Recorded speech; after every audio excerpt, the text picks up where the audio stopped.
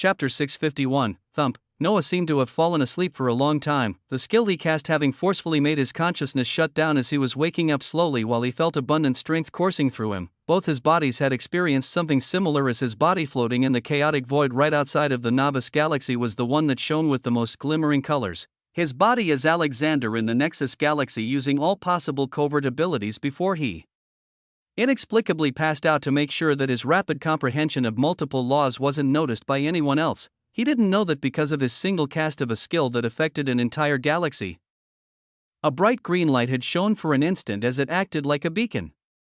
Powerful beings that were termed entities observed this light as they mistook him for someone on their stage because of the scale of this one skill he had cast. The only saving grace was that either these entities were too far away to even be able to track back this source of light, or the one that was near was simply too busy with their own goals. But ignorance was bliss as he continued on without any worries. Both of his bodies from the two different galaxies rose as Noah saw a shimmering ancient tree vibrantly sprinkling green essence into his nebula and everything around him, his body feeling immensely heavy and taut with strength as he glanced at his stat panel. Noah Osmont, titles: Infernal Lord, Variant, Grand Controller, Fate, Grand Controller, Chaos, Controller, Fire, Water, Traits, Infinite Mana, Protagonist, Incomplete, Bloodlines, Vampire Progenitor, Primeval Tree of Old Yggdrasil, Young Tree Stage, Ether Particles is 8,926,354, Karma Lines, 4,145,526, Fate Lines, 10 million, Chaos Particles, 10 million, Origin Cores, Light 5, Dark 5, Fire 10, Water 10, Earth 8, Air 8, Domains, Life, Ether, Karma. Fate, Chaos, Light, Dark, Space, Time, Fire, Water, Earth, Air, Vitality, Nebula, Focus, Infinity, Strength, Nebula, Laws, Life 25%, Ether 89%, Karma 41%, Fate 100%, Chaos 100%, Light 52%, Dark 52%, Space 61%, Time 57%, Fire 100%, Water 100%, Earth 85%, Air 85%, Authorities, Ether Lord, Fate Lord, Chaos Lord, Space Lord, Time Lord, Light Lord, Dark Lord, Flame Lord, Water Lord, Earth Lord, Air Lord. He had cast a single that affected an entire galaxy as his mind was forced to take a nap, and he woke up to find out that he had become a controller in another supreme law as he also gained the authority of multiple other laws. I'm becoming too much of a genius. Taking a nap and waking up multiple times stronger, Noah could not help but let his thoughts run wild as he laughed. His stat panel was vastly different, with many laws being boosted simultaneously. His body sensing a unique aura as the essence of a grand controller of two laws swam freely around him. Being a controller in two normal laws and a grand controller of two supreme laws was something he didn't know if anyone else had done, but it boasted many questions when it came to using intent to utilize the essence of these laws as a controller. As he continued forward in the future, would he simply be limited to intent of two words, or is he now able to utilize intent with an even larger number of words? There were many things left for him to experiment on, but he set his eyes below him where a shimmering galaxy now lay, a strong essence of life permeating throughout this galaxy as it became the first to be endowed in the long eons that passed. This meant there were a great deal of things to watch out for. The boosts for the life essence endowment skill being so enormous that Noah knew the growth for the creatures of this galaxy would be simply monstrous as they lived in an area so extremely abundant in the essence of an ultimate law, as well as the boosts of atmospheric essence on top of denser universal law's essence and increased comprehension. He gave a content sigh in the chaotic void as he saw nothing had gone wrong, with many beings simply just beginning to acclimate to the wondrous changed environment they were in, as Noah knew, and any normal creatures were living in this galaxy that was soon about to change, as nearly everyone would soon become awakened. With such an abundant life essence granted to them and the heavily enhanced essence of the galaxy, even if a being did not want to, their bodies would naturally drink in the immense amounts of essence as they awakened to a new power. Not just that, with such an increased concentration of life force and universal law essence, the essence of a galaxy required to awaken traits was elevated by a large factor, meaning that the traits born in beings will be of high quality and even more abundant than other galaxies. The voice of the novice galaxy rang in his mind as the effects of Noah's actions were still being studied, the wide-ranging results they would provide being something he would continue to monitor and observe with the passage of time. He continued to observe the vibrant essence and changes of the novice galaxy from the chaotic void as he looked at his stat panel again, this time wanting to observe the other side of the inheritance of the law of life. Naturally, it was the skill tree that was responsible for the ridiculous boosts that Life Essence Endowment had, the one under the name of Primeval Tree of Old Yggdrasil. Primeval Tree of Old Yggdrasil, a skill tree that includes a set of techniques meant only for a being that holds a growing primeval tree within their origin. Abilities include Life, May 5th, Yggdrasil, May 5th, Primeval Propitious Physique Forging, May 5th, Ashes to Ashes, May 5th, Life, 5/5. All abilities pertaining to the law of life are enhanced by 10 times. 5 skill point boost increased enhancement from 2 to 10, Yggdrasil, 5/5, an ability that most beings cannot keep active for longer than a few minutes because of its immense mana requirements, but a worthy ability of a user of the law of life. Project your comprehension in the law of life outwards as you take on the form of an ancient tree lost in the vicissitudes of time. In this form, the user gains 3000% physical and soul defense, 3000% to all damage, 5000% health and mana regeneration, 3000% increased area of effect on all abilities, 3000% increased attack speed, 100% universal laws resistance penetration, 100% to all universal laws resistance, 10% vitality returned each time an enemy is hit by an attack. All enemies struck by your branches gain the Withered status effect. All allies struck by your branches gain the Boosted Life Force status effect. The user will also gain a life shield after every 10 minutes this ability is kept active. The skill is currently being enhanced by the Life ability, this. Speechless. For the first time in a while, Noah was genuinely speechless as he stared at horrendous percentages of a single skill that was being boosted 10 times by another skill. Chapter 652, Noah could not even finish looking at the remaining 2 skills as he stared dumbly at the one simply turned Yggdrasil. Even he himself was out of words as he stared at the percentage of numbers that simply looked unreal in front of him. The skill called Yggdrasil, being simply too monstrous, the abilities were ridiculous to begin with, but the greatest root and the cause of the ridiculous numbers were the skill points that took the single skill that was called Life, from just increasing the effectiveness of all abilities under the law of life from 2 to 10. This was the reason why the boosts of something like Life Essence Endowment were at a crazy number like 1000% increased atmospheric essence, 500% increased Universal Law Essence, 500% increased Universal Laws Comprehension, and 100% increased life force for all creatures residing in this area after a certain amount of time. It was because originally the numbers were respectively 100%, 50%, 50%, and 10% increased life force of all creatures, yet even this original percentage increase was sought after in a Life Law Master, and if they utilized the Life ability without Noah's skill points, they could even double the effectiveness. But Noah could ridiculously use the ability at 10 times effectiveness because of the unique features that he held. This stayed true for the ability of Yggdrasil, its crazy boosts in the thousands being explained this way. He understood most of the percentages and the boosts they gave, but he was still unclear on the last portion of the skill that stated, all enemies struck by your branches gain the Withered status effect. All allies struck by your branches gain the Boosted Life Force status effect. The user will also gain a life shield after every 10 minutes this ability is kept active. His eyes shone as he focused more on the 3 things mentioned. Withered, a status effect where the one affected will momentarily leak out their life essence as their bodies become withered. Booster Life Force, a status effect where the one affected will overflow with life force momentarily as injuries are healed at a rapid rate. Life Shield, a circular shield of life essence that forms 10 minutes after Yggdrasil is activated. It can take in a set amount of damage before it can be broken. Those within the life shield experience constant healing and rejuvenation. Sheesh, just the status effects given by the skill and the life shield were powerful by themselves, but they simply added on to the complete insane ability that was Yggdrasil. He looked forward to the time he could use this as he expected a lot from it in battle. His shock simmered down as his eyes went towards the remaining 2 skills, but even they did not hold back in their ridiculousness compared to the first. Primeval Propitious Physique Forging, May 5th. Those embarking on the ultimate law of life cannot profane it by having such weak bodies. This ability allows the user to forge their body into the ancient primeval propitious physique, which when cultivated to completion grants one an unfettered body that can freely traverse through galaxies and the chaotic void, among many more possibilities. 5 skill point boost grants 50% enhancement to the speed of forging. The skill is currently being enhanced by the Life ability, increasing enhancement to 500%, Ashes to Ashes, 5/5, an ability that is incomplete, with its counterpart, Dust to Dust, lying with the techniques under the law of death. This ability allows the user to remain alive for as long as a drop of their blood remains, being capable of complete health regeneration as long as mana is provided thereafter. When the user learns of the techniques under the law of death, the $% at $skill, ashes to ashes, dust to dust, shall be born. The skill is currently being enhanced by the life ability. He carefully read over the two skills as he had a lot to look forward to when it came to ashes, this skill having a grand name with unknown implications when he thought about its counterpart that he would obtain whenever he learned the ultimate law of life.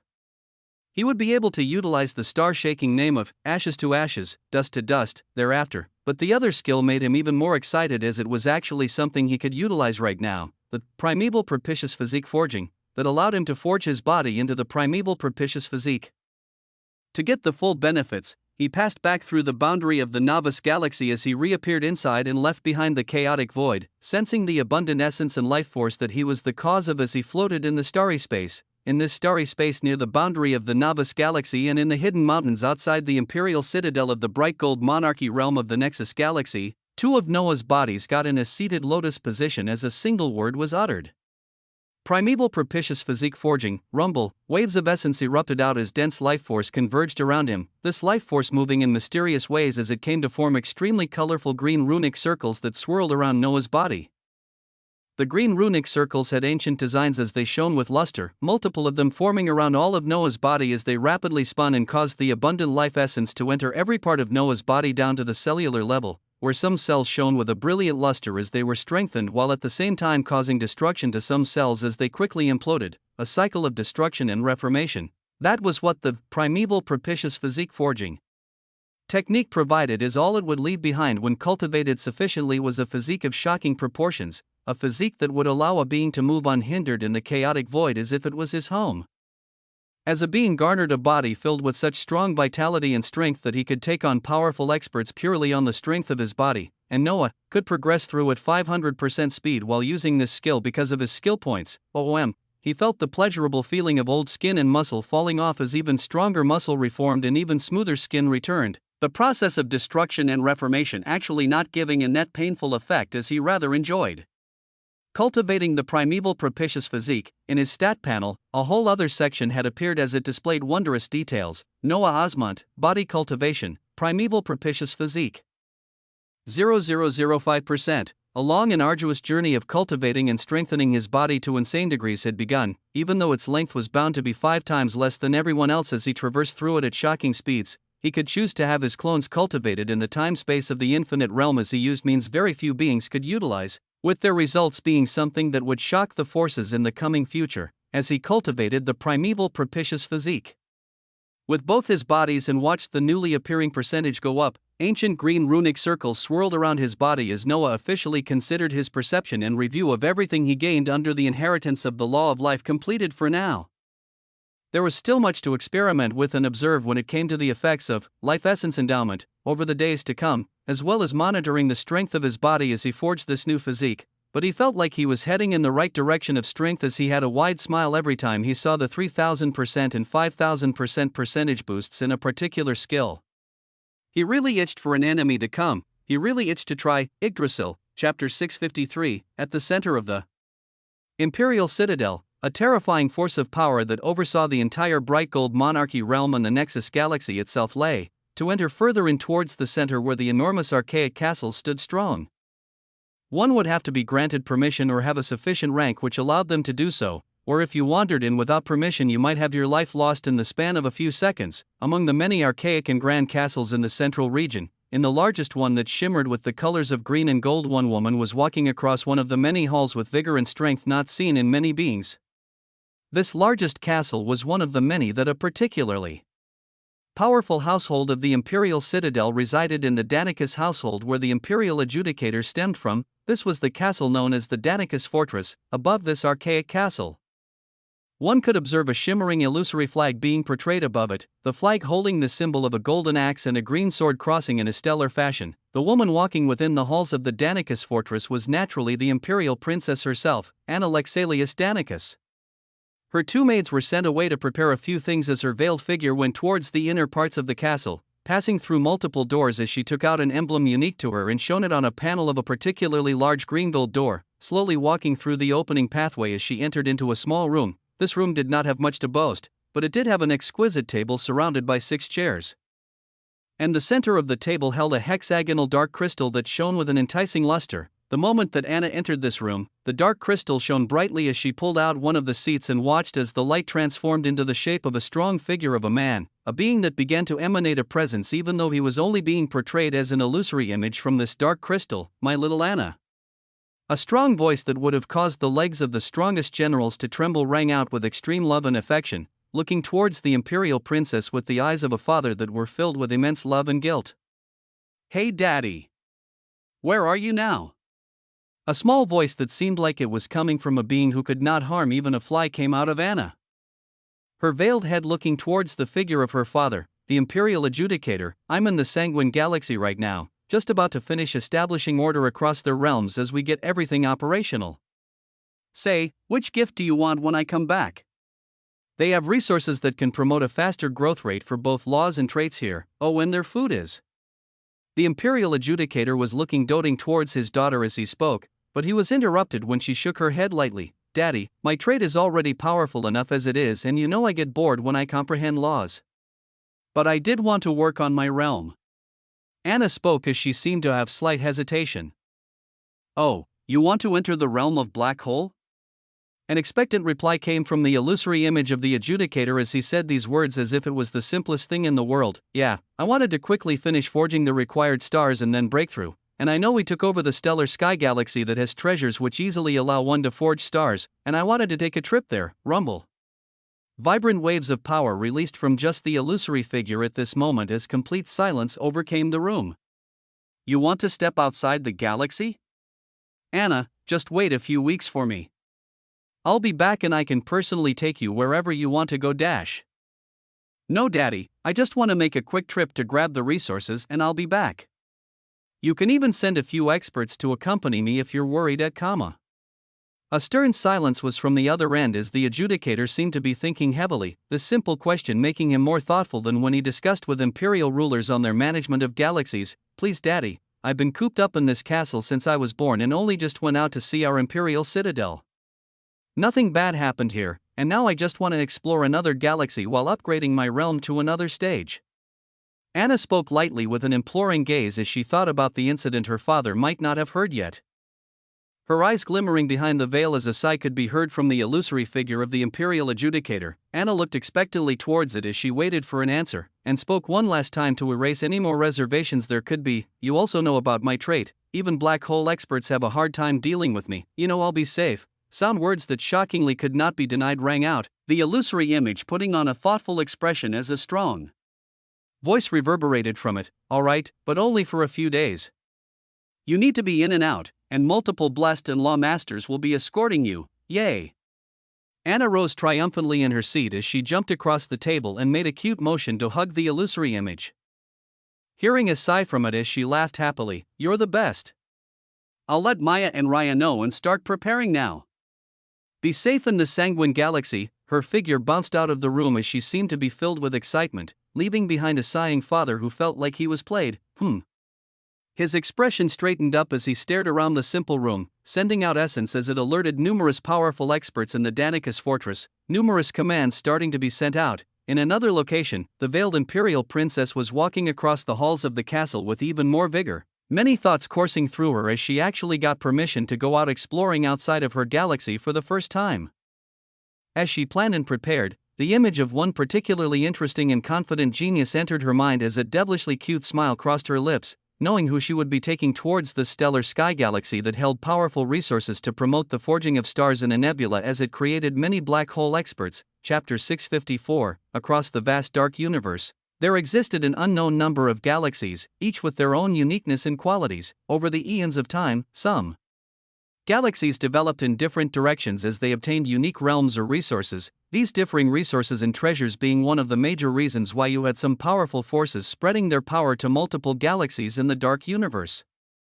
Some galaxies had unique systems of power, others were blessed with realms that made traversing universal laws much easier, and you even had some with resplendent treasures that would cause the greed of any powerful force. The treasures that caused greed were mostly ones that increased the realms of beings rapidly or increased law comprehension. And there was even an ancient myth that there existed ultimate treasures in some unique galaxies that granted traits. This caused some galaxies in the dark universe to be given more attention than most. One particular galaxy of interest was the stellar sky galaxy, a prominent and powerful galaxy that was fought over by multiple forces intertwined with the Nexus galaxy. The fiends from the Burning Domains galaxy being one of the bigger losers, as the eventual winner was the dominant Imperial adjudicator of the Nexus galaxy. The reason that many forces sought over the stellar sky galaxy was for a rare treasure that was only fostered amongst unique stars present only in this galaxy, the treasure known as the effulgent star pearl. The effulgent star pearl was a unique treasure that allowed beings to easily forge stars in their nebula, these treasures being birthed in planets known as stellar stars, and it was these treasures that allowed the power of the Nexus galaxy to spread even further, as they produced multiple black hole realm experts over the past years since bringing the stellar sky galaxy under their control. This was the galaxy that the Imperial Princess had just gotten permission to go to, and she sent word to one of the beings she would be taking right away as far from the Imperial Citadel in a mountainous region surrounded by trees. Alexander felt the crystal he received from her shine as her voice resounded out, "Boastful genius. The time has come for you to pay back that favor. Follow the signal of the Imperial medallion I gave you and come over to my place. We're going exploring."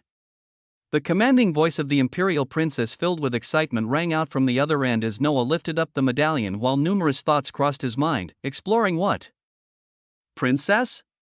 His words were light as he stretched his body and stood up, having just finished forging his body through using the primeval propitious physique forging ability. His body felt like it was brimming with overwhelming strength, as the density of his bones and muscles felt extremely heavy, yet at the same time, he knew he could move multiple times faster than before. And this was just the initial stages of the primeval propitious physique that he was now forging, the percentage in the stat panel not even having reached 1% yet. The stellar sky galaxy, where they have treasures to quickly turn those in the nebula realm into the realm of black hole. Hurry up or I'll change my mind and leave you behind. The voice of Anna rang out again as Noah stood up abruptly and replied. Coming, boom, a sonic boom could be heard as he disappeared into a streak of light, the words of the princess being extremely enticing. He thanked blind luck and memorable visage of the protagonist trait, as this wondrous opportunity seemed to have fallen out of nowhere, even though he knew the princess said she would call for him just yesterday. But the opportunity of using the universal rift of the Nexus galaxy to explore another galaxy that held treasures that would quickly push beings in the realm of black hole? That was something he couldn't say no to. He looked at the direction of the signal that the Imperial medallion given to him by the princess released as he teleported multiple times while moving at great speeds. Soon passing by the Imperial Library as he went further inland into the Imperial Citadel, everything around him was becoming richer and more exquisite as grand archaic castles of nobility populated his sight, slowing his advance as he went along the central golden green road without making too much noise. The further in he went, the quieter the streets became as an aura of elegance and power permeated. The Imperial medallion that he was carrying seemed to be releasing some sort of signal that allowed none of the powerful auras of beings protecting these inner lands of the Imperial Citadel to stop him. His path continuing as past numerous beings brimming with power along the path, and he soon came upon the central archaic castle that the signal was leading to. Numerous guards were lined up and down on the fortress-like wall of the Danicus household as Noah came to a stop, looking over each of the guards that were adorned with a spectacular set of armor as he stopped in front of an enormous fortress gate. Each of the guards released powerful auras at the nebula realm, and he could see that just the two lead guards that had locked their eyes towards him were at the rank of black hole. He saw these powerful pressures delve onto him as he was about to send a message in the medallion once more, but this was exactly when he felt movement as the enormous fortress gate in front of him opened, OMG, with a grand air filled with majesty. What appeared after the opening on the gate of the Danicus castle was an exquisite imperial vessel clad in white and gold, numerous aurora-colored gems covering the outside. This imperial carriage was being pulled by creatures Noah had seen in the central realm of his own galaxy, Pegasi with grand white wings and luscious mane, who released an aura of serenity and strength. Void beast light Pegasus, a rare creature of the void that is proficient in the law of light. Currently tamed by the details of the nebula rank void beasts pulling the imperial vessel float in front of Noah's eyes as he kept Eyes of Truth active at all times, his gaze only being pulled away from the majestic beasts when the imperial vessel stopped not too far from him and opened, along with a sonorous voice ringing out. Come on now, we don't have all day. The voice of the imperial princess pulled Noah forward as he stepped into the imperial vessel to a grand sight inside of it. the Pegasi pulled it, flapping their wings as it rose to the skies and shot off at rapid speeds. At the area it just left, the gates of the Danicus household closed as the two guards at the realm of Black Hole looked at each other. Does His Highness know the princess is inviting a guy to her ventures? One of the experts spoke in a low whisper as if he did want to be heard saying this. Humph, you want to be the one to tell him? Go ahead and sign your own death wish. The other guard replied with a rough voice as these two experts of high ranking continued sitting guard for the most powerful household of the Bright Gold Monarchy. And of the Nexus Galaxy by extension. The imperial princess of this household had just embarked on an imperial vessel with a being holding two shocking traits. This vessel heading towards the sanctuary of the Watchers where the universal rift lay, a grand and shocking adventure waiting for them. Chapter 655, in the imperial vessel that was closely resembling a regal carriage, shockingly powerful personage were traveling with a being that was relatively not well known in the minds of the beings of the Nexus Galaxy as of right now. This being currently held the name of Alexander, and he was looking at the imperial princess that many beings never even got the chance to be in the presence of all their lives while sitting opposite to her on the vessel being carried to the skies by Void Pegasi. Anna was still veiled as always, but the colors of her clothes had changed as she adorned a red tight-fitting battlesuit that was covered by a shimmering red and black cape which covered all the goods she was blessed with. The maids Maya and Raya were sitting beside the princess as they tried not to stare at Alexander, occasionally sending telepathic messages to the princess as they tried to dissuade her from taking an entire trip with this new being she considered a friend. These two had only met a few days ago, yet they were now on a vessel that was heading towards the sanctuary of the Watchers with the goal of exploring another galaxy. Yet every time the two maids raised their points, they were quickly shut down as Anna simply told them not to worry about it. The gaze of this princess was as always on Alexander as she spoke with piercing eyes. How come your life force is nearly 5 times what it was when we left you? You couldn't have made even faster progress in the law of life, right? Anna asked a question that puzzled her as she sensed the boundless aura of life rampaging from Noah. On the vessel, Noah was spreading his aura as he looked around him, noticing the great speeds the Void Pegasi were traversing as the enormous imperial citadel was just a far dot as they soon left the boundaries of the Bright Gold Monarchy realm. Naturally, princess, I was just cultivating the primeval propitious physique that comes with the techniques of the law of life. It seems I'm also suited for body cultivation and have some skill extending to this as well. Noah spoke naturally as the veiled princess gave a light laugh, the two maids Maya and Raya simply shaking their heads as they were now getting used to his boasting. Very well, keep your secrets. We're now stepping out of the Bright Gold Monarchy realm as we take a straight path to the sanctuary of the Watchers, that being the last place we need to pass before we can take the universal rift towards the stellar sky galaxy. Anna spoke languidly as she sent out her senses to their surroundings, their vessel finally passing through the boundary of the realm they were in as they appeared in the starry space of the Nexus Galaxy. This would be the first time that Noah with his identity as Alexander stepped out of the Bright Gold Monarchy realm, his gaze bright as he looked all around him. The princess noted his fascination with a sharp light as she continued. What do you know about the stellar sky galaxy? Noah pondered this question thoughtfully before he replied, not too much. Enlighten me, princess. Well, a conversation continued in the exquisite imperial vessel that streaked towards the sanctuary of the Watchers as Noah was given more information on the uniqueness of the stellar sky galaxy and the effulgent star pearls that were sought after, the maids chipping in their knowledge every now and then as a fun atmosphere overtook the vessel. The beings within expectant for an adventure, they traversed through the Nexus Galaxy as they passed countless worlds and realms, the Void Pegasi pulling the vessel shooting forth at light speed as great distances were covered in a short amount of time. Occasionally, their imperial vessel even entered teleportation rifts that were set up all over the Nexus Galaxy to allow for faster transportation across vast distances, their party soon nearing the sanctuary of the Watchers that surrounded an enormous aurora-colored universal rift. The sanctuary of the Watchers was a mystical sight to come across, and extremely busy at that as numerous vessels could be seen entering and leaving constantly.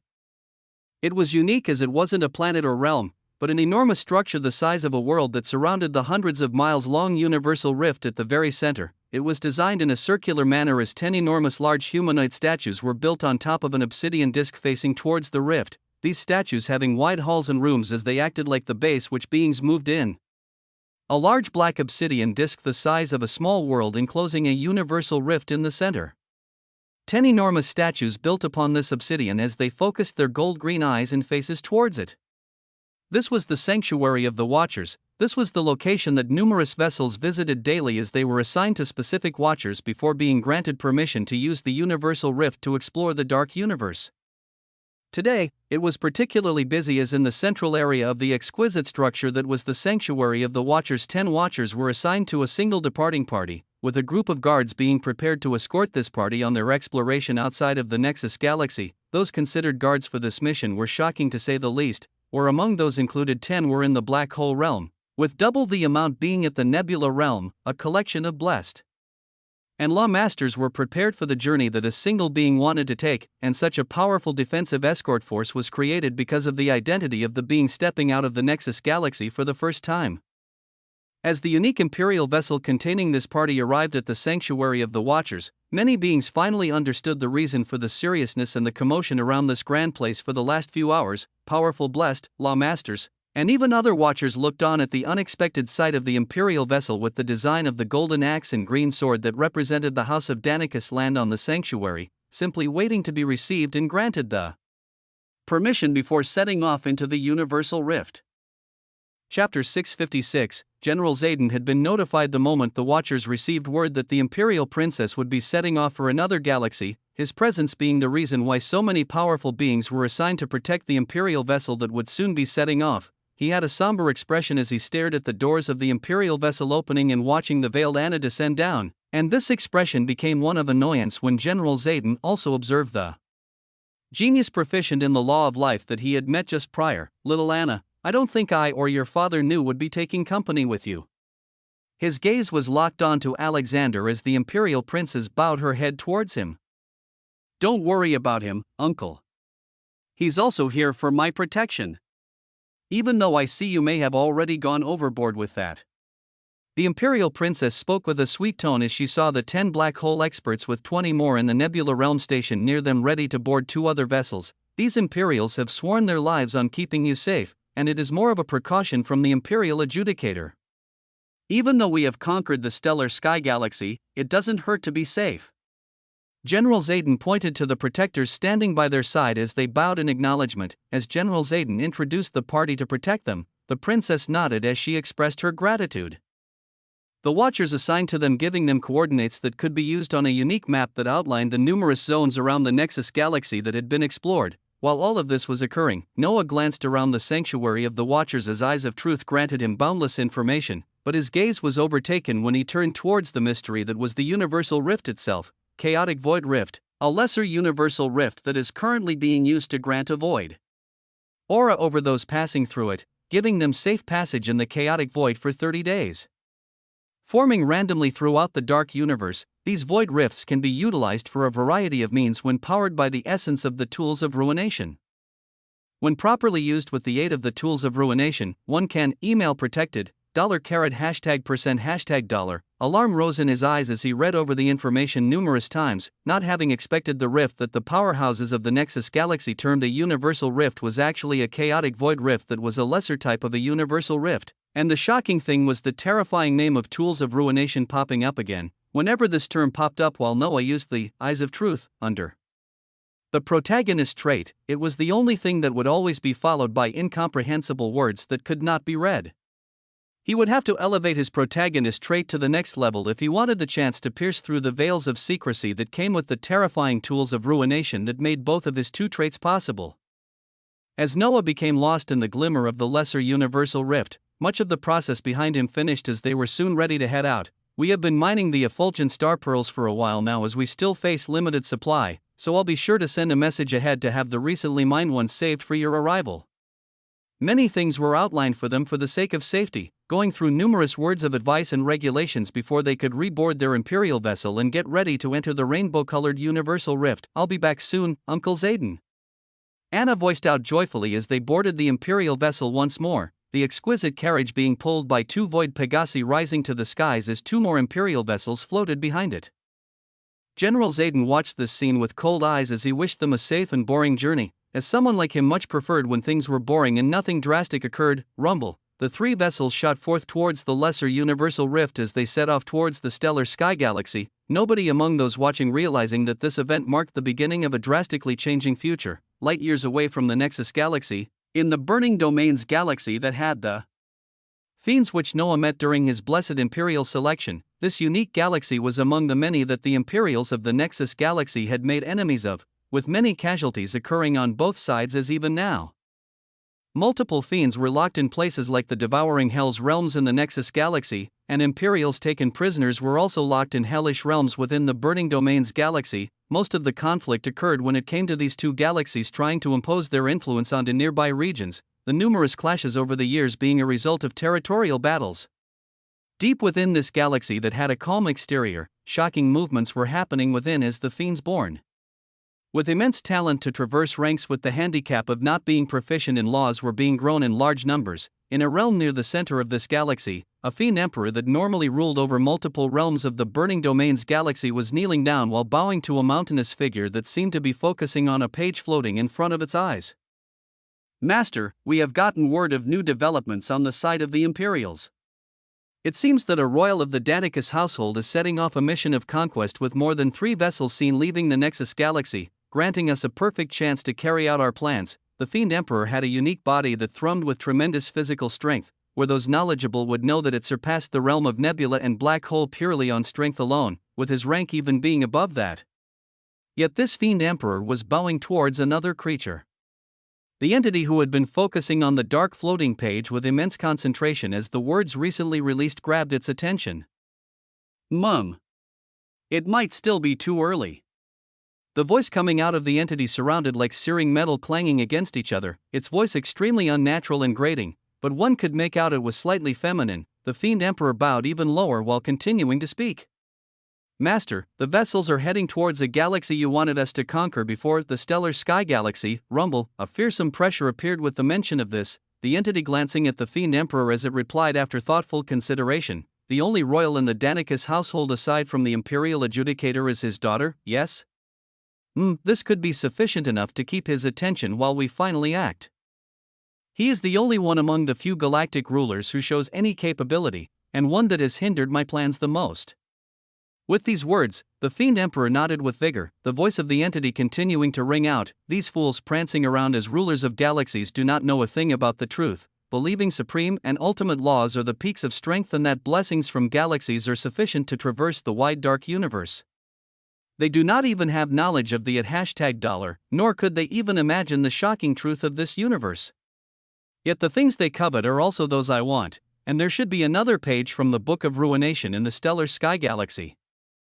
The entity said these words as she waved her hands and caused the movement of the floating page in front of her, her gaze locking with the excited Fiend Emperor as she relayed her command. Gather your brothers and sisters and all the fiends we have managed to produce over the last thousands of years, and let your elders know. I still cannot move with my injuries yet, but I should have raised more than enough of you all to cause some commotion and stand against these puny galactic rulers, even the Imperials. Rumble, you shall go forth and conquer all the galaxies we have our eyes on at once, not giving the Imperials time to even know what is happening. Use the daughter that the slightly able Imperial Adjudicator raised as a bargaining piece. Or even kill her if you must as you occupy the stellar sky galaxy. Your mission there will be to specifically locate a page like this. The glimmering dark page that represented another page from the Book of Ruination floated and imprinted itself in the eyes of the Fiend Emperor, his heart thumping as he seemed completely enamored by the figure of the powerful entity as he replied with conviction, "Whatever you want shall be yours, Master." This was the conviction of a Fiend Emperor, a being not in the nebula or the realm of black hole, but a being in the quasar realm. Such a being gave strong words of conviction as he chose to lead the force that would occupy a particular stellar sky galaxy that a party was adventuring towards. After the nebula realm and the creation of a black hole, the next realm thereafter was something of shocking stature and strength of the realm known as quasar. Also, one must recall that the entity told this Fiend Emperor to gather his brothers and sisters, and even let his elders know. This meant that there were multiple beings with power at the quasar realm like this Fiend Emperor, and there were even unknown elders standing above beings such as this. To top it all off, there was an entity that was also trying to collect more information on the tools of ruination as they looked for the pages of the Book of Ruination. Even though one would not know the power of this entity as she was injured. What did her ability to raise multiple Fiend Emperors at the quasar realm such as the one bowing before her say? The race of fiends that had no advancements in the universal laws but could rapidly advance through the realms of power. These beings began showing movement after remaining hidden for thousands of years, choosing to move in the most explosive fashion in response to a single action that caused their plans to align. The daughter of the most powerful galactic ruler standing in their way had left her home for the first time ever, her actions providing unique opportunities as a powerful entity saw uses of this royal against one of their most powerful enemies. The Imperial Adjudicator would have never expected a possibility of a terrifying injured entity lying behind the fiends. One of the many forces he fought over the thousands of years. Nor would he have known that these fiends only ever sent out their surface-level pawns on their many battles. Nor could he predict allowing his daughter to simply go to another galaxy already under their control would be the spark for such a shocking sequence of events, the spark that made a deeply hidden force choose to move at this moment. Chapter 657. The Imperial vessel Noah was on pass through the lesser universal rift with ease as in the next moment, it appeared outside the Nexus galaxy. A unique essence covered the vessel as it protected them from the chaotic void outside, even though the essence of a Grand Controller or even something like having a powerful physique similar to Noah would be more than enough to withstand the terrifying pressure and terror of the chaotic void outside of galaxies. The vessel left behind the Nexus galaxy that Noah had only been on a few days as it began heading towards one of the locations that were under the control of the Nexus galaxy, the Stellar Sky Galaxy. The veiled Imperial princess within the vessel was spreading her aura out as she stared at everything around them with wonder, even the darkness of the chaotic void seemingly interesting to her. Being given permission to travel out of her native galaxy for the first time was naturally something that made Anna very happy. Even the maids Maya and Raya stared at the glimmering lights the void Pegasi pulling the carriage were releasing as they streaked across with the speed of light, following a predetermined path towards the Stellar Sky Galaxy as they would pass various relay stations holding portals that were set up for smoother and faster journeys across the void to the places under the influence of the Imperials. You've heard the rumors of powerful entities roaming the chaotic void? Of being so powerful that they could destroy entire galaxies with a wave of their hands, the princess continued making conversation as the minutes passed during their journey, many things being discussed with this girl that seemed to never have had the chance to talk freely to someone else like Noah before. Noah replied with interest as he amassed more information about the Nexus galaxy and their surroundings, even more so what forces they had under their control. Apparently some of these entities do not even bother with universal laws, and they are proficient in something even more terrifying. Rumble.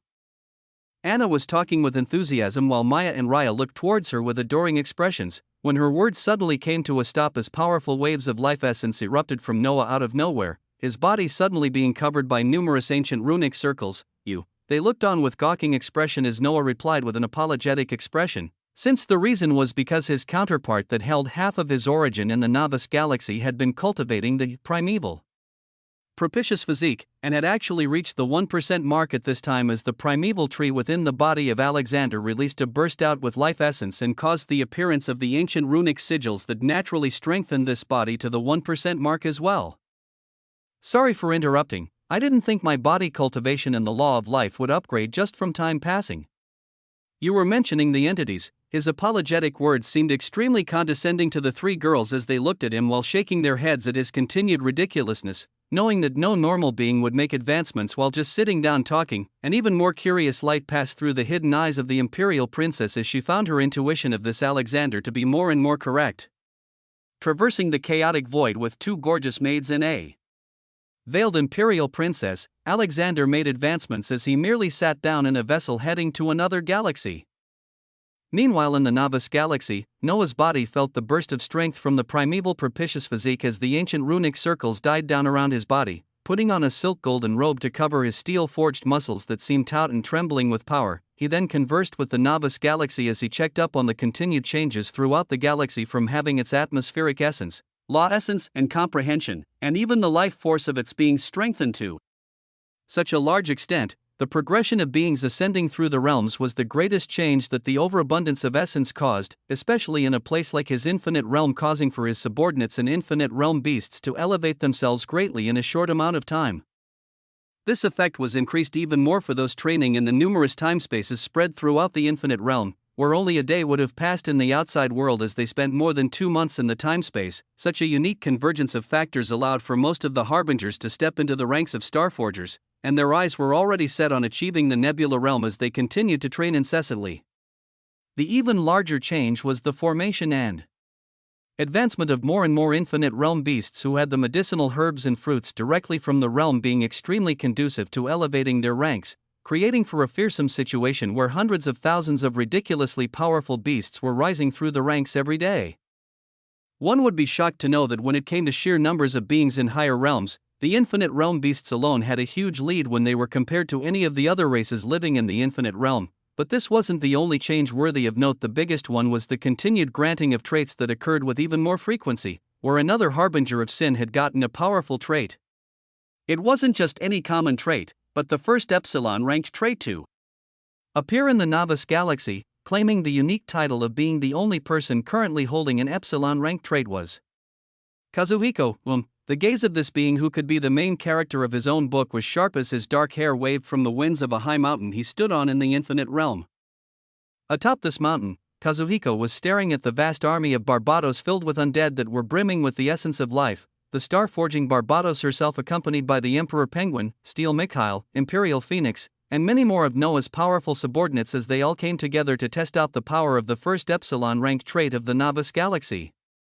Being faced with so many powerful beings at the same rank as him, Kazuhiko was actually not afraid, as he couldn't help but have a wide smile appearing on his face, his eyes nearly tearing out of happiness as he bellowed out a roar of power while activating his trait, Dark Emperor. Rumble, Chapter 658.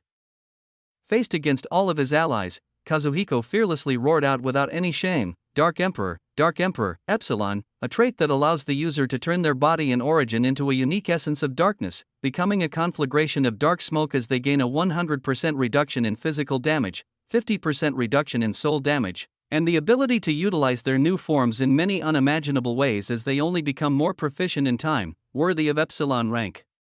A trait that gave the user complete reduction to physical damage, and went even further to reduce soul damage by half, while also changing their form into a conflagration of darkness. Worthy of a trait, Rumble. Kazuhiko's body erupted into tendrils of palpating darkness as it barreled towards the harbingers menacingly, and one could distinctly begin to see the formation of katanas and serrated blades from this extremely dark smog as they thundered towards the harbingers and threatened to overwhelm them. The undead under Barbados slashed their weapons as others cast skills filled with the aura of death, but all of them seamlessly passed through the dark smoke that was Kazuhiko as this darkness went on to enter the orifices of the undead, the creatures becoming immobilized. RAA. Ra! RAA, a piercing cry erupted out at this moment as a gargantuan Emperor Penguin landed among the dark smoke.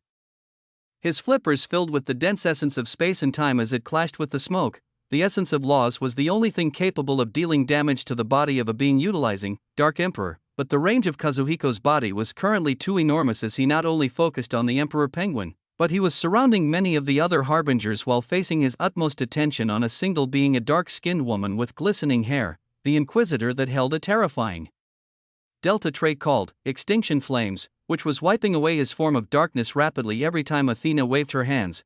A bellow erupted from the dark smog that was Kazuhiko, barreling towards everything and everyone as he actually stood on par with multiple beings at the same rank as him without any issues. As long as he withstood and avoided the attacks which could deal soul damage, his complete immunity to physical damage in this state would make him a terrifying combatant on any battlefield. Of course, if someone like Noah who held terrifying abilities that purely dealt soul damage came, it would be a different case entirely. Minutes passed as many looked towards the powerful darkness with envy, wondering if they would get such a trait as this. It continued to surround them like a dark smoke as Kazuhiko separated them to stop them from working together, his attention placed on those proficient with laws that could deal even a hint of soul damage to him. He continued to show a dominating presence in the sparring field. But it was also at this moment that this dark smoke came to a stop, a shocked voice of Kazuhiko ringing out as the smoke began to recede towards one location. Stop, stop, stop. The shout was slightly hurried as Kazuhiko saw the others had many powerful skills ready to be thrown his way as they continued to test his invincibility and the extent of his trait. I'm running out of mana, HIAA. He released a defeated sigh after standing against many powerful beings, realizing the high cost of keeping his trait active as he sought to increase his realm and have more essence to use, as the dark smoke which had spread to hundreds of meters receded to become his single human body.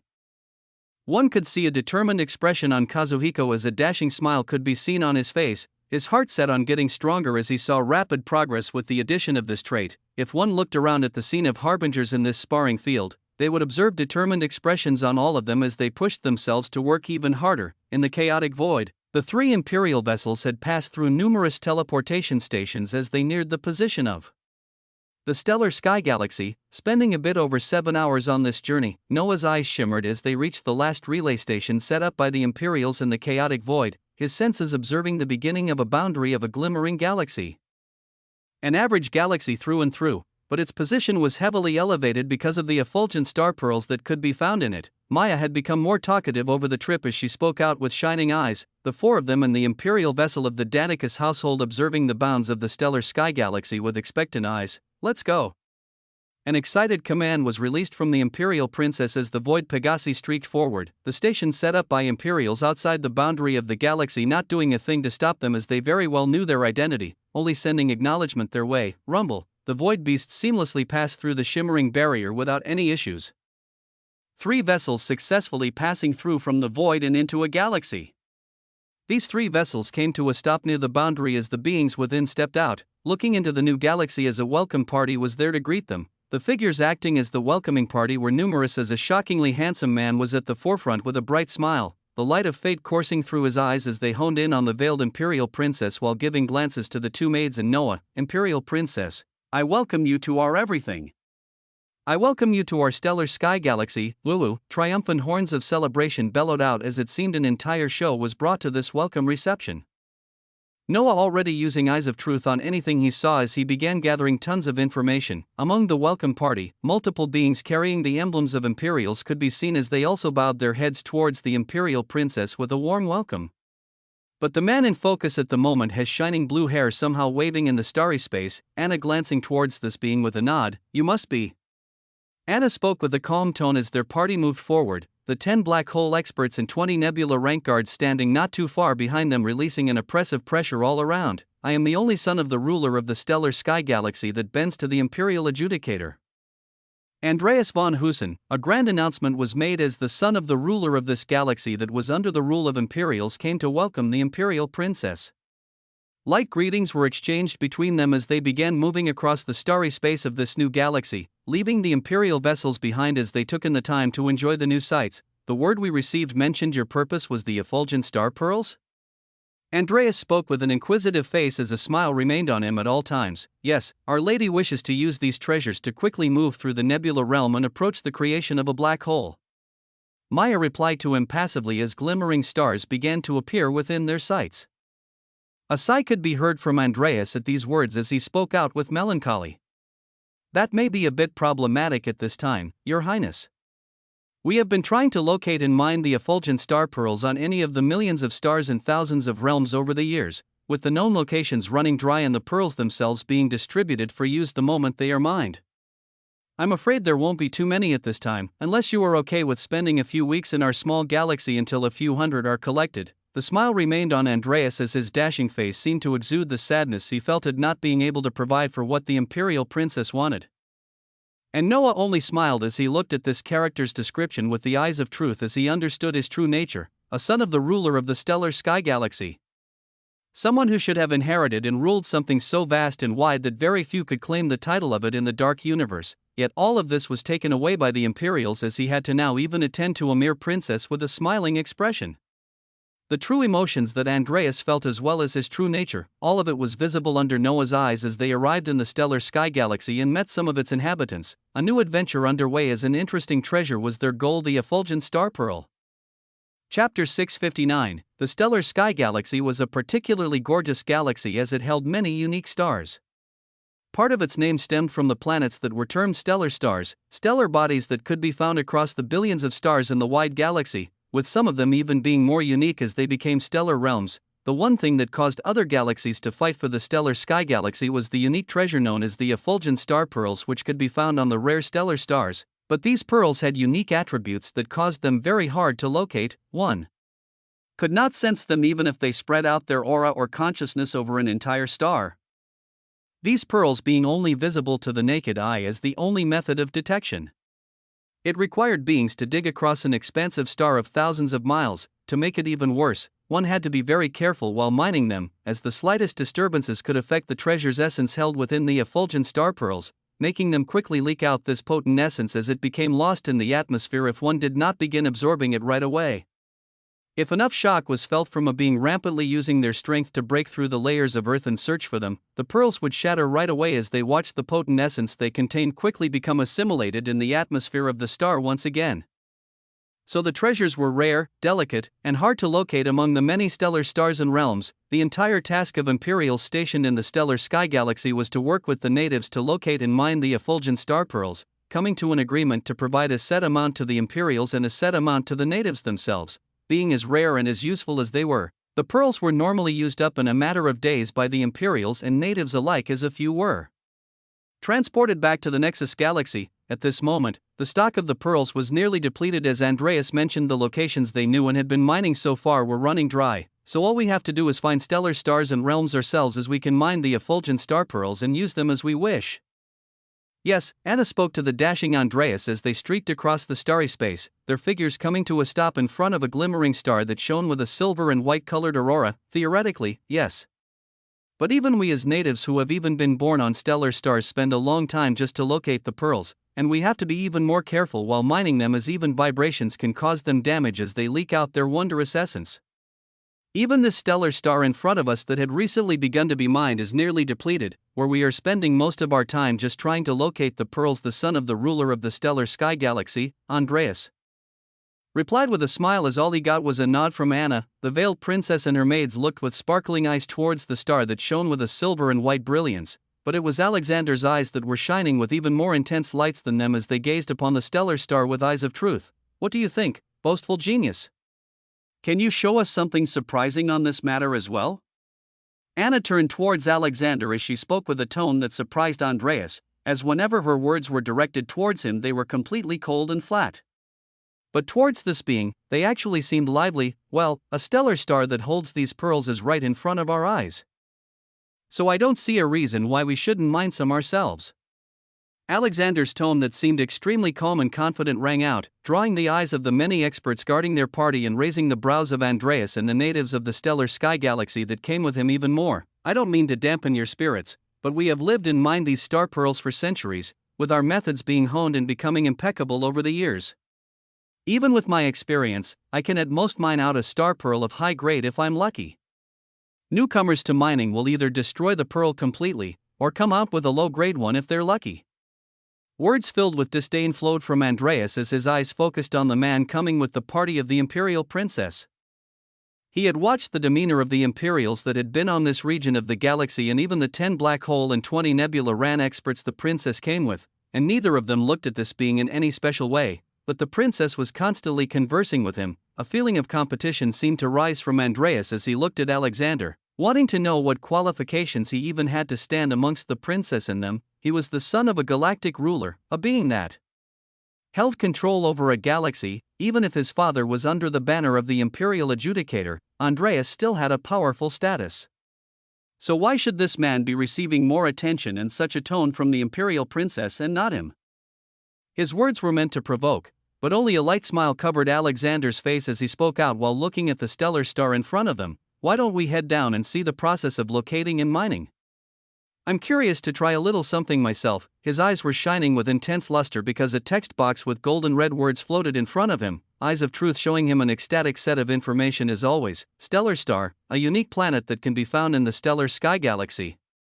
A notable thing about this type of star are the unique effulgent star pearls that can be found from them, these pearls being capable of allowing beings to forge stars within their nebulae with even more ease than using cores. On this particular stellar star, the effulgent star pearls can be found at. The best way to mine them is through the use of universal law essence, with a higher tiered law being capable of granting one a star pearl of the highest quality. Information upon information passed through his eyes as he hid his smile and laughed in his mind. Spectacular treasures that were so hard to find that one could only blindly search through the star as they dug everywhere just to find their location. So delicate when they were mined that even the slightest vibrations damaged them. Yet his trait, it was being ridiculous as always.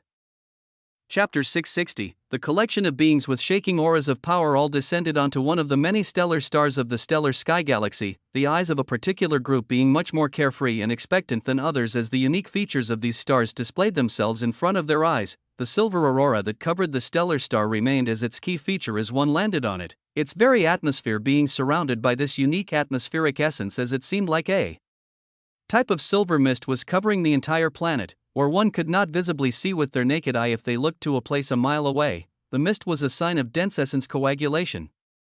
Noah gazing at the earth of this star as he saw grand mountain ranges tinted with green and silver, the movements of numerous living creatures being felt all around as the one major thing remained on this planet, a sense of calm. We have to work very efficiently and carefully while locating and mining the effulgent star pearls. With a base being built on every star we have begun to mine as mining parties are sent out every day to carefully dig through the planet in search. Andreas continued to introduce everything around them as Anna and her maids looked around them with interest, their auras sensing the movements of many beings moving all around the continents of this stellar star.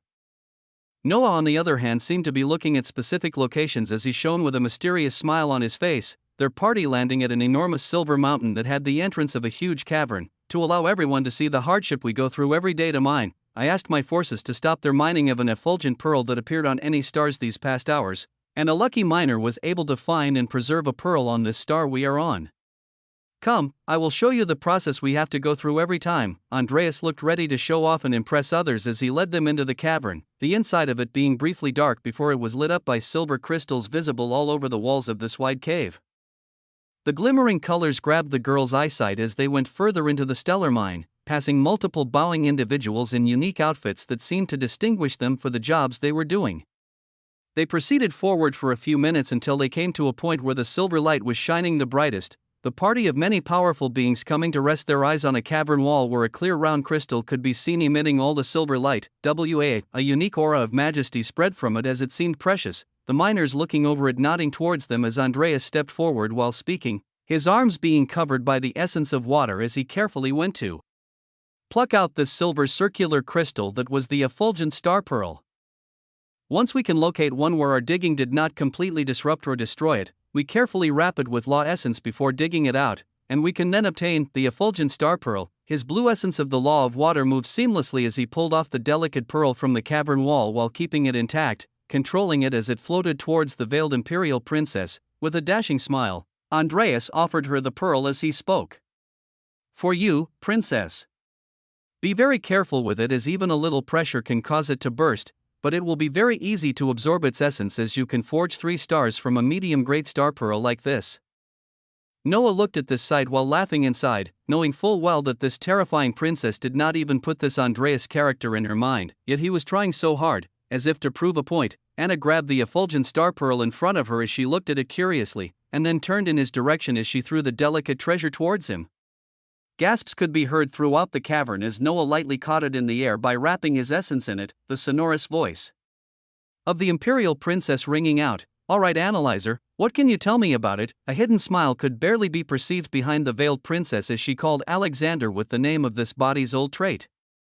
A bubble appearing in front of his eyes as he read the words detailed through it, effulgent star pearl, middle grade, poorly dug out with a horrible technique and sustaining vibrational damage before it was uncovered. This treasure allows the user absorbing it to forge 3.5 stars within their nebula. About 3.5 stars can be formed from this, and I might be able to locate some more of them on this star after taking a look at this.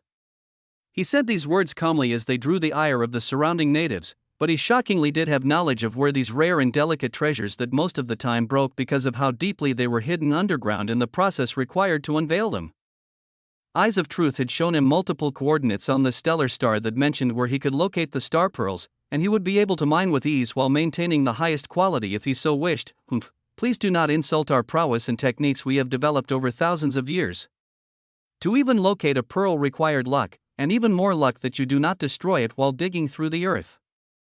Nobody is able to just find one if they wish. Cold words came from Andreas as he felt that he lost his face to this being every time, where he became the center of attention from the hands of the princess while someone like him continued to be ignored.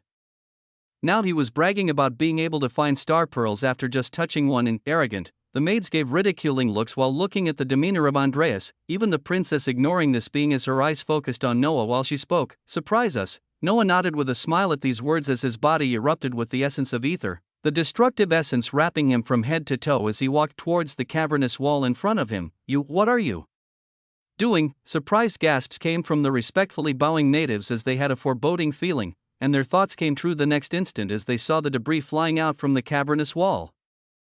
The arrogant being in front of their eyes beginning to forcefully dig forward using the destructive essence of ether as he created a man-sized 2-meter hole while recklessly moving forward beneath the silver mountain. Stop. This is a mining spot that should still have multiple star pearls. If you use such destructive force you will destroy all of them. Andreas bellowed out commandingly as Noah's words did not even reach him, his senses following the direction that eyes of truth told him as he used the essence of ether to move across the hard earth like a drill, disintegrating much of the debris with only some dust flying out every now and then. Andreas was bubbling with rage as he was about to move. But he felt the eyes of multiple experts meant to protect the princess and her party land on him at this moment as he shivered, reining in his rage as he glanced towards the imperial princess that had begun following the man-sized hole being made with interested steps. Princess, please. Andreas seemed to plead with them as he also followed, many of the natives having looks of horror as they expected this boorish man with his destructive essence to very quickly destroy any star pearls that might have been remaining on this mountain. Such a loss. They followed behind Andreas with aching hearts as they could hear the voice of this young ruler of the stellar sky galaxy continue to ring out with complaints. But it very quickly halted as those who squeezed into the man-sized hole spread out their awareness to clearly see what was happening. Saw his mouth agape with his eyes nearly popping out. In front of them, the boorish man playing with the destructive essence of ether had stopped right before glimmering silver light, a light that only represented one thing as they then observed the essence surrounding him to change from the destructive ether into a green one filled with an overabundance of life. They saw this essence go forward as it carefully dug out the last layer of earth, unveiling a shining bright effulgent star pearl that was shining more resplendently than any that they had seen before. No vibrational damage or any type of damage was dealt to it, the boorish being in front of them somehow being knowledgeable to come to a stop right before he even hit the adjacent wall that the pearl was stuck in and pulverized it along with anything else, and they shockingly saw him use the essence of the ultimate law of life as he carefully wrapped it around the pearl and plucked it out. Rumble, this, not possible, unbelievable. The miners that had lived all of their lives looking for and trying to carefully mine effulgent star pearls were trembling with shock as they saw the bright light that this pearl released. A hazy cloud of silver seemed to continuously wrap around the pearl as the life essence wrapping around it reduced. And when they saw this hazy white essence, they trembled even more. That is a perfectly mined star pearl, that luminescence. That silver cloud mist surrounding it.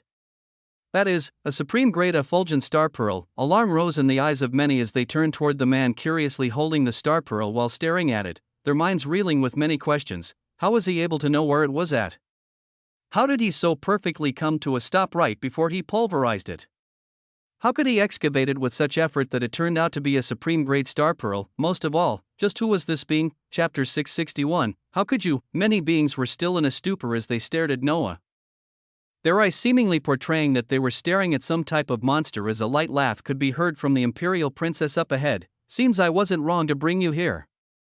Alright. Let's find more of these star pearls since they seem to be in such short supply. We will find and use them all ourselves while not dipping into any of their reserves. The words of the princess strongly reverberated out as they struck Andreas the most, mentioning how it was impossible for there not to be a few hundred star pearls if not more in collection, but they were stingy to not give them freely. Now the imperial princess had shown up with a shocking being that could somehow locate a star pearl and excavate it in a matter of minutes. And do it while maintaining its supreme grade at that.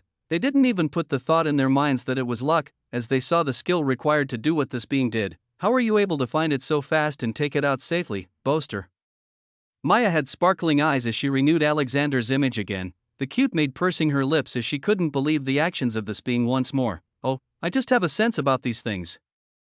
Come on, I'll find some more. He left behind the beings with gaping mouths as the supreme grade pearl disappeared, his body being enveloped with the dangerous essence of ether as he began digging through the underground cavern while just barreling through with his body. The shocked beings behind him followed as this time, he didn't even move far before he came to a stop again, leaving another thin film of earth where they could see the beginning illumination of an uncovered round pearl. The scene repeated again where ether was switched with the essence of life, another effulgent star pearl being plucked out with ease, another supreme grade pearl. Those following cried out in shock as they observed this, everything they knew being turned upside down as the confident Andreas himself was ashen. one might have been luck, but twice in a row confirmed the skill even to the biggest unbelievers. A light laugh could be heard ringing out from the Imperial Princess as Noah did not even stop after getting the second pearl. Simply using the information Eyes of Truth gave him about this planet as he went forth to easily collect all the effulgent star pearls just on this mountain, after the fifth supreme grade pearl was retrieved by him, those following behind with stupor felt their ears ringing. After the 20th, they felt their ears buzzing. After the 30th, they just watched on in horror as this being did the impossible. But during the time when Noah was about to mine the 36th pearl, the mountain they were on began to shake as they all realized they had made holes all over the mountain, its integrity being reduced as the surrounding walls were creaking and breaking down. All of them sighed as they shook their heads at this. Beginning to move out of the mountain themselves as they had more than enough power to not worry about being buried. Rumble. The shaking continued as this mining location on this stellar star shook, silver debris and dust erupting out as the party of the Imperial Princess and her protectors could be seen in the sky. The natives of the stellar sky galaxy and Andreas looking towards Noah with complex expression as he waved his hands while saying grand words with the crumbling mountain below them. 36 supreme grade effulgent star pearls just from this one mountain, and I can sense even more spread throughout this stellar star. His voice was low, but they all heard it clearly as their looks of shock remained. Knowing how rare supreme grade pearls were, much less finding every single one of them at the same grade as it was mined with utmost care. Good. Good. The princess repeated the words good twice as she saw Alexander wave his hands, the 36 supreme grade effulgent star pearls floating towards her as she released a soft essence to wrap around them, putting them in her spatial item as the surprising being in front of her began to shimmer with the essence of ether again. He could feel even more numbers of these pearls within this star, and wasn't bothered with repaying the favor of being brought to this galaxy as he knew he would be collecting even more of them soon. I'll be right back. Princess. Give me a bit over a few hours to scour this entire stellar star for the effulgent pearls. The words had only registered in their ears briefly before they saw his figure go towards an adjacent mountain at fast speeds, many of them still standing in the air while not knowing what to do. As for Noah, he had read the descriptions of the supreme grade pearls from the Eyes of Truth as they told him he could forge 10 stars with a single one of these pearls, and he knew a few hundred lay within this single stellar star alone. This meant that for him to reach the 1,000 stars mark that many beings met before they attempted to form their black hole, all he would need was less than 100 of these treasures to forge that many stars. But he didn't want to stop there as he wondered just what was the upper limit of stars he could forge before he could form his black hole. It was said that the more stars one had in their nebula, the better their chances were, so he wanted to form as many as he could before he even attempted to step into the realm of black hole. But as he whizzed through this stellar star and did things even the natives could not do, he knew that he would definitely be reaching the realm of black hole in just a matter of days if not hours because of the treasures of this stellar sky galaxy, truly worthy of making the trip. Unbeknownst to Noah and many more beings though, a great number of beings were covertly beginning their movements from the burning domains galaxy as they moved with grand goals of conquest under the orders of a powerful entity. Chapter 662. A bit over 3 hours passed since Noah's proclamation to scour the stellar star in front of them for all the pearls hidden within. Above this particular stellar star, the natives and Andreas had their own group standing not too far from the Imperial Princess, who was sweetly talking with her maids. None of them seemed to hold any worry as they took the words of the being known as Alexander with complete confidence, the hours passing by in no time as they felt the aura of the same genius being come towards them at this moment. Noah appeared like a flash of light in the starry space above the stellar star, looking below it with a smile as it had truly granted him too much this time around. The princess and everyone else looked expectantly towards him as they wondered just what his boon would be, and he did not delay as he waved his hands and caused the appearance of numerous silver sparkling pearls. The experts that began to count them trembled every time they finished, as they confirmed with their own eyes the sparkling and misty appearance of over 400 supreme grade effulgent star pearls. This is enough to potentially produce 4 black hole experts. Incredible! How is this possible? Disbelief spread out as many beings reeled from the situation around them, shocked to have the knowledge that over 400 effulgent star pearls came out of this single star.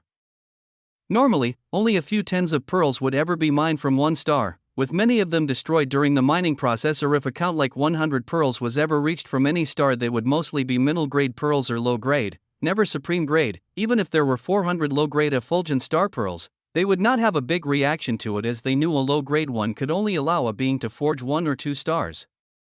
But supreme-grade pearls had the ability to allow one to form as much as 10 stars. Just 100 of them represented the 1,000-star requirement in a nebula before one could try their luck to form a black hole, yet this being in front of them had managed to bring out over 400 effulgent star pearls of the highest grade from unknown methods.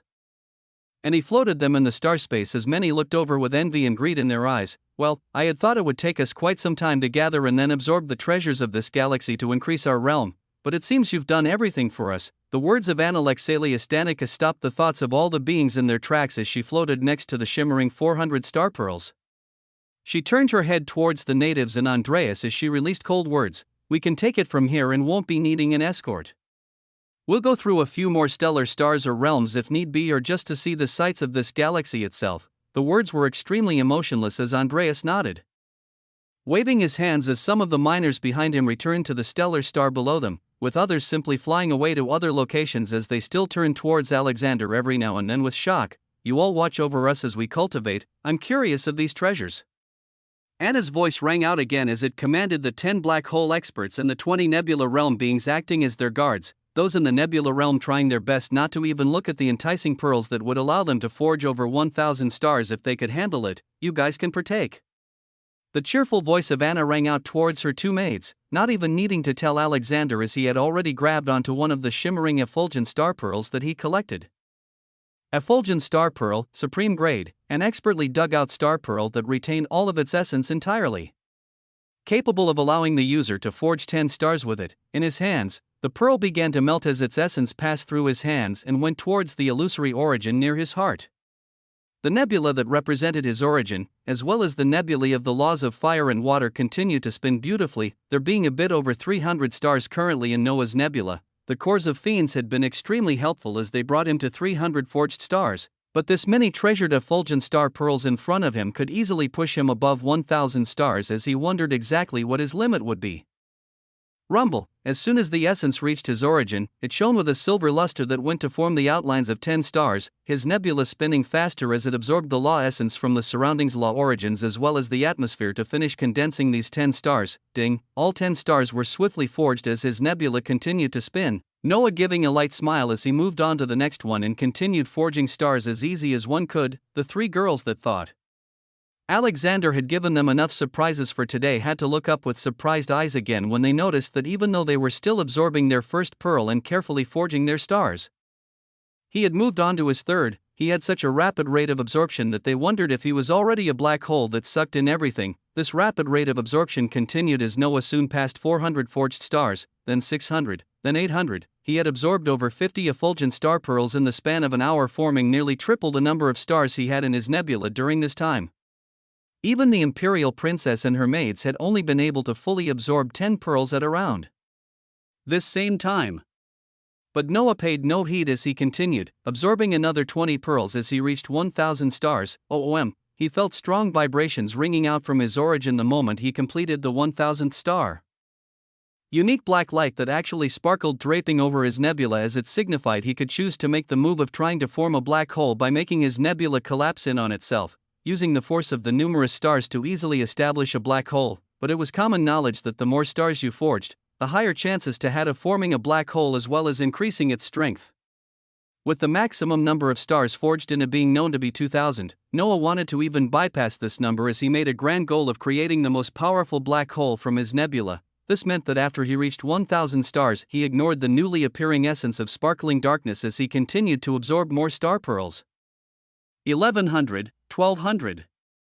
He continued as the stock of effulgent star pearls quickly became reduced in front of him, a shocking cultivation session where he was making progress that would take others years to make in just a matter of minutes. As many beings went about their business across the cluster of galaxies near the Nexus Galaxy and the Stellar Sky Galaxy, forces had begun moving in the chaotic void, placed on enormous ancient vessels. A ridiculous number of fiends with high realms of power spread out from the burning domains galaxy silently as they spread towards many different locations. The shocking thing about them wasn't that their numbers were in the millions or even billions, but the fact that they had a few tens of thousands of beings stepping out that had achieved extremely high realms. They didn't bother sending dredges below the nebula rank, so their force was not large in quantity, but freakishly horrendous in quality. They were launching simultaneous attacks across multiple galaxies to make sure there would be no reinforcements or even a chance for others to act. occupying everyone as they made them busy while achieving their goals. One of their biggest goals lay in the stellar sky galaxy, where vessels carrying 2,000 fiends at the nebula rank and slightly over 200 fiends at the realm of black hole were prepared. This was a shocking force to be sent to one location. But this galaxy was one that the entity behind them wanted something from. Even more shocking was the number of fiends at the nebula and black hole rank, where no dredges of lesser power were sent. These were creatures that could not traverse in laws, but could easily achieve high realms instead. Their shocking numbers would cause the scalps of many to tingle, as there was a fiend emperor leading them, and he wasn't alone, as a being with the same aura as him stood not too far away while they traversed the chaotic void. This meant that 2 quasar realm fiends on top of over 200 at the realm of black hole fiends and 2,000 nebula rank fiends were all rushing towards a single galaxy. It was strong enough force to cause the collapse of any common galaxy, and it was headed towards the stellar sky galaxy that only had a single quasar expert on it, its ruler. It was bound to be a hectic and shocking oncoming days, as Noah was still at the nebula realm absorbing effulgent star pearls in the stellar sky galaxy. Chapter 663, in the starry space near a stellar star of the stellar sky galaxy, a beautiful scene of multicolored silver star pearls floating seamlessly in the air could be seen, for figures were floating around these supreme great star pearls as they absorbed them serenely, with Noah coming to a stop at this moment as he saw a bit over 200 remained floating in the starry space. He had already absorbed a majority of the pearls by himself, currently having over 1,200 stars swiftly rotating within his nebula. He wouldn't finish the rest of them, as they should be enough for the imperial princess and her maids to continue absorbing over the next few hours, so he simply made the decision to move out and find some more star pearls for himself to absorb. He did not feel any sort of limit as he forged more of them, so he would simply continue to do it until his very nebula screamed that it couldn't take anymore. He transmitted his thoughts to the imperial princess as her veiled figure broke her concentration to look towards him, a fairly rain tone ringing out from her. "Thank you for collecting so many of them for us. You've repaid my favor over and above, as it seems I owe you even more right now." The thankful words of the princess reached his ears as he didn't bother the concentrating maids, his figure disappearing silently as even the protectors floating not too far from them only watched on. "I'll regroup with you guys soon after I collect and absorb more of these star pearls." He left behind these words as he disappeared, delving further into the stellar sky galaxy as he sought more stellar stars and even possibly realms. His physical prowess was currently extremely monstrous, his speed being pushed to ridiculous degrees as multiple skills from the Terror of Ether skill tree continued to make him ridiculously proficient in the field of space. When adding onto him actually comprehending the law of space, it just compounded, as he was like a fish swiftly swimming through native waters. He was a streak of light as he traversed the region they were in, coming across numerous stars as those termed stellar were in the minority, but with half an hour he was able to see the silver shine of another stellar star as he descended down while covering his aura. There were natives mining on this star as well, and he didn't want to waste any time introducing or explaining himself as essence wrapped around him as he caused his body to become smaller, miniaturizing himself to the size of a grain of sand as he then shot forth with great speed towards the earth of this stellar star. His small size would allow him to drill through relatively unannounced as eyes of truth already told him the locations of all the effulgent star pearls of this planet, and he would switch from the destructive ether he used to dig through into the potent life essence to simply mine and place the pearls in his expansive space. But on his 5th star pearl on this stellar star where he was about to stow it away, he saw the inefficiency as even without plucking the pearl out, his tiny fingers landed on it as he began absorbing it right then and there, all the essence of this pearl being sucked out in a matter of seconds. He felt the formation of 10 extra stars as he nodded thoughtfully, continuing to go through the star efficiently as he found the locations of these treasured pearls and absorbed all of them without reservations. After an hour, he had found and absorbed 150 more pearls, easily amassing another 1,500 stars within his nebula. The aura of sparkling darkness that descended after he reached the 1,000 point continued to become ever denser and brighter, telling him that he could choose to try forming his black hole with relative ease at this moment if he wished, as he had over 2,700 stars within his nebula. This was an extra 1,700 compared to the 1,000 gold that many beings sought, even the most dreadful geniuses, to be documented around the cluster of galaxies near the Nexus galaxy, having the information of a powerful individual being able to forge as many as 2,000 stars before they embarked to form their black hole. It was a documented and researched fact that within galaxies, actual nebulae held around 700,1000 stars, and that was where this magical number was contrived. Going above it meant exceeding the known limits of a nebula. For Noah, as he saw the ridiculous usefulness of the effulgent star pearls and the rate he forged his stars. His goals were extremely high as he asked himself what stopped him from reaching 10,000 forged stars? 10 times what beings normally had before they broke through. But even further, what stopped him from going above and beyond? Thus, his gaze remained steadfast as he emptied the hidden reserves of the star pearls of this planet as well, gaining over 500 pearls instantly as the number of stars within his nebula rose to 6,200. 6,200, he felt boundless power as this was the equivalent strength of 6 peak nebula rank experts all contained within him, causing his body's explosive speed to only increase as he moved from this stellar star and went on to find the next. As he streaked across the starry space of the stellar sky galaxy, he wished that this body also had the pocket realm. That would have allowed him to use the abilities of his infinite realms that allowed him to find treasures, but he could only rely on blind luck at this instance as he streaked across space. When his thoughts came to this, he laughed as he recalled that he had an ability that was actually called blind luck, and as if wanted to announce itself at this very moment.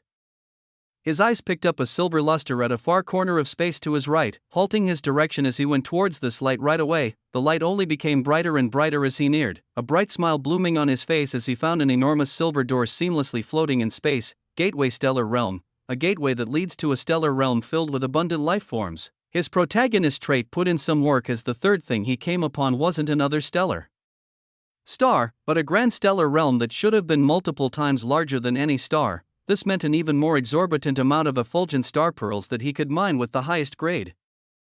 And it meant an even more shocking number of stars could be forged within his origin. His grain-sized miniaturized body went forward and touched the gateway as he quickly disappeared, entering his first stellar realm that was filled with an even more beautiful silver-colored luster. Chapter 664. The stellar realm was simply like an even larger stellar star, the unique color of silver presence throughout as it seemed like an ancient land untouched by the ravages of time. The number of natives in this realm was even higher though, with each of them carrying out mining operations as they searched for the effulgent star pearls themselves. This was the main job for many beings in this stellar sky galaxy.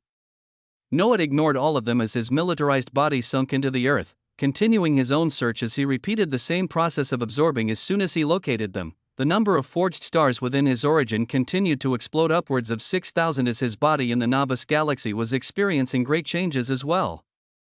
Both Noah and the body of Alexander shared the same origin, and thus a majority of things were shared between the two bodies. Law comprehensions, and even something like progress in the primal propitious physique were shared simultaneously, but the essence of his realm was the only thing that wasn't simultaneously shared. This was the reason why Alexander had remained in the star-forging realm after the process of transmigration, but had abruptly risen into the nebula rank the moment the cores of a single being of that realm landed in his hands. The process of Alexander forging stars was also even faster after he gained more cores from fiends in the devouring Hell's realm, catching up and beginning to exceed the number that the original body of Noah had in the Novice galaxy.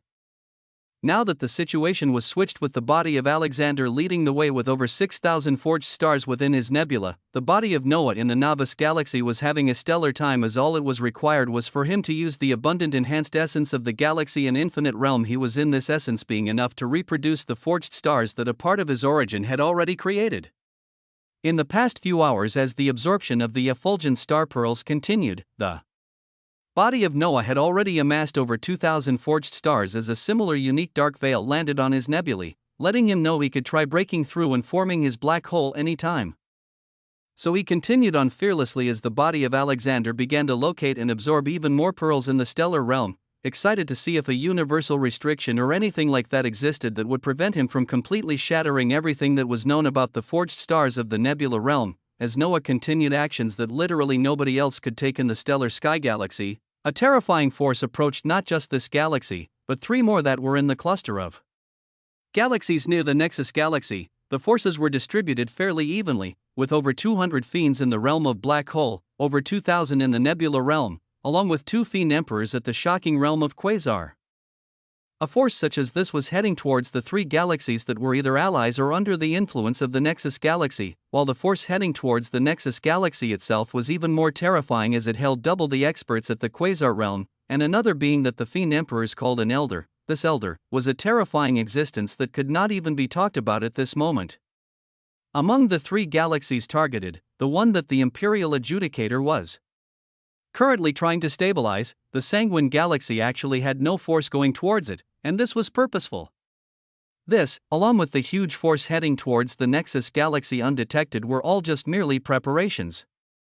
This was all preparation for the terrifying Imperial Adjudicator and the forces under him that would run to protect the Nexus galaxy, and it was also just one of the schemes hatched by the entity behind the Fiends to mask their true goals for this venture. Their main goal was a treasure in the stellar sky galaxy, with the side goals of claiming influence over the galaxies that had fallen under the reign of Imperials while diverting the attention of the Imperial Adjudicator to multiple attacks as they reduced his ability to make strategic decisions even further by taking control of the stellar sky galaxy and holding his daughter hostage. For this mission, the party of fiends under the two Quasar Fiend Emperors moved with vigor. The terrifying expressions of the two powerful creatures being extremely cruel at this moment as they silently traversed the chaotic void and neared the position of the stellar sky galaxy. Brother Blazing Earth, how will we locate the treasure that Master wants us to find? A galaxy is much too vast for us to search all of it before the Imperial Adjudicator retaliates and hinders us, one of the Fiend Emperors called out to the being that had reported to the entity not too long ago and been directly given the mission of finding a page of ruination in the stellar sky galaxy. This Fiend Emperor had his body tower over 4 meters in size as the terrifying wings and animalistic horns growing out of his head were extremely terrifying. His eyes filled with intense light as he replied with a guttural voice, "Master showed me the unique energy signature of that treasure. As long as it is within the galaxy, I will be able to quickly scour it as I find whatever star or realm it's hidden within in no time." Rumble. His words were filled with belief and strength as he continued, "There is only a single Quasar expert within the stellar sky galaxy. After we reap his life and take hold of the daughter of the Adjudicator, we can swiftly begin this mission as the experts of the other 4 galaxies scramble to defend themselves without knowing our true goals." A fearsome plan was revealed as cruel smiles came upon the faces of the Quasar Fiend Emperors. The 200 fiends in the realm of Black Hole and the even more numerous fiends at the rank of Nebula contained within their ancient vessels shone with a menacing power. Such puny and weak existences that only have a single Quasar-ranked expert defends a galaxy.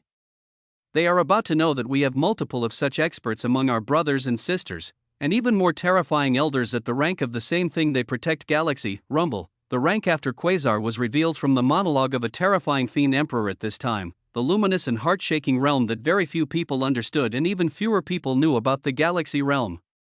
After we rip apart the Quasar ruler of the stellar sky galaxy, we can bathe in the blood of their so-called experts as we search for the treasure that even they do not know exist, nobody being able to stand in our way, and after that pesky Adjudicator is taken care of by Elder Oswald, what can they do but despair? This cluster of galaxies will fall to our control as we begin to finally let our name known to all the ancient powers of this dark universe, as we finally build a bastion to protect all fiends and never be enslaved again. Cruel lights passed through the eyes of the Quasar-ranked experts as they neared the stellar sky galaxy that had a protagonist still rapidly moving in the realm of Nebula. The power difference was vast and the gulf of strength was wide. And the shocking conflict was about to be even more glorious. Chapter 665, There are such things known as limits. Normally, people adhere to these limits as they reach an upper boundary of something, and they are satisfied with it as they then proceed forward in another direction. Yet for Noah, he was currently looking at a limit, and then simply chose to bypass it. As he traversed through the large stellar realm, he found and absorbed a few hundred pearls as he neared the 10,000 boundary of forged stars within his nebula, where he was currently at 9,999. Yet when he neared this number that should have been a limit, his eyes remained impassive as he didn't seem that impressed. 10,000 would be 10 times the normal amount of forged stars that any recently known beings had undertaken, but to someone like Noah who had risen so quickly from just absorbing treasures of a specific galaxy, it made him hungry for more. Other beings would have counted their lucky stars and embarked on the formation of a black hole right away, but Noah simply watched as the 10,000th star completed forging, causing a huge change to occur once again within his nebula. Rumble, it vibrated. With the immensity of power, one would even wonder if this could be considered a nebula anymore, the vast amounts of stars being truly too much to wrap one's head around. With the 10,000 count reached, the sparkling layer of darkness that had descended down when he reached 1,000 was replaced, his eyes watching as he saw the essence of the surrounding law origins somehow resonating with his nebula at this instant, the rainbow-colored essence of the universal laws themselves beginning to descend onto his nebula as they draped over them magnificently. This caused for the 10,000 stars within his nebula to shimmer with colorful splendor, the shone of his nebula at this moment screaming magnificence. He was constantly receiving an indication in his mind from his very own nebula that if he chose to so at this moment, he could very easily form a black hole. his origin seemed to be nearly screaming to him as it said, "You've worked hard. Let me go on to the next stage now." Yet as he saw the active nebula and the swirling of universal law essence around it, he remained impassive and unimpressed as he went towards the next location in the stellar realm that held another effulgent star pearl. This was because even as his origin screamed for him to do something else, his own intuition and ability as a grand controller of the law of fate told him he would find something much bigger if he continued going, so he simply ignored the shocking number of the 10,000 milestone as he asked himself why stop there. A rumble, a wild and unruly thought, a thought that would bring about immense consequences. Instead of a measly 10,000 stars that were 10 times the normal amount, Noah's only thought was what exactly stopped him from gaining 100x the normal amount. The answer would only be given in time as he continued the rapid absorption of unique treasures, unknown movements continuing to occur unbeknownst to him. In the sanguine galaxy, the ruling powers were being reorganized as this recently conquered galaxy by the Imperials came into agreement with the Imperial Adjudicator to be placed under the influence and rule of the Nexus Galaxy. The Imperial Adjudicator himself was present as he looked at the many regions of the sanguine galaxy and the unique treasures they held that promoted law comprehension and the increased growth of traits. His insight being one of the things that continued to allow the reign of Imperials to remain steadfast over the last thousands of years, he was also extremely careful of everything he did over the years as this attribute of his got him where he was today. Unbeknownst to even himself though, he had recently tripped up when it came to something close to him, and it would bring with it a painful lesson. It felt like a buzzing intuition at first, but the same being that was talking to and had granted the Imperial Princess permission to traverse into another galaxy, this same being rose from a wide room of an enormous fortress as he felt something. The fortress he was in was located in what could be considered the central realm of the sanguine galaxy. And this was where he was releasing all his commands as he monitored the movements of beings and the unearthing of the treasured resources from now on. Yet from the room he was in, he stood up as his deep and starry eyes looked above, piercing through the fortress and even the boundaries of the central realm, and then it went even further as it seemed to see past the entire sanguine galaxy. This gaze was inquisitive at first as it seemed to have seen far too much, becoming grim in a matter of seconds as he erupted with shocking power that instantly shattered everything in the room to dust. A shout could then be heard throughout the sanguine galaxy as it entered the ears of all experts at the nebula rank and above, no matter if they were natives of Imperials. Fiends are laying siege to the Nexus Galaxy. All able-bodied Imperials and those under our control set off to defend at once. Rumble. Shockingly, the Imperial Adjudicator had noticed the moments of the fiends right before they entered the Nexus Galaxy, calling for defenders to move out right away as he also began sending numerous messages for the generals in the Nexus Galaxy to be ready. RIP. His own figure tore through the surrounding space as he traversed to leave the sanguine galaxy right away, not even taking the void beasts that were pulling a grand Imperial vessel larger than any other in the periphery of the sanguine galaxy. This was because this being known as the Imperial Adjudicator could move even faster than the void beasts in the chaotic void. And he was truly in a hurry as he somehow noticed terrifying auras nearing around the galaxy he controlled. Thus, he rushed out at extreme speeds while commanding his forces to do the same. But what he had yet to find out was that it was not just a single galaxy that being laid siege to today. Chapter 666. At the same moment, the Imperial Princess was finishing absorbing her 119th Supreme Grade Effulgent Star Pearl, her nebula brimming with stars over 1,300 as one added those she already had. Before coming on this trip here, she was having the most peaceful time cultivating as she made enough progress in a matter of hours that would normally need tens of years, if not hundreds. Yet she wasn't alone in this as the boon was extended to her two maids that were also brimming with power, and all of this was made possible by a single being that continued to defy all expectations. Anna thought of the singular mystery known as Alexander King, who still had not returned as she was about to grab another pearl to absorb. Even though she knew she could try and form her black hole right away, she wanted to continue absorbing more pearls as she forged more stars, knowing the more she could forge the better her chances and talent. She was reaching for this pearl when she suddenly felt an intense aura of wild madness and power, her veiled face turning upwards from the starry space of the stellar sky galaxy as they seemed to pierce through the layers of stars and see the chaotic void outside it. Rumble. It was also at this moment that the 10 black hole rank experts assigned to protect her also felt something, those in the nebula realm feeling it as all their gazes turned upwards in a shocked fashion. This was because they could sense a tremendously powerful aura of wild and maddened power that some of them were familiar with. But this wasn't the more shocking thing. The more shocking thing was that these auras were just too many. Those that were even more perceptive were able to notice that among these domineering auras, there were two that were particularly horror-inducing as the faces of all the nebula rank experts turned ashen. WAA. The 10 black hole experts instantly surrounded the party of the Imperial Princess as they picked up their communication medallions that had begun to light up with information. But it wasn't one that they wanted to hear as it told them of a shocking attack coming to the Nexus galaxy. They felt their words stuck to their throats as they had wanted to report that an attack had reached the stellar sky galaxy, the same galaxy where the daughter of the Imperial Adjudicator was at. Anna rose from her positions as the two maids surrounded her even closer, her piercing gaze seeing shocking things as at this moment, powerful auras entered the stellar sky galaxy wildly. Filling ancient-looking vessels that could traverse the chaotic void, the race of fiends they knew all too well made their entrance into the stellar sky galaxy, and all that noticed them were shocked when they observed their sheer numbers. It wasn't something in the billions or trillions that would make someone shake their heads in wonder, but it was merely a small number of around 2,000, then there was an even smaller number of around 200, and an even smaller number of 2. They were actually small numbers, but they represented extremely shocking identities that made those looking at them treat them with more horror than even if it was a trillion enemies. This was because the 2,000 represented fiends in the nebula realm. The 200 represented fiends into the realm of black hole, and the 2 represented fiend emperors standing stably in the quasar stage. The faces of the 10 black hole experts protecting the Imperial Princess turned ashen as they saw the scene of these intruders.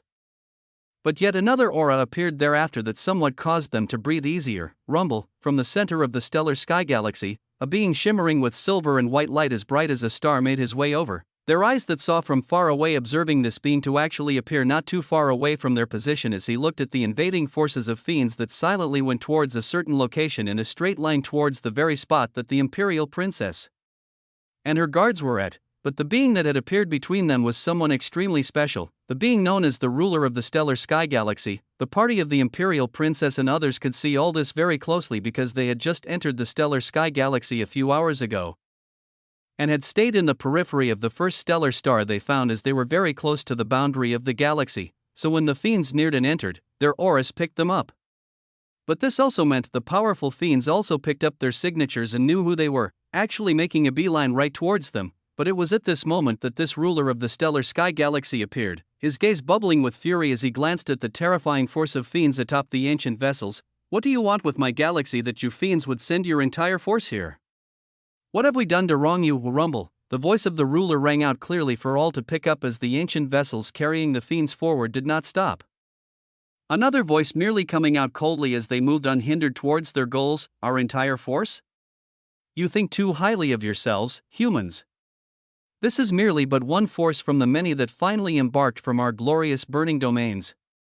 As for our purpose, it is naturally your galaxy, as well as the little spawn of a princess that was nice enough to be very close. Rumble, many beings felt their hearts shaking as they heard and understood the meaning of these words, some beginning to feel fear seep deep into their bones as they really confirmed the enemies invading in front of them. Even the ruler of the stellar sky galaxy that shone with the luster of a small sun shook as he himself was only at the quasar realm. And he could see 2 beings of the same rank as himself standing to oppose him, the one who just spoke being particularly more powerful. As he floated in the starry space of his galaxy, his heart twisted as he knew they had stepped into a terrifying ordeal, a truly terrifying and terrible ordeal of powerful enemies, from the same direction that the ruler of the stellar sky galaxy had come from. Thousands of lights that each signified powerful beings began to gather, those that were defenders of this galaxy coming forward with shaking hearts. Andreas could be seen amongst the many beings as they made their way forward. Within the group of thousands, only a bit over 30 black hole experts could be seen. Slightly over 200 beings at the nebula realm, and the rest were starforgers. Even though their hearts felt an incredibly cold chill, they still came forward to defend their galaxy. Near the Mine stellar star, the party surrounding the Imperial Princess shook as they looked towards Anna in despair, never in their lives thinking this being would be targeted, and they would be the ones protecting her. The princess in question herself seemed extremely poised as her veiled gaze still looked up and observed the approaching ancient vessels with shocking auras. The 2 maids nearest to her that were shaken themselves only hearing a sigh from her as she waved her hands and caused the appearance of a shimmering golden-green medallion.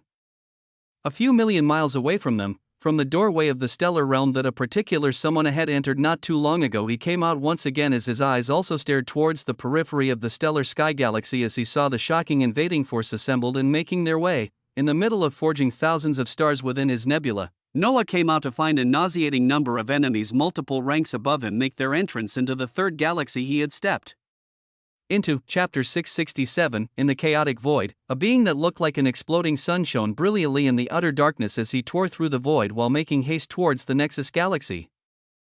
Numerous teleportation stations were used by him as he traveled even faster than void beasts, the trip that would have taken vessels hours being grounded down to mere minutes by him. As he was soon about to reach the Nexus galaxy, he took out his command medallion that could receive many messages and communications in times of emergencies to check the situation, and his blazing speed came to a halt instantly as he picked up more information from the medallion. He came to a stop in the chaotic void as he was just a few minutes away from reaching the Nexus galaxy. The thing that brought him to a stop being the news that it was not just the Nexus galaxy that was being attacked, but the three other galaxies under their control as well as the stellar sky galaxy. His face turned extremely grim as more communications finally entered from the black hole experts sent to protect a special someone adventuring within this galaxy, revealing shocking information about the purpose of the invaders who had stated clearly what they wanted.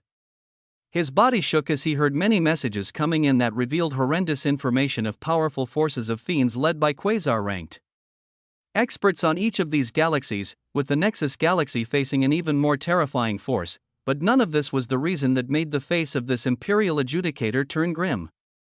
It was the information that the fiends attacking the stellar sky galaxy had his daughter as one of their goals.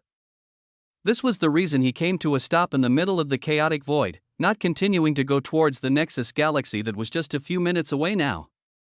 It was because he knew his precious daughter was in danger. This fearsome commander that ruled an entire galaxy, this being that held the title of a ruler of a galaxy, his heart was currently burning with wrath and pain as the galaxy he swore to protect and had everything he had built was under attack, but his one and only daughter was also being targeted by the same enemies in a terrible plot.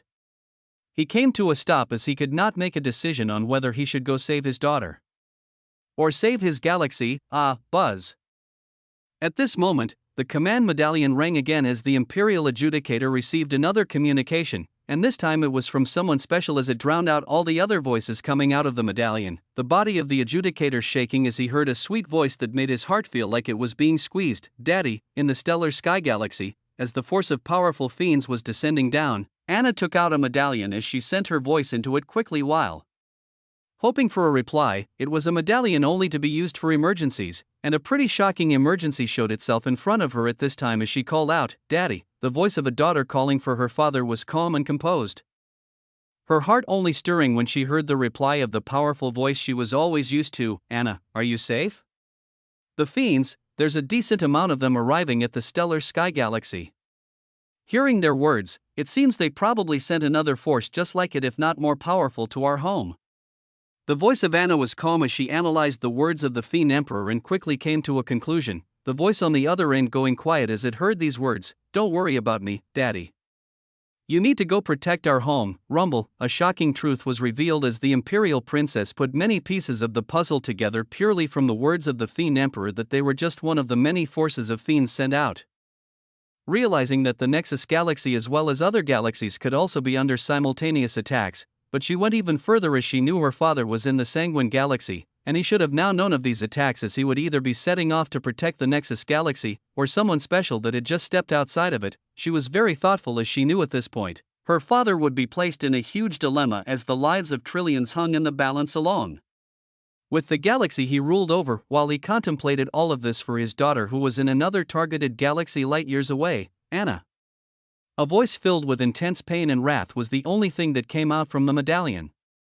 The maids Maya and Raya besides the princess who was surrounded by the 10 black hole experts also looking towards the princess as they began to tear up. When Anna heard her father's voice again, she smiled lightly as she knew he had already made the difficult decision. "Don't worry about me, our home is much more important, you know?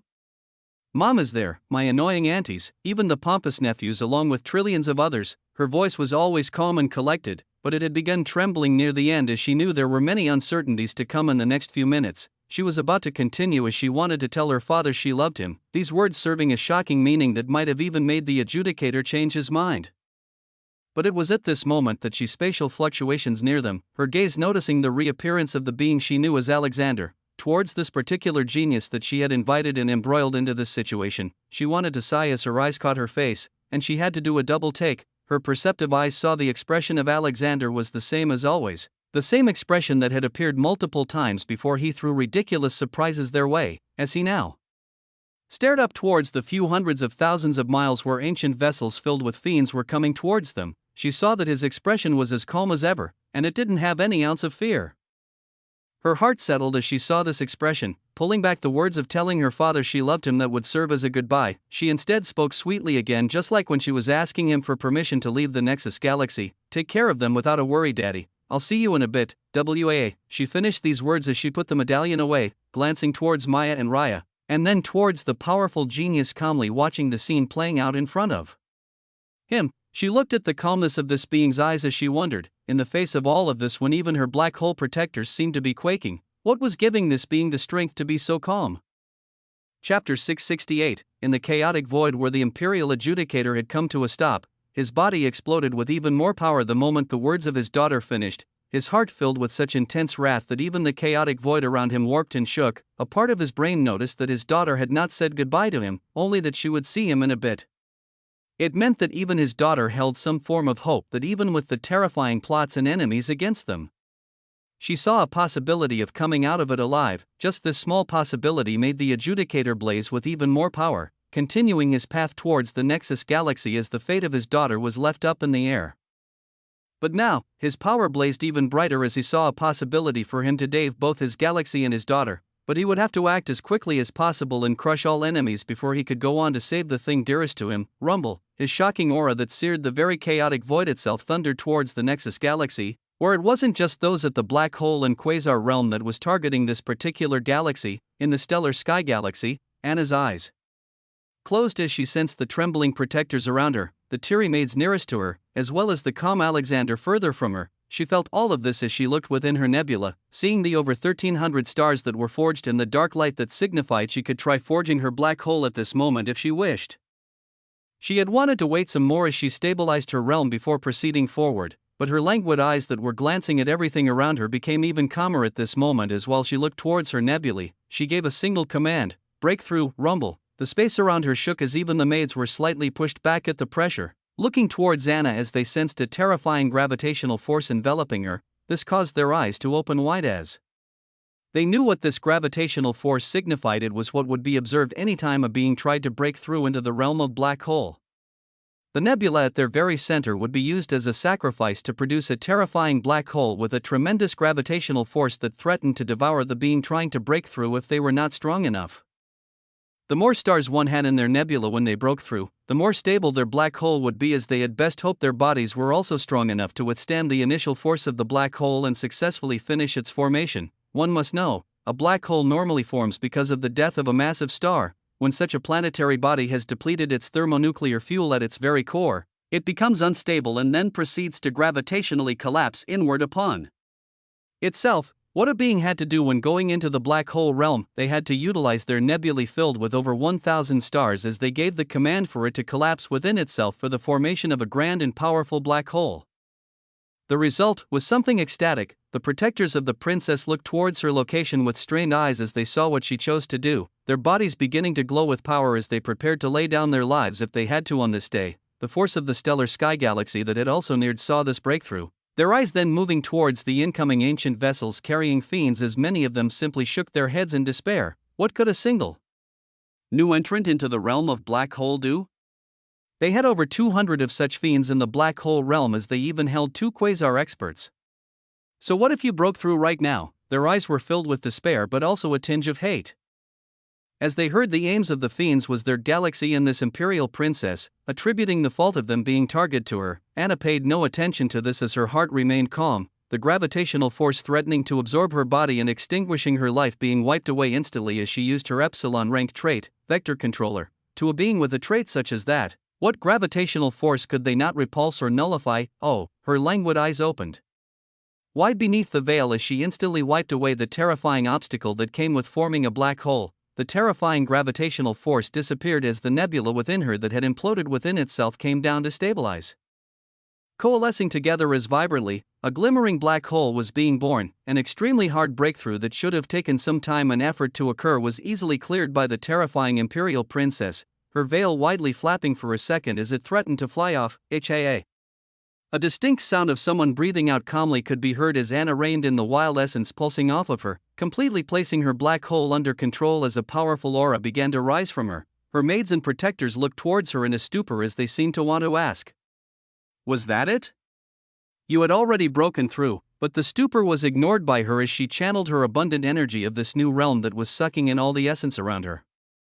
Fully utilizing her epsilon-ranked trait of controlling vectors as she utilized a high-level ability she had just begun to understand, plasma generation.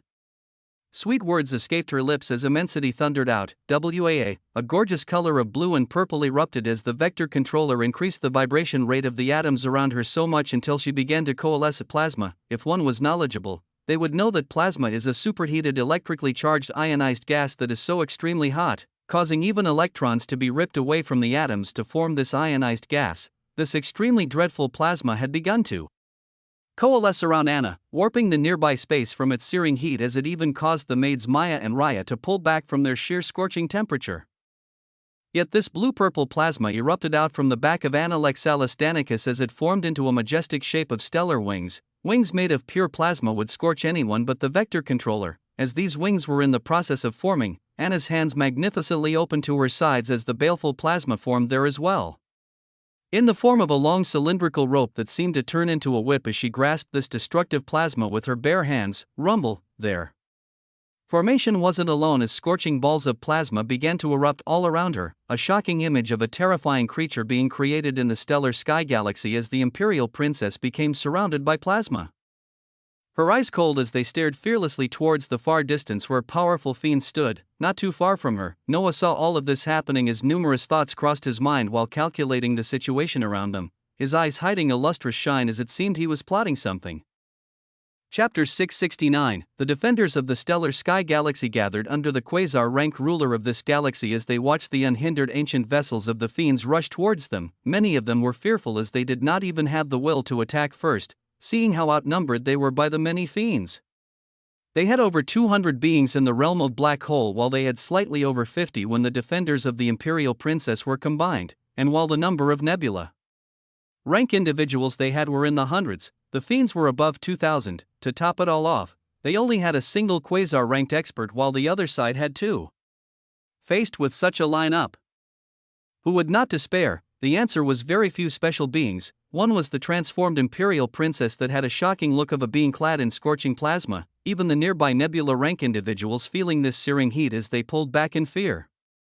The wings made of plasma erupting behind her seemed to make her unique charm and power even more lustrous as they did not harm her one bit. The control this woman had over the minute atomic particles being extremely frightening. The other being that wasn't shitting his pants amidst all of this was naturally Noah. He had heard the shaking words of the fiends reverberating through the nearby stars, coming out of the stellar realm where he had continued to absorb numerous effulgent star pearls as he forged more stars within his nebula. Currently, he was sitting over 16,000 stars as his nebula felt extremely robust and vibrant, and the intrusion of these beings made him look around in surprise as he complained within. These were extremely powerful enemies, with two that were shockingly 2 realms above him. He wasn't fearful as he knew he could run away whenever he wished, and none of these beings were even aiming or looking at someone like him as he seemed to be a small figure in this expansive galaxy, but was running. Ever part of his skill set? The answer was no. He also could not turn tail and teleport away since the person with a singular identity in the Nexus Galaxy had already connected herself to him. And he would be taking an easy path if he continued to stay near her as he went on to try and complete the protagonist trait that required him to play a central role in the Nexus Galaxy. As he looked at all of these factors, he chose to stay and fight. He would fight, but of course, he would not throw his life away. So his mind had moved as a few plans formed, and he began adapting to the situation right away as he acted based on his thoughts. The first thing he did was the moment after he left the stellar realm, 2 drops of blood dripped from him as they floated imperceptibly across the starry space, hiddenly beginning to form into the shape of a humanoid being not too long after as for the first time as Alexander the ancient blood clones were reproduced. An ability stemming from the Blood Lord skill tree continued to be just as useful as ever, making Noah keen on continuing this skill tree, and even the ignored Law of Chaos skill tree. The clones that stemmed from the ability fully formed as they had a singular mission to continue searching for and absorbing the effulgent star pearls on any stellar realms and stellar stars lying in the stellar sky galaxy. His goal was to push his number of forged stars as high as possible, and the situation in front of him was extremely helpful towards that goal if he played it well. There were over 2,000 fiends in the rank of nebula aboard the ancient vessels, and 200 more in the realm of black hole on top of that. He did not even begin to think that he could take down the quasar-ranked beings as was right now, so he focused on the fiends of lower rank as he knew if he could take many of them down and absorb their cores, coupled with his clones searching for and absorbing the effulgent star pearls, he was bound to have an explosive growth unlike any other. He was not sure how hard of a fight it would be against the fiends in the realm of black hole, nor what his absorbing of the cores of these beings would provide in terms of forged stars. At these high realms of power, one needed to accumulate a large amount of essence before they could proceed forward, and Noah had yet to even confirm the path forward after establishing his black hole. But that would not prevent him from trying to take down experts of such a level as he tested exactly what they would give the cores. Skill points. Whatever other loot they brought with them, his eyes shone with a greedy light as he planned to use this terrifying ordeal that had many beings despairing and fearful into an opportunity. The only reason he was somewhat confident, besides the fact that he could easily teleport away, was when his thoughts went towards a certain skill that he had received from an ultimate law not too long ago.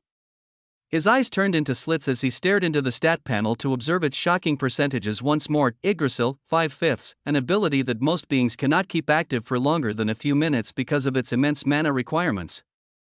But a worthy ability of a user of the law of life. Project your comprehension of the law of life outwards as you take on the form of an ancient tree lost in the vicissitudes of time. In this form, the user gains 3000% physical and soul defense, 3000% to all damage, 5000% health and mana regeneration, 3000% increased area of effect on all abilities, 3000% increased attack speed, 100% universal laws resistance penetration, 100% to all universal laws resistance, 10% vitality returned each time an enemy is hit by an attack. All enemies struck by your branches gain the withered status effect. All allies struck by your branches gain the boosted life force status effect. The user will also gain a life shield after every 10 minutes this ability is kept active. The skill is currently being enhanced by the life ability, with such boosts of this ability that many others could not even keep active for a few minutes. He felt like he should be able to withstand black hole realm experts while being able to butcher those in the nebula realm freely. He could already take care of nebula rank fiends with ease, as he saw in the devouring hell's realm of the Nexus galaxy where some of them were imprisoned, and he was basing his plans on this. The only thing he would have to watch out for and carefully navigate was the presence of the two quasar-ranked fiends. He did not have much information on the fearsome power of this realm, nor did he know if the being known as the ruler of the stellar sky galaxy would be able to stand against one of the fiends, much less two. As he glanced at the image of the imperial princess clad in purple-blue wings of plasma, he could feel an unshaken gaze that let him know help might be coming because of the identity of this being, but the words of the quasar fiend also let him know that the Nexus galaxy was most likely under attack. Help would not be coming anytime soon, and they were most likely on their own. As the ancient vessels of the fiends neared and he sensed the space-shattering power of the two at the forefront, he breathed out calmly as his nerves settled and his mind turned clear. He sensed the imperial princess and her maids not too far away, the protectors steeling their resolves to defend with their lives, and the defenders of the stellar sky galaxy standing behind their ruler as they prepared for a clash where their lives would most likely be lost. His eyes then closed as he spread his arms out freely and called out, Yggdrasil. Rumble. At this moment, a primeval ancient tree had taken root in the starry space of the stellar sky galaxy. Chapter 670. Rumble. A magisterial display of mana freely erupted out as it drew the attention of many, even the oncoming quasar-ranked fiend emperors looking away from the ruler of the stellar sky galaxy to briefly glance at this display. Not too far from the party of the imperial princess, a flash of green began spreading out wildly as they observed the appearance of a bud, and then watched as a trunk filled with branches came to be, incandescent green leaves erupting thereafter as the sight was breathtaking to say the least. That is, a skill from the ultimate law of life. Many beings went into a stupor as they observed the stupendous show, especially the law masters among the party of black hole and nebula rank experts. Some of them were controllers, and a few had the titles of grand controllers as they fully comprehended the laws of fate and chaos. Some were even more proficient and had made great gains in their path as assimilators, embarking on the path to make the universal laws a part of them. Yet as they looked at the eruption of this singular skill, they had to take a step back and look multiple times because of the sheer grandness of it. It was manageable when it first began, but they watched with widening eyes as the budding tree grew an incandescent green color and grew rapidly, numerous roots erupting out beneath it as they wriggled wildly across the starry space, its branches flailing with even more vigor as they stretched out and grew luscious leaves. 200 meters, 500 meters, 2,000 meters, 3 miles, the primeval tree continued to spread its roots and branches throughout the expansive space as the party of the imperial princess watched in wonder as numerous roots passed around them and covered everything in front of them.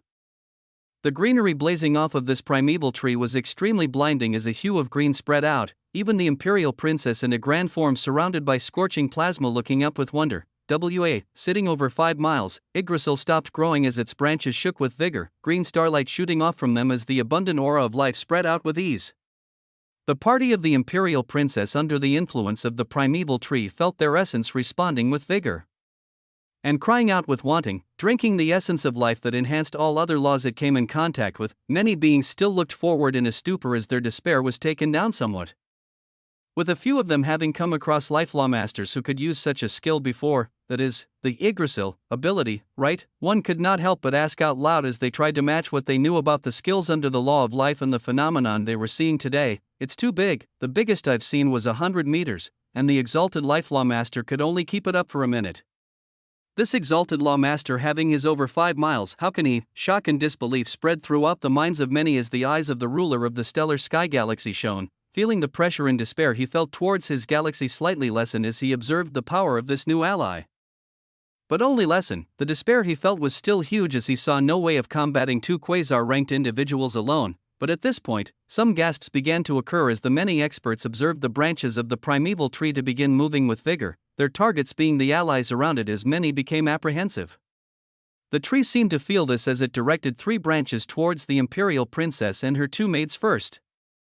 The guards were ready to act when they saw the hand of Anna rise up to stop them, the hand she raised going towards the branch that was coming towards her with a purpose. A brilliant green light shined the moment her hand came in contact with the branch that Noah extended. The same scene repeated with Maya and Raya as these 3 beings felt an overabundance of life essence begin to flow through them. The effect of boosted life force was applied to the beings hit with the branches of the primeval tree, the dense essence making their bodies feel full of life as any injuries they sustained would be healed rapidly. As the guards saw the vibrant life essence erupting out from the princess and her maids the moment the branches struck them, they let down their reservation as they allowed the branches of the enormous tree to wriggle around and freely hit them. Pa! The spectacular sounds rang out through the starry space as enormous widespread buffs were applied. The defenders of the stellar sky galaxy, seeing this as the ruler gave out a command, joined with the imperial princess of the Nexus galaxy and her protector. We shall aid them while protecting our galaxy. The command spread out through the minds of the few thousand beings as they turned into streaks of light towards a shimmering green resplendent primeval tree. They surrounded it as they waited for tremendous buffs that would make their fight much easier, hoping the exalted law master would be able to last a long enough time before he finished all his mana. Far in the distance, the 2 fiend emperors at the quasar realm saw this as they merely harumphed, seeing that while the power of this life law master seemed to be unique, they did not sense the aura of a being at the quasar realm from it. To them, that was enough to treat it as nothing. Thus, they continued forward as the 2,000 nebula-ranked fiends began to weave out of the ancient vessels, the 200 in the realm of black hole also releasing their shocking auras as they overpowered the fewer forces coming to gather around the enormous tree. Most of all, an eruption of frightful power erupted out from the bodies of the 2 quasar-ranked fiends as the both of them had their gaze on the ruler of the starry sky galaxy. Take out the most powerful one first, and the rest will follow. This was the strategy the fiend emperors were going with as their bodies overflowed with power. These were beings at the quasar realm. Did any of the beings in this area truly understand their power? Did any of them understand the gap between them and those in the realm of black hole? Do any of the readers of this grand epic grasp the difference between the realms of power? The answer was no. Not yet anyway. Soon, it would be made blatantly clear just what those beings at the quasar realm could do. As for the more shocking level of galaxy that was above it? Chapter 671, Across the Chaotic Void, the presence that was shining brighter than a sun neared the Nexus galaxy as he could already sense powerful shock waves spreading out, a stench of blood and war he was used to beginning to permeate out. This was the same stench he dwelled in whenever he conquered galaxies, but never did he expect to find it in his own home. As his rage only rose to the skies, he saw the shimmering Nexus galaxy appear in front of his eyes as ancient vessels were near its entrance, terrifying auras of power present in these vessels as the scene in front of him was a gory one. The scene was gory because the defenders of the Nexus galaxy had appeared, where one could see many watchers, lawmasters, and blessed, valiantly defending their home. But the valiant defense could not do much as the enemies before them simply had too much power. The 4 Quasar-ranked fiends sent here were actually matched with 4 Imperials of the same caliber, showing the power of the Nexus galaxy to be able to produce for Quasar realm defenders. Below them, even more at the realm of Black Hole like the General Zayden that Noah had previously come in contact with were standing their ground, but it was still a bloody scene as they were being pushed back, with a Black Hole expert drying every few seconds. The reason for this was naturally the Elder that accompanied the force of fiends, a being that spectacularly stood at the realm above Quasar. Bellows of fury and shock could be heard throughout as the 4 Quasar-ranked experts trying to match with the Fiend Emperors were being pushed down by the sheer energy the Elder at the Galaxy realm released. At this moment, this Elder actually had a humanoid shape unlike other fiends, his arms scholarly behind his back as he floated in the starry void and observed the show.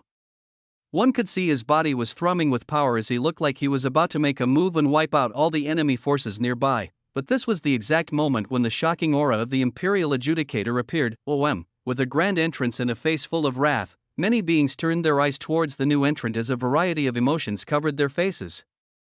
The Imperials breathed out sighs of relief as they felt a huge weight lifted off their shoulders, while the fiends did not seem bothered as they knew the shocking power of their Elder, simply keeping to their relentless advance as the ancient vessels pierced into the starry space of the Nexus galaxy. The Elder, letting out wild waves of power, honed his eyes on the wrathful being appearing in front of him, his eyes that had experienced the vicissitudes of time not being bothered one bit as a cold voice released from him. Adjudicator, huh?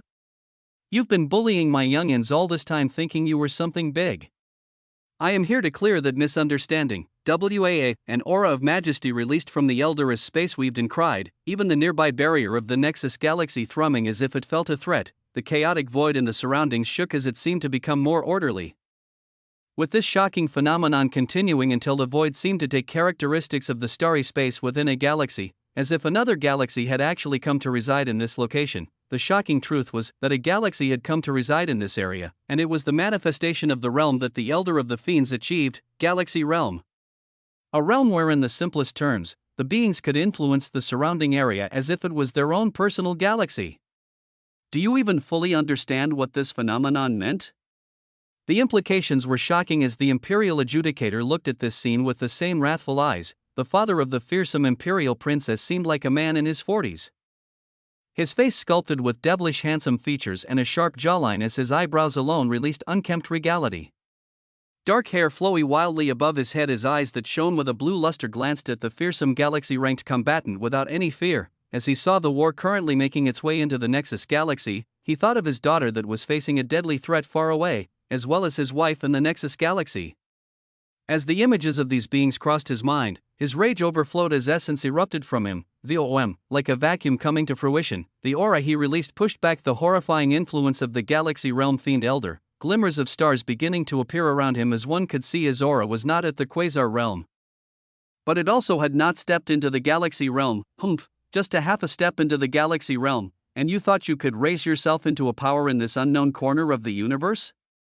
Too bold. The voice of the Elder Fiend was as cold and domineering as ever, his aura only spiking up more as it threatened to devour the barely formed manifestation of a starry galaxy that the Adjudicator released. If this is all you have, it seems like the rest of our targets today, this galaxy will be falling to the hands of our great master. Rumble. Horrid words that would have made any man falter released from the Elder Fiend, the mentioning a master behind him only making the situation more pressing as the face of the Imperial Adjudicator remained as quiet and wrathful as ever. As he sensed the fearsome power of his opponent and saw the chaos falling upon the Nexus galaxy, he held slight hesitation on his face as he recalled the words that a being extremely special to him had said before: "Only use it as a last resort. It is powerful, but it might invite them here.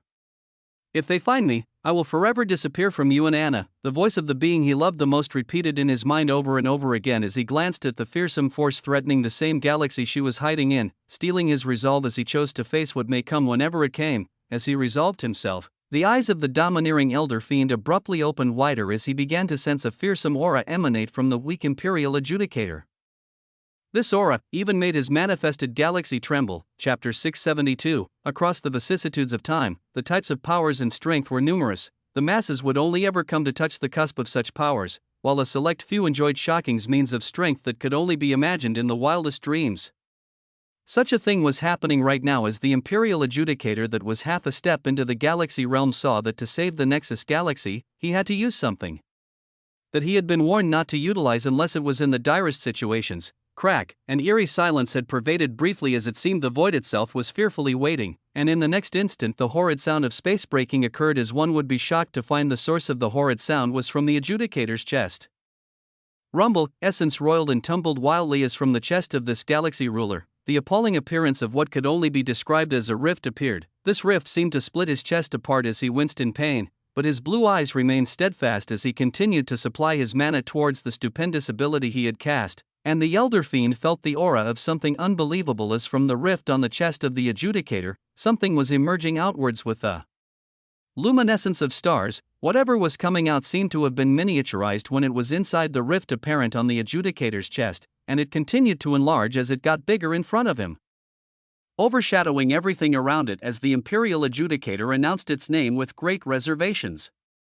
Aurora Galaxy Dragon, WAA, a magisterial awe-inspiring aura erupted in the void at this moment as the image of the beast that leaped out of the rift situated on the Adjudicator's chest became clear. The image of a majestic dragon towering over 500 meters appeared with crystal clarity, its scales shining a formidable assortment of colors. As the most shocking thing was that when one looked at the body of this Aurora Galaxy Dragon, they could see the appearance of a rotating galaxy.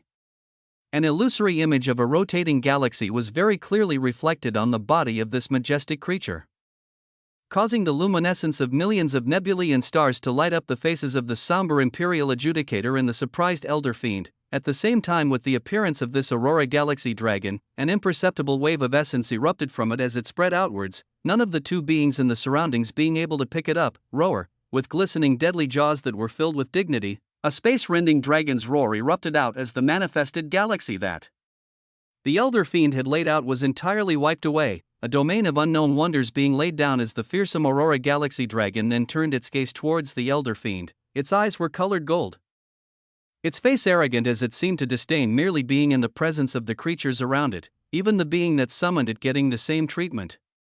The domineering pressure of the Elder Fiend was wiped away instantly in front of the appearance of the Aurora Galaxy Dragon. As one could not compare the skill of a child to an adult, one could not compare to the arrogance and domineering pressure of a dragon. And this was a genuine dragon, a creature brought forth by the Elder Fiend looked on as his demeanor instantly changed, his own body screaming danger as his mouth unconsciously moved in a stupor. That is not possible. Such an ability is only available to those affiliated with that ancient power.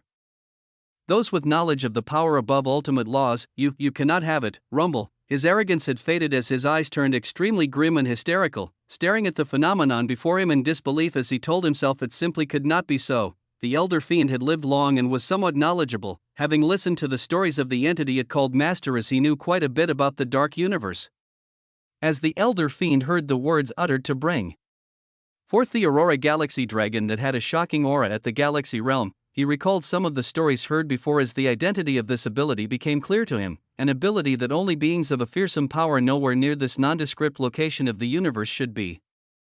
An ability that allowed these beings with the profession known as animus summoners to call forth fearsome creatures to fight on their behalf. Some called these creatures animus summons, some called them animus pets, but the only thing that remained as the truth was the fearsome power of these creatures that could be raised to horrendous levels as it allowed for an ancient power to stand strong in the dark universe. It was an ability that utilized something even more horrific than the concept of ultimate laws. The problem was, it should not be appearing here. The Elder Fiend gritted his teeth as his overwhelming power at the Galaxy Realm erupted out with even more vigor, its gaze looking up to match with the cold and arrogant eyes of the Aurora Galaxy Dragon that was merely looking at him as if he were an ant. As if he was a being already destined for death. Meanwhile, unbeknownst to the disbelieving Elder Fiend, a conversation was occurring between the fearsome Aurora Galaxy Dragon and the Imperial Adjudicator. You know what your actions of summoning me can do. Are you so eager to get rid of my master even after all the favors she has bestowed upon you? The voice of the animus summon was filled with even more rage than the wrath present in the heart of the Imperial Adjudicator. But the father that was about to lose his daughter replied with a straightforward manner, I had to. Not just the home she is in, but even her daughter is in trouble. The eyes of the Aurora Galaxy dragon squinted as its oppressive power grew by a whole other level.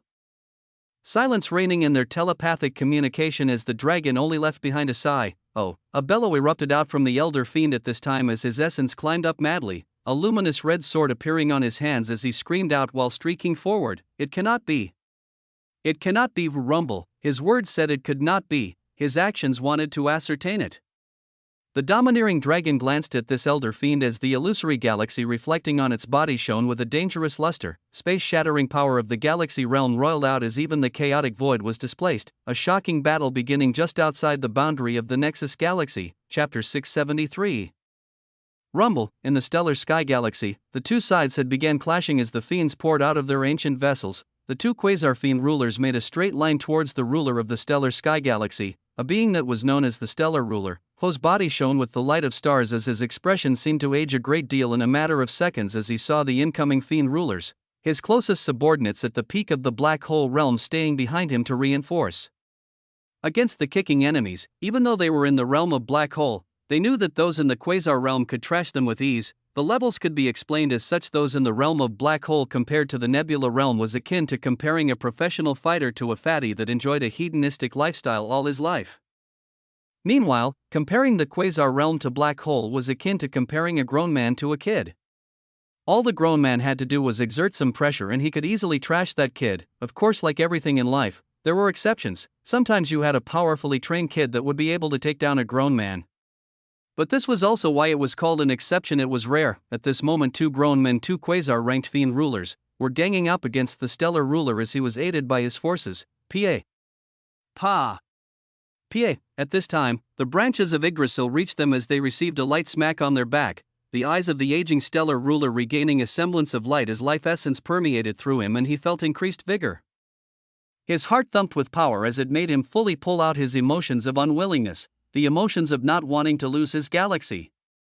He roared out with power as with the buff of boosted life force, he clashed with the two fiend rulers. Off in the distance where the branches of Yggdrasil were many, the fiends at the ranks of Nebula and Black Hole were swarming towards the heavily outnumbered defenders fearlessly.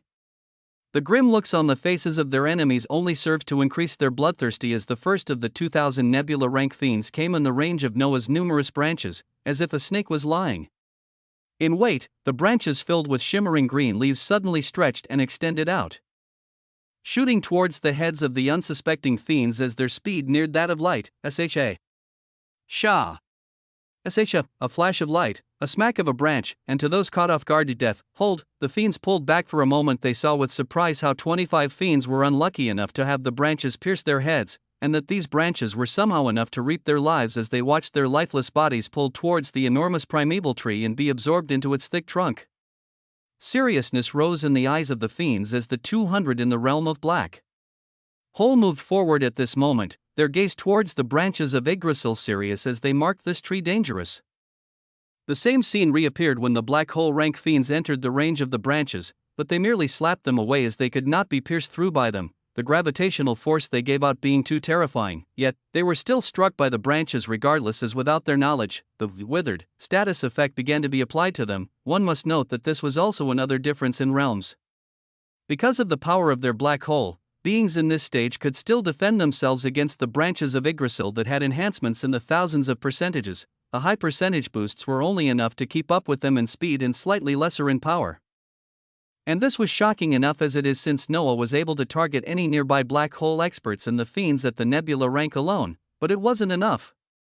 And he saw this clearly as he saw some of his branches being grasped by the fiends above him in realm as they used their strong hands to rip them apart. A tingling sensation came every time his branches were destroyed, only pulling back slightly before they regenerated to rush out with even more vigor. This was the 5,000% regeneration at work, where as long as he provided mana and wasn't killed by a terrifying skill, his branches could heal nearly instantly. One must also recall during all this that he wasn't alone.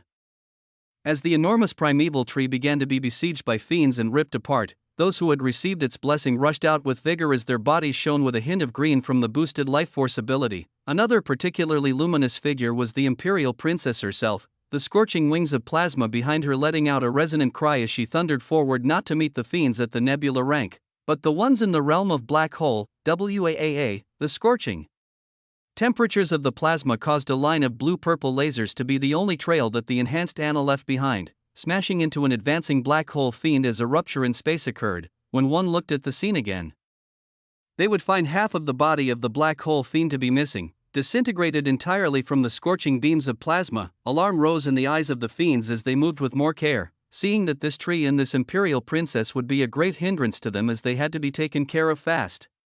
But it wasn't just them, as the two maids living to only protect and service the imperial princess looked towards them with eyes pulsing with killing intent, their delta ranked trade erupting out as they went to match the groups of nebula-ranked fiends. The protectors from the Nexus Galaxy joined in, as well as the defenders of the Stellar Sky Galaxy jumping in the fray as the conflict fully began. As all of this was happening, the numerous branches of Yggdrasil continued to whip as many beings as possible as allies were strengthened and enemies were debuffed, while also strangling any nebula-ranked fiends that came anywhere near them. But every time a black hole expert came near, they used their powerful realm to not allow any of the branches to pierce through them as they released horrendous attacks that ripped apart the branches.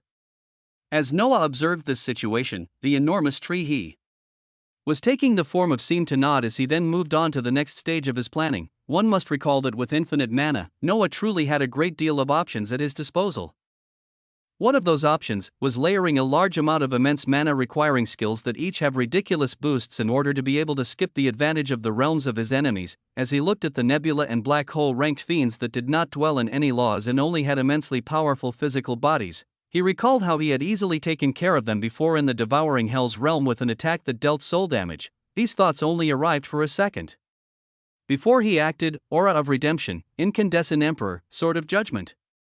Sword of Judgment. Sword of Judgment. Sword of Judgment, a constant and repetitive spam. The horrendous abilities under the law of fate were cast seamlessly to back up the already ridiculous law of life.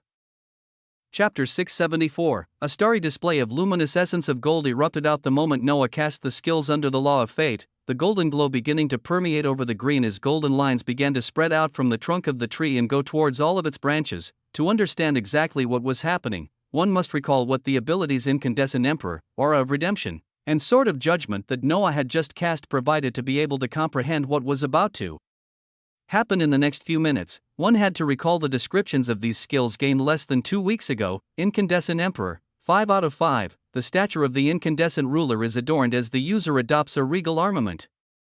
While active, Incandescent Emperor grants 1000% to damage, attack speed, cast speed, law resistances, defense, as well as 50% decreased damage taken from all sources. Aura of Redemption, May 5th, the circular aura that surrounds the user and grants them constant health regeneration where any damage dealt can be healed instantly for as long as the ability is kept active. Sword of Judgment, 5 out of 5, a unique sword capable of tearing apart space itself is called upon to be wielded only by the user. The Sword of Judgment deals 0 physical damage in exchange for dealing a tremendous amount of soul damage, a golden aura that granted him constant health regeneration for as long as mana was provided. A skill termed Incandescent Emperor that granted him another 1000% to a great deal of things, and a skill that gave him a righteous Sword of Judgment that purely granted tremendous soul damage. Just these 3 abilities reinforcing Yggdrasil meant, well, we would just have to observe to see the results.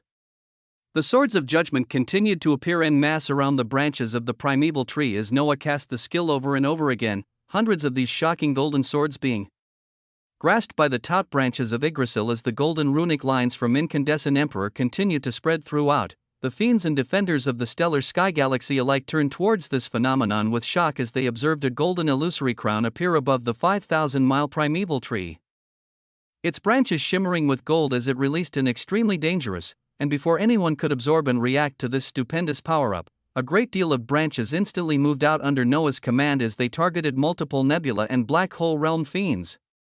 Each of the branches of the ancient tree carried with them a Sword of Judgment, the swords shining with a dangerous glare as they struck out with immense speed multiple times faster than before. The speed came as a shock to the fiends who watched in disbelief as multiple branches of the ancient tree struck over 100 nearby nebula rank experts, while an even larger number of branches seemed to target over 10 nearest black hole fiends.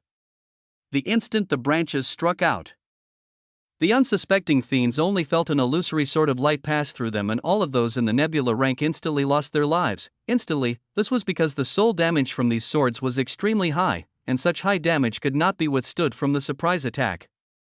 This was a shocking sight to see, as over 100 nebula rank experts fell in less than a second. On the other hand, the fiends at the rank of black hole fared much better, a few of them being able to react on time as they weaved out of the path of the swords of judgment, but still, 6 had been unlucky enough to have multiple branches carrying the illusory swords pass through their bodies like a hot knife cutting through butter. Strong in physical offense and defense, but no protection against the damage dealt directly to the soul. This meant that instantly, 6 fiends at the rank of black hole also met their death. A lull seemed to permeate throughout the battlefield as everyone looked towards the abrupt attack that had come from the glimmering ancient tree floating in the starry space. They saw that golden runic sigils were permeating throughout the trunk and branches of the ancient tree, its luminous green leaves shimmering with a hint of gold. But the most striking thing were the dangerously shining golden swords that had been used to deal a shocking sneak attack that took away the lives of too many experts. The imperial princess floated to the side as her wings made her stand out in the starry space. She still held a veil covering her face, but if one could see her resplendent expression, they would see someone looking over in complete disbelief at what had just occurred. Over 100 in the nebula rank dead and 6 in the rank of black hole dead instantly, off in the distance. The 2 quasar-ranked experts that were besieging the ruler of the stellar sky galaxy looked over with grim expressions as they saw the branches pull in the bodies of the defeated fiends into its thick trunk. They looked towards each other as an unknown communication seemed to pass through their minds, and then one of them instantly shot towards the ancient tree while the other took the attention of the shocked stellar ruler. OOH, the stellar ruler burned with essence, as this being was actually an assimilator of the law of space, and he was an extremely proficient assimilator, as over half of this law was already one with him. His body seemed to become one with space as he instantly appeared in front of the fiend that was making way towards Yggdrasil, throwing a punch that had the force of numerous stars as the fiend ruler came to a stop. "Your enemy is me," the stellar ruler shouted this while his heart shook at the power the life law master displayed. Aside from the boosted life force given by this being that allowed him to sustain heavy injuries that healed instantly against the 2 quasar-ranked beings, it turned out he was also proficient in the law of fate, as he somehow dealt deadly damage to the fiends and took down many of them rapidly. He could not let this being be besieged by these 2 powerful enemies, but as if the fiend rulers were in sync, the moment the stellar ruler appeared to block the one going towards Noah, the other one he left behind instantly disappeared from his location as he neared the wriggling branches of Yggdrasil. This meant that at this moment, a quasar-ranked fiend expert was making his way towards Noah as he was marked dangerous, since his actions were simply too eye-catching. Chapter 675. Meanwhile, Noah himself was reaping the benefits of the surprise attack as he pulled in the bodies of over 100 nebula rank and 6 black hole fiends. The fiends at the stage of nebula alone granted him cores that went on to help him forge a range of 10 to 100 stars. Meanwhile, the experts in the black hole realm that he had never taken down before, and yet somehow there were 6 dead at this moment, these beings were giving him a range of around 1,000 stars each. This meant that from the 6 black hole experts, he had gained over 6,000 forged stars as their entire origins were brought into the body of Yggdrasil for him to quickly absorb the cores. One must also not forget the skill points that had increased by a few thousand just from the death of these beings, yet the cores took the spotlight at this moment as there were simply too many being forged all at once. Especially from the unexpected source of fiends, this was not even accounting for the stars he was currently forging through the help of his ancient blood clones that had been scouring the stellar sky galaxy for more effulgent star pearls. One clone had found a stellar star while another was sifting through a stellar realm. With the help of the clone and the overabundance from the fiends that he had just taken down, the number of forged stars was shockingly nearing 40,000. This number only served to grant him more excitement as he neared the ridiculous 100,000 stars goal. So his eyes were once again set on the remaining nebula and black hole rank fiends as he wanted to scream towards them, "Feed me more." His excitement was only dampened when he saw the quasar fiend ruler making way towards him. This enemy that was 2 ranks above him would prove to be a terrible match as he began easily destroying the vibrant and luscious branches of Yggdrasil.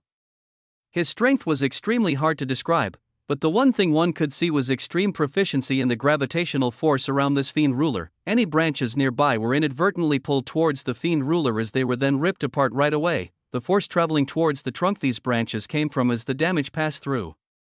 This was also when the strong life force of Yggdrasil shone though, as this damage was nearly repaired in an instant. The branches just destroyed, coming back to life once more. Oh, while the stellar ruler was being stopped by the other quasar-ranked fiend ruler, the one targeting Noah bellowed out as the essence rose by another notch, beginning to tear apart every branch of Yggdrasil faster than they could heal as he went to destroy the enormous trunks, releasing its roots across the starry space. But at this exact moment, A resounding sound rang throughout the region of the battlefield as a green glow bloomed from Noah's huge form, Ding, with a vibrant eruption of essence. The feature of another ability of Yggdrasil came to be. Life Shield had finally been activated after 10 minutes had passed since Noah transformed into the primeval ancient tree. Rumble, the life shield seemed like something that could not be violated, expanding out rapidly as it pushed out any nearby fiends with an unknown force, including the powerful fiend ruler, as all of them soon found themselves at the edge of a shimmering green circle. In the starry space, one could see this resplendent green circular field fully cover Yggdrasil as this ancient tree shone with an even more vibrant luster. Outrageous. The fiend ruler was maddened at this being of obvious lower power that could only defend and regenerate at this moment, but he was still not able to wipe him away quickly. Ding, his fists crashed against the verdant life shield as all other fiends went to do the same. The defenders of the stellar sky galaxy contained in the range of Yggdrasil for the healing abilities of being smacked by a branch looking around with palpitating hearts. The Imperial Princess was the same as her cold gaze shimmering with the power of plasma glanced towards Noah. Her thoughts could not be described at this moment, as when she expected another surprise from him, it was nothing like what she was receiving now. The maids Maya and Raya were finally out of words as they stared with utter stupor, not expecting a despairing battle to be going this way at all. But even in this moment of brief respite, Noah was still scheming as he saw the attacks of the many fiends repetitively rain down on the life shield. Sensing that this ridiculous shield could actually withstand the attack of these beings for about another 30 seconds at the rate they were going, numerous possibilities crossed his mind as one was picked, his attention going over towards the Imperial Princess as he enacted a plan. Princess, can you use your trait to pull at least 60 of the fiends at the realm of black hole towards me the moment the shield is broken? Just bring them as far in towards me as possible. His words startled Anna, who looked towards him as if he was insane, only affirming with serious eyes when she saw he was serious. Ding, the life shield began experiencing cracks as it would soon be broken, but the Imperial Princess prepared herself as the scorching plasma wings and rays of plasma around her receded. She thought of the words of Alexander as she sensed her trait of vector controller, committing herself to affect over 60 fiends at the realm of black hole one way or another. She was also at this same rank, and she would have to control the vectors of 60 creatures to go towards a certain location. Even with the odds of doing this, Anna still went forward as she began to trust the being known as Alexander more and more. She knew the task in front of her would be extremely arduous, where she might utilize all her mana at once and be immobilized. Yet she still went forward. Crack, the life shield shattered at this instant as the embroiled fiends were about to rush over, others still staying away from the range of Yggdrasil as they threw attacks from a distance. But at this moment, a group of many fiends in the realm of black hole felt a strong gravitational pull that had a single purpose: to get them to move towards one location with certainty. It wasn't a constricting gravitational force, just a simple pulling force that took over 70 powerful fiends at the rank of black hole and brought them towards the very center of Yggdrasil, where hundreds of branches carrying swords of judgment waited.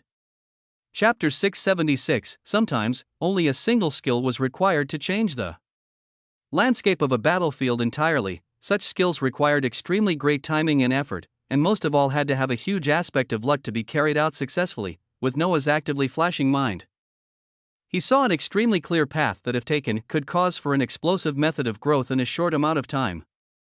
He saw his number of forged stars had increased by 1,000 from each of the black hole experts as this count was brought over 40,000 stars, and he realized the remaining 60,000 could very easily be gained as long as he took down 60 more fiends at the realm of black hole. It was mentioned he could very easily gain such a large number of stars, but it was an extremely hard thing to accomplish, as he effectively wanted to take down 10 times the number of black hole fiends that he did with his first surprise attack. So he sent his thoughts to the Imperial Princess holding an Epsilon-ranked trait as he read over her trait with the eyes of truth and saw that it could be possible for her to make him achieve this nearly impossible reality. The result was a star-staggering wonder of a brilliant hazy light shining from Anna as she spread her arms out wide, her veil roughly waving in the starry space as she pulled a force of over 70 fiends at the realm of black hole straight towards the enormous trunk of Yggdrasil. The moment this phenomenon occurred, not even the quasar-ranked fiend rulers could react in time as a shower of branches folded in on the ancient tree, each one carrying a pulsating sword of judgment as they tore towards the fiends. As if this stupendous ability of sword of judgment might not be enough, Noah cast area of attack abilities that affected a wide region, spamming many skills that brought by a spectacular effect since they were cast in the form of Yggdrasil. Madness Hegemony. Holy Fire. Fireball. Madness Hegemony. Holy Fire. fireball, palpating ether, blazing suns, and golden scorching flames overshadowed the starry space, the shimmering horror of the sword of judgment, in the hundreds slashing towards the shocked fiends playing out. One must recall the 3000% increased area of effect on all abilities that was attached to Yggdrasil, and then you had the further enhancement under the incandescent emperor. That made something which should have been nearly impossible into a reality. To put it in simple terms, the fiends that had no protection from laws and had very little resistance to the terrifying soul damage that was coming out from Noah on top his horrific abilities enhanced by many skills. The power of realms was breached with ease as he was able to reap the lives of 70 beings a realm above him in a few seconds. All of these factors made it possible for him to leap over the power of realms and ignore it, reaping the lives of those that should have been above him with relative ease. Rumble, off to the side, Anna and the other protectors were watching with bulging eyes as the starry space changes color to a tinge of gold and purple for a second. The essence of destructive ether and domineering fate present throughout is when the numerous branches could be seen again, the bodies of over 60 fiends in the realm of black hole were skewered on them as they were pulled towards the trunk of tree at once. World-shaking essence filled with anger erupted out from the quasar-ranked fiend rulers at this scene, the one besieging the life shield before pulsing with stupendous strength as he turned into a streak of light towards Noah. Pull back first. His command could be heard as it was directed to the nebula and remaining black hole rank fiends that could feel their hearts trembling with unease at the butchering of their brethren with such ease. The fiend ruler set off alone to rectify this great injustice, but he would find that he and his people had just played a part in a shocking play as they acted as the fuel to make a raging fire glow ever brighter. At this moment, time seemed to come to a slow motion as many important events occurred in the span of a few seconds. A fiend ruler erupted out towards Noah. Yggdrasil then began to shine with a vibrant light as at its hidden center where an illusory nebula could only be seen by Noah a great number of stars began to be forged at a rapid pace unlike anything experienced before. 50,000, 70,000, 95,000, it seemed like his fuel was endless, and it actually was as the loot of 70 black hole rank experts went towards helping him put together a shocking nebula of 100,000 stars, was actually completed. Dying, an archaic wave of mana erupted outwards from Noah's huge form the moment that this phenomenon was completed. His entire body coming to a halt as even his clones that were searching for more effulgent star pearls were brought to halt momentarily. Even his other body and clones in the novice galaxy were also brought to a halt for a second, time seemingly being slowed down the instant the 100,000 star mark was achieved, a shocking phenomenon occurring within the origin of Alexander as the nebula came to a complete halt. An essence of appalling age and profound ancientness seemed to emulate from the center of the nebula and climb outwards, Noah's mind coming back to life as his eyes shone while looking at his own origin, a set of words appearing in front of him as he stared at the ecstatic nebula with eyes of truth. Complete nebula, an origin in the realm of nebula that has achieved grand completion, achieving a stage that very few have entered since time antiquity. As with all stages achieving grand completion, the illusory nebula will become more real as it already manifests on the body of the being with this origin. A set of words showed something unique that very few had achieved, as in the battlefield where time seemed to be moving in slow motion, many beings nearly had their eyes fall out of their sockets as from the body of Yggdrasil they began to see an image of an expansive nebula come to life. This nebula seemed wondrous and magical, with starry skies filling it to the brim. A glimmer of profoundness could be felt from as it lit up the entire surrounding space, yet before this nebula could even be enjoyed with all of its beauty, they saw a starry light cover it as the beautiful stars within it shattered, an implosion of tremendous proportions erupting out as it even shook the space outside, those watching with perched eyes beginning to see the formation of a dreadful black hole. At this moment, a variety of factors came to be as Noah imploded his complete nebula. To advance from this realm he had been in for a few weeks into a brand new stage. Chapter 677, in the chaotic void of the Nexus galaxy, tears could be seen in space as flashes of light were the only thing visible every now and then. This was because an appalling battle was taking place between experts at the galaxy realm. The Elder Fiend was particularly active as he moved with a sullen face, parrying the claws of the Aurora Galaxy Dragon with the blade he carried or even his own body at times. This was the body of an Elder Fiend that had trained to the peak, gaining a thrumming physical body that could actually match a creature such as the Aurora Galaxy Dragon in battle. Others could traverse in laws and gain a special understanding, while fiends focused on their realms and bodies as they grew to the numbers and levels they were at today. Yet, they were still being hindered, and by a power that should not be able to do so at this moment. The Elder Fiend had a somber expression as his denial about the creature before him could not be continued anymore. the knowledge it had about such a creature spilling out as his heart only became heavier. The creature he was fighting was truly an animus summon or an animus pet, where beings proficient in a particular $$$ were capable of utilizing profound abilities to bring these creatures to life. Among the many secrets of the animus summons, the one that made them as powerful as they were was the fact that when it came to the realm of power, they followed archaic methods that granted them a nearly perfect cultivation base. Such a thing could also be understood with ease when one knew what to look for. And the fiend was convinced when he continued to see the image of an expansive galaxy swirling within the body of the Aurora Galaxy Dragon. At any stage, if one could see a manifested image of the origin of a being when they utilized their essence, it meant that this being had a nearly perfected realm of power that would overshadow all of those in the same realm.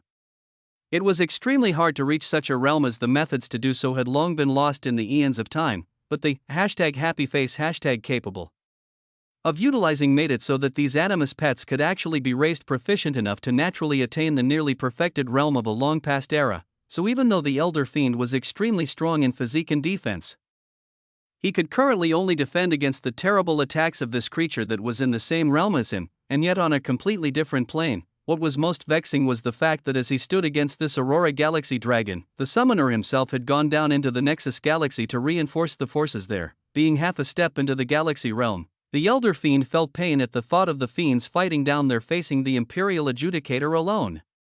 He knew at this moment that this campaign at the Nexus Galaxy would not be successful, or a dragon's roar was all that met his thoughts as a starry claw carrying the force of a luminous galaxy thundered down. In the stellar sky galaxy, an isolated gravitational force had come to be as a wonder of a nebula was broken down, those watching seeing the formation of a shocking black hole that wasn't just black in color, but it seemed to hold an assortment of gold, black, red, green, blue. It was a black hole forming that had the splendor of multiple colors as those watching had to rub their eyes to be sure they were looking at the correct phenomenon. The implosion of the nebula and the formation of the black hole was extremely fast, nearly instant for those paying attention, as one of the benefits for forging the ultimate peak of stars before breaking through was revealed. Those attaining the 100,000 number of forged stars in their nebulae before breaking through would have the easiest time doing so, the next stage coming naturally as they would not experience any dangers. Such was what occurred with Noah, where his spectacular black hole formed with ease as he began to feel the surrounding space with much more clarity, the gravitational forces in his immediate surroundings being something that he seemed to be able to easily control. Many beings watched the formation of the black hole with amazed eyes, especially the Imperial Princess that had contributed majorly to making it possible. Anna was currently breathing heavily after utilizing all her power, drawing nearly every mana she had to pull the over 70 fiends to the position where they were wiped away.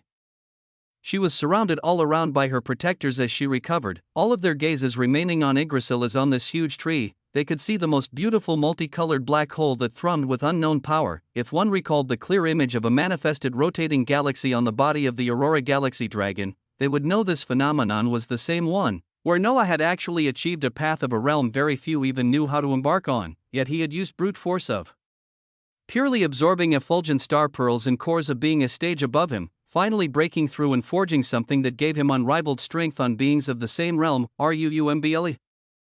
The leaves of Yggdrasil shone with even more splendor as the slowed down time seemed to move normal, a fearsome pressure erupting out from the ancient tree as it faced the coming onslaught of a maddened fiend ruler. This Quasar realm expert locked his eyes with the gorgeous multicolored black hole that seemed to release an unknown sense of pressure that made even him uncomfortable, especially the fact that its image was rotating domineeringly in the body of this ancient tree, as if nobody could stand against it. Perish. The aura of the fiend ruler climbed as he ignored the danger signals and thundered forward, a newly advanced being at the realm of black hole versus a being at the realm of Quasar. The former was reinforced with a great deal of skills that granted shocking percentage boosts, and now as he walked on the path of strength that had been lost over the eons of time, his level of strength amidst all of this not being fully calculated yet, a battle with someone of a higher rank was just what he needed. Chapter 678. The battlefield had turned chaotic as the Quasar-ranked fiend ruler went toward Yggdrasil with an ever-rising aura. The stellar ruler observed this scene with unwilling panic as the other fiend ruler accelerated his attacks and besieged him on all sides so he could not lend help. Protect the Lifelaw Master, even if you have to sacrifice yourself. The cry of the stellar ruler rang out across the starry sky as many beings shook their heads with strong emotions while listening to the command. Even they knew that if this wondrous being in the form of a tree fell, they would fall even faster as they lost one of their strongest contenders who could also heal all of them in seconds. The two maids Maya and Raya did not want to leave the side of the tired imperial princess, looking towards Anna with hesitation as they wondered what to do. All of the beings currently on the scene of battle were on the same mindset as they watched the fiend ruler aim at Noah's life. They knew that it would be extremely hard to win such a battle even with the prowess he had shown in the form of Yggdrasil.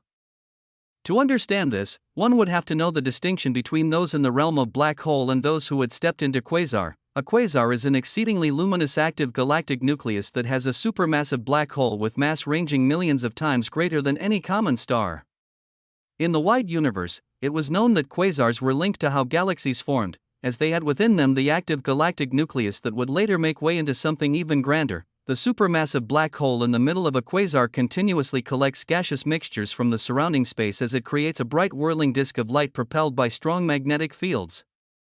If one ever had the chance to lay their eyes on a site of a quasar, they definitely should, but at this moment, a being of such a level was thundering towards Noah as around his body, one could distinctly notice a natural swirling mass of star particles that created a natural barrier between the fiend ruler and the outside space, a naturally protective barrier granted whenever one reached the quasar realm, a barrier that heavily reduced all incoming damage while even nullifying lesser types of damage. Before, when the branches of Yggdrasil even neared the fiend ruler, they were ripped apart into nothingness as the sword's judgment carried on them were easily evaded. Now as Noah stepped into the realm of black hole and stepped on a path of power lost in the eons of time, he sent forth his branches once more as other protectors of the stellar sky galaxy swarmed towards his position to also lend a hand. They watched with bated breaths as the singular branches of Yggdrasil rushed forward while climbing together, gradually forming into a huge cylindrical trunk that was 1,000 meters in diameter. This tree stump went towards the fiend ruler, making his way over like a raging bull, this quasar expert throwing out a fist that carried with it the glimmer of stars. Smashing against the cluster of branches head-on, boom, titillating light waves and vibrations erupted out at the point of contact, the scene becoming clear once more as many beings watched in pure astonishment as they saw a fist still in contact with a thick tree trunk. Bzzz, horrid gravitational forces were continuing to erupt at the point of contact as shockingly, Yggdrasil was not pushed back by the punch from a being a rank above him in the slightest. That is, the illusory multicolored black hole that was visibly swirling within the body of Yggdrasil could be seen shining ever brighter as it released a stupendous gravitational force, their eyes really registering the fact that someone at the realm of black hole withstood an attack from an expert of the quasar realm. They seemed to have forgotten the feat just a few minutes prior when multiple black hole experts were taken down instantly when Noah was still at the nebula realm. Because they simply weren't looking at him like he could be in such a realm with the power that he portrayed, yet now they visibly saw a shimmering black hole that did not appear on anyone else like so, the path of strength only common in ancient times being recreated in Noah's hands as after seeing he could withstand the horrendous damage of the fiend ruler, even more branches weaved together into huge tree trunks. The vibrant golden green leaves seemed to have an even sharpened edge that could cut apart steel as on the converging branches. Hundreds of swords of judgment appeared as miniaturized stars also came to be, along with fearsome portals of terror filled with pulsating rays of ether and golden scorching suns as Noah cast Starcaller, Madness, Hegemony, Fireball, and more skills. Since he saw the gap could be breached, he wanted to break it even further by doing what he was best at, spamming. Meanwhile, as the battle between the body of Alexander in the Yggdrasil form and the fiend ruler took place, something worth noting was happening with one of the ancient blood clones that was just finishing scouring a stellar realm for more effulgent star pearls. The way of forging stars was much faster when cutting down nebula and black hole rank experts, but where would one find such beings to do in the future? These star pearls could grant someone multiple stars as they would still have their uses, so Noah had the two clones continue to scour the stellar stars and realms of this galaxy. One of his clones was passing through the earth of a stellar realm while heading towards another location of a pearl. When his body suddenly came to a halt as not too far away from him he felt the waves of unique essence that he shockingly recognized. It was the same type of essence that he sensed when the overwhelming ruination core was brought out by the novice galaxy, an essence that seemed to indicate a tool of ruination. He changed his direction instantly as he followed the waves of this unique essence, piercing through the earth as he broke into a small cavernous space beneath whatever mountainous earth he was on. This space was unique in nature as it seemed to only be holding a single thing within. Floating in the very middle of this hidden space was a page. Chapter 679. When Noah saw the clone break through the layers of earth and see the page floating silently in the small hidden cavernous, he couldn't believe his own eyes, as he had to make sure what the eyes of truth were showing him was truly a real thing. Book of Ruination, page 11, a page from the Book of Ruination. Knowledge of the assimilation and integration of laws is contained within. It truly was. His clone floated towards it as his hands reached out, managing to grasp onto the page carefully as he came across something with a unique texture. It felt extremely cold to the touch, and even though it seemed to have the properties of a page, he could not bend it even slightly. As he looked at this page, he was filled with disbelief, as even he had to ask himself, what were the odds of him coming across such a thing? As his clone scoured the stellar sky galaxy for effulgent star pearls, he had only searched across a few stars and realms, and yet a page from the Book of Ruination was now in front of him. Granted, he only found it because it released a unique signature that he had felt before because he was around a ruination core, but it was still something that caused one to pause. He would attribute it to blind luck at this moment, but his attention was already carried away from the why as he stared into the page and wanted to see exactly what was on it. He stared at the words present on the page as they seemed to come alive, each of them seemingly trying to jump out of the pages. His eyes could not help but read the first paragraph, Excerpt 11, Integration, Book of Ruination. The laws are as vast as the oceans and as solid as the mountains. One can embark on a single law and never complete it in their lifetimes, while others can begin a law and master it in a single day. This time, among many things, we discuss the steps after one comprehends a law. We discuss the steps of the integration and assimilation of laws. Among the multitude of creatures in the universe, the one who embarks on the path where their origin is loved by the universal laws will be the one to succeed. To those seeking to assimilate laws in the most optimum way, one must first comprehend all the basic, supreme, and ultimate laws. Initiating a method of assimilation written later on in this page will allow one to embark on a path that breaks through the chains of universal laws, as their assimilation of all of such laws will set them on the path of a path that is needed if one ever hopes to fully utilize the tools of ruination, a path of those who stand above many in contempt. Archaic words filled with power littered the page, those displayed above being but a mere paragraph as what was written on this page could fill half a book. Yet this was only a single page from the Book of Ruination. A page that was titled, Excerpt 11, Integration. His eyes seemed thirsty as he continued to read even more knowledge he never thought to be possible freely displayed on this page as he soaked all of it in, while his clone obtained something out of his wildest dreams. Noah himself was fighting a being of higher rank than him while actually managing to stand his ground. The high percentages of boosts given by the many skills he had active were the only reason he was doing what he did, with the other being the abnormally powerful multicolored black hole that seemed to release near the same pressure as the fiend ruler at the quasar realm. This was because it was a black hole formed from 100,000 forged stars, something 100x times greater than what most beings broke through with. One must also understand the percentage boosts and exactly how they came to provide Noah the power that he held. If we were to assign an attack value of 10 to Noah as the base damage he could deal and then apply the 3000% damage, it would be 10 by 3000%, or 10 by 30.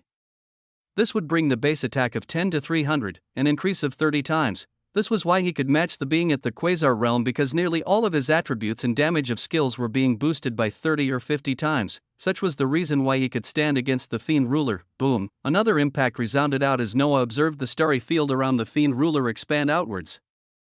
Its body trying to weave in and out of the spam skills or simply tank those that were too large. Noah was making sure the impact of the skills could be felt as he threw down stars and fireballs 10 or 50 times larger than the 3-meter-tall fiend ruler himself, making it so that these attacks had to be dealt with by him as he withstood their damage alone. One could distinctly see that even though the starry field portrayed by this quasar expert was roiling out strongly, it continued to get dimmer and dimmer over time. This was because even as he tried to make his way to the huge trunk of Yggdrasil, the numerous branches wielding swords of judgment always got in his way, if not for the terribly changed ether-filled area of space through the hands of madness hegemony or the terrifying spam skills. At this moment, the realms of power were being violated by Noah as he actually made it so that a being of a higher realm could not advance or pull back in front of his attacks, only being able to sit there and take it as with time, the one with essence remaining will be the eventual winner. Many beings saw this situation as well, which was the reason why even more of them continued to be amazed with the being they only knew as a lifelaw master, having been fighting for so long and keeping such a powerful skill active. Was this being still not running out of energy? The fiend ruler felt irreconcilable as he tanked more and more attacks while trying to squeeze in towards Yggdrasil to no avail.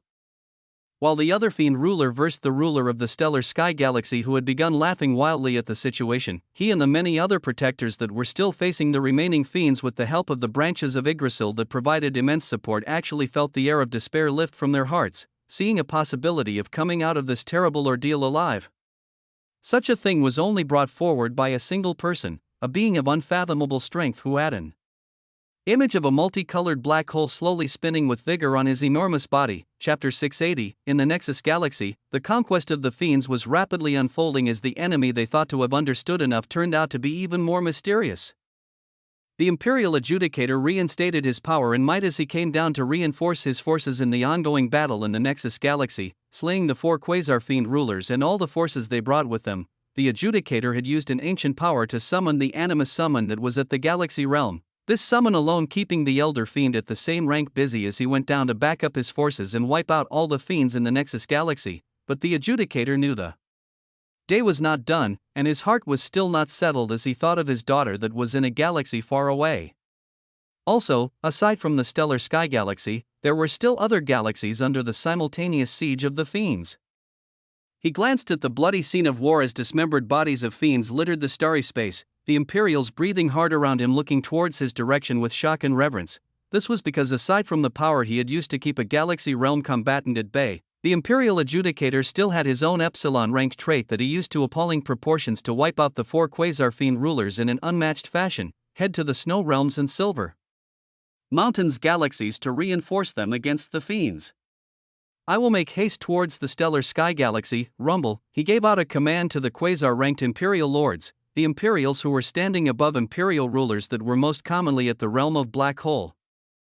These Imperial Lords nodded with heavy expressions as forces were divided and soon prepared to set off, the Adjudicator turning into a streak of light as he left the boundary of the Nexus Galaxy. Outside in the chaotic void, the Elder Fiend was maddened as his body was gradually ground down by the Aurora Galaxy Dragon, a being such as him not being able to handle a majestic creature holding the bloodline of dragons while also being on an ancient path of power that allowed for a glimmering galaxy to be manifested on their bodies. The Imperial Adjudicator watched this unique creature with shining eyes as he came out of the boundary of the Nexus Galaxy, communicating with it telepathically as he received the reply that the battle with the Elder Fiend should end within the next hour. Even with the extreme might of the Aurora Galaxy Dragon, beings at the rank of Galaxy were extremely hard to kill as their life force could even rival those cultivating the propitious primeval physique. This Elder Fiend who was on the ropes while fighting with the Aurora Galaxy Dragon would not be going down anytime soon, and the Adjudicator knew he would not be of help in this fight between experts of a realm he had only taken half a step into, even if he brought his Epsilon-ranked trait into account. Then I shall go confirm Anna's safety, or IR. His message reached the Aurora Galaxy Dragon as he simply received a piercing roar, his eyes barely managing to catch a glimpse of the starry claw rushing down towards an irreconcilable Elder Fiend. His body thrummed with power as he made way towards the stellar sky galaxy, hoping that the protectors there could just hold on for a little bit longer, and that even if all of them died they had better protect his daughter with their last breath. As the Adjudicator left a battlefield with experts of higher realms and respected the absolute difference in power, Noah was utterly ignoring such a thing as he continued to thrash a Quasar-ranked fiend left and right. The numerous and luminous branches of Yggdrasil focused entirely on the fiend ruler as this being was besieged on all sides with branches wielding Sword of Judgment. Any time that these swords weren't near an imploding star or a blazing sun would take its spot. Over time, the Swords of Judgment found their marks as this fiend that even had a natural barrier of essence around his body began to get hurt, the problem of not having strong soul protection becoming the bane of this creature. The protectors of the stellar sky galaxy watched this fight with ever-rising hope as they fought back even harder. The boosted life force, a fact that they actively sought by going near lone branches of Yggdrasil just to be hit, continuing to provide stupendous results. The fiends themselves could not believe the sight in front of them, and this was especially so for the fiend ruler that was matching the stellar ruler. This Quasar-ranked fiend had turned drastic as he tried to get past the stellar ruler and lend aid to his compatriot who was being besieged by attacks on all sides. But the stellar ruler would not relent, as he glanced at the miles-long ancient tree that had a visible multicolored black hole rotate through its body as if it was a painting. The fiend ruler questioned what exactly they had come across. They still had the mission of looking for the mysterious page, and the fiend ruler was terrified to return to his master without any results. Yet he could only watch as their forces were reduced to a level where the protectors of the stellar sky galaxy could fight back. and the situation was turning drastic for the Quasar Fiend ruler facing Yggdrasil. Oh, the Fiend ruler released a bellow as his body lit up with a torrent of essence, reinforcing it as he withstood a barrage of fireball in the form of genuine suns. Terrible eruptions of ether and destructive elements from oversized portals of terror also erupted around him as the 3000% increased area of effect on all abilities boost continued to show extreme effectiveness. In between this spam of suns, stars, and ether rays were the hidden and the even more deadly swords of judgment, and the moment that a portal of terror exploded and caused a destabilization in the surrounding space, Noah used this chance to lay out a finishing strike, hidden amongst the destabilized space and baleful ether. Over 10 swords of judgment suddenly bloomed from a hidden branch as their tips reached the Fiend ruler in an instant, shirring, a grating sound of multiple illusory swords meant to only hurt the soul did just that. And they did so in an utterly stellar fashion as the Fiend let out a bellowing last cry, his head pointing up as his eyes blazed a golden light before they died down, the immense quasar within his origin coming to rest, dead. Dead. He was actually dead. Silence permeated the battlefield as even those in close combat came to a stop. They looked at the scene of the Fiend ruler floating listlessly in the starry space with disbelief as they did not even know how to react. From the hands of someone that had just entered the realm of black hole, a quasar-ranked expert had fallen. Many looked at this scene as they wanted to scream impossible, as they wanted to say it was improbable. Not even the stellar ruler who was fighting another quasar realm expert had been able to take him down. Nobody else on the battlefield had as many kills as him, yet did he have to be so outrageous? Chapter 681, how could it be so? This was the thought crossing the minds of many, but it was the singular thought in the mind of the Fiend ruler as he watched with disbelief as someone with the same rank as him had been killed. Oh, he bellowed out with rage and unwillingness as a command left his mouth soon after, fight. Fight with all your strength. For the great master, he bellowed out the words as his command shook the hearts of the remaining fiends, but they steeled them and followed as they rushed towards Yggdrasil that was still surrounded by many protectors like moths to a flame. The Fiend ruler knew that their master would not accept such a failure, especially since their mission was much more important since it involved finding the treasure that their master wanted. If they could not get it, it was better to die here than to face the wrath and disappointment of their master. Rumble, fiends dashed down even though the state of the battle had become unfavorable to them, the Fiend ruler raining down attacks towards the stellar ruler with even more vigor. Meanwhile, near the ancient primeval tree, Noah had just taken in the body of the dead Fiend ruler as he saved the cores, a glistening quasar-ranked skill book, and then he watched the skill points shoot up by another few thousands while a red glow passing over the dead body of the Fiend as he read through its memories. Eyes of Truth told him a lot about the beings he came across, but nothing could compare to living the memories of the being themselves. As he began to quickly process thousands of years' worth of memories, his roots wriggled in the starry sky as his enormous body rumbled, the manifested multicolored black hole rotating with immense power as he moved rapidly towards the other Fiend ruler.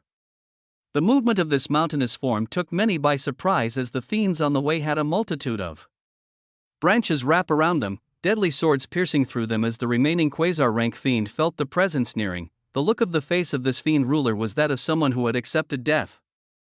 And he did so in a stellar fashion as when he saw Yggdrasil nearing, he stopped attacking the stellar ruler and brought his arms to the side. The stellar ruler looked at this as he used the opportunity to quickly land a deadly strike, but before he could even reach the fiend, his fist stopped an inch away from him as an enormous force was beginning to erupt out. When he felt this force, the stellar ruler turned ashen as he instantly turned around and ran in the other direction while screaming, "Spread out!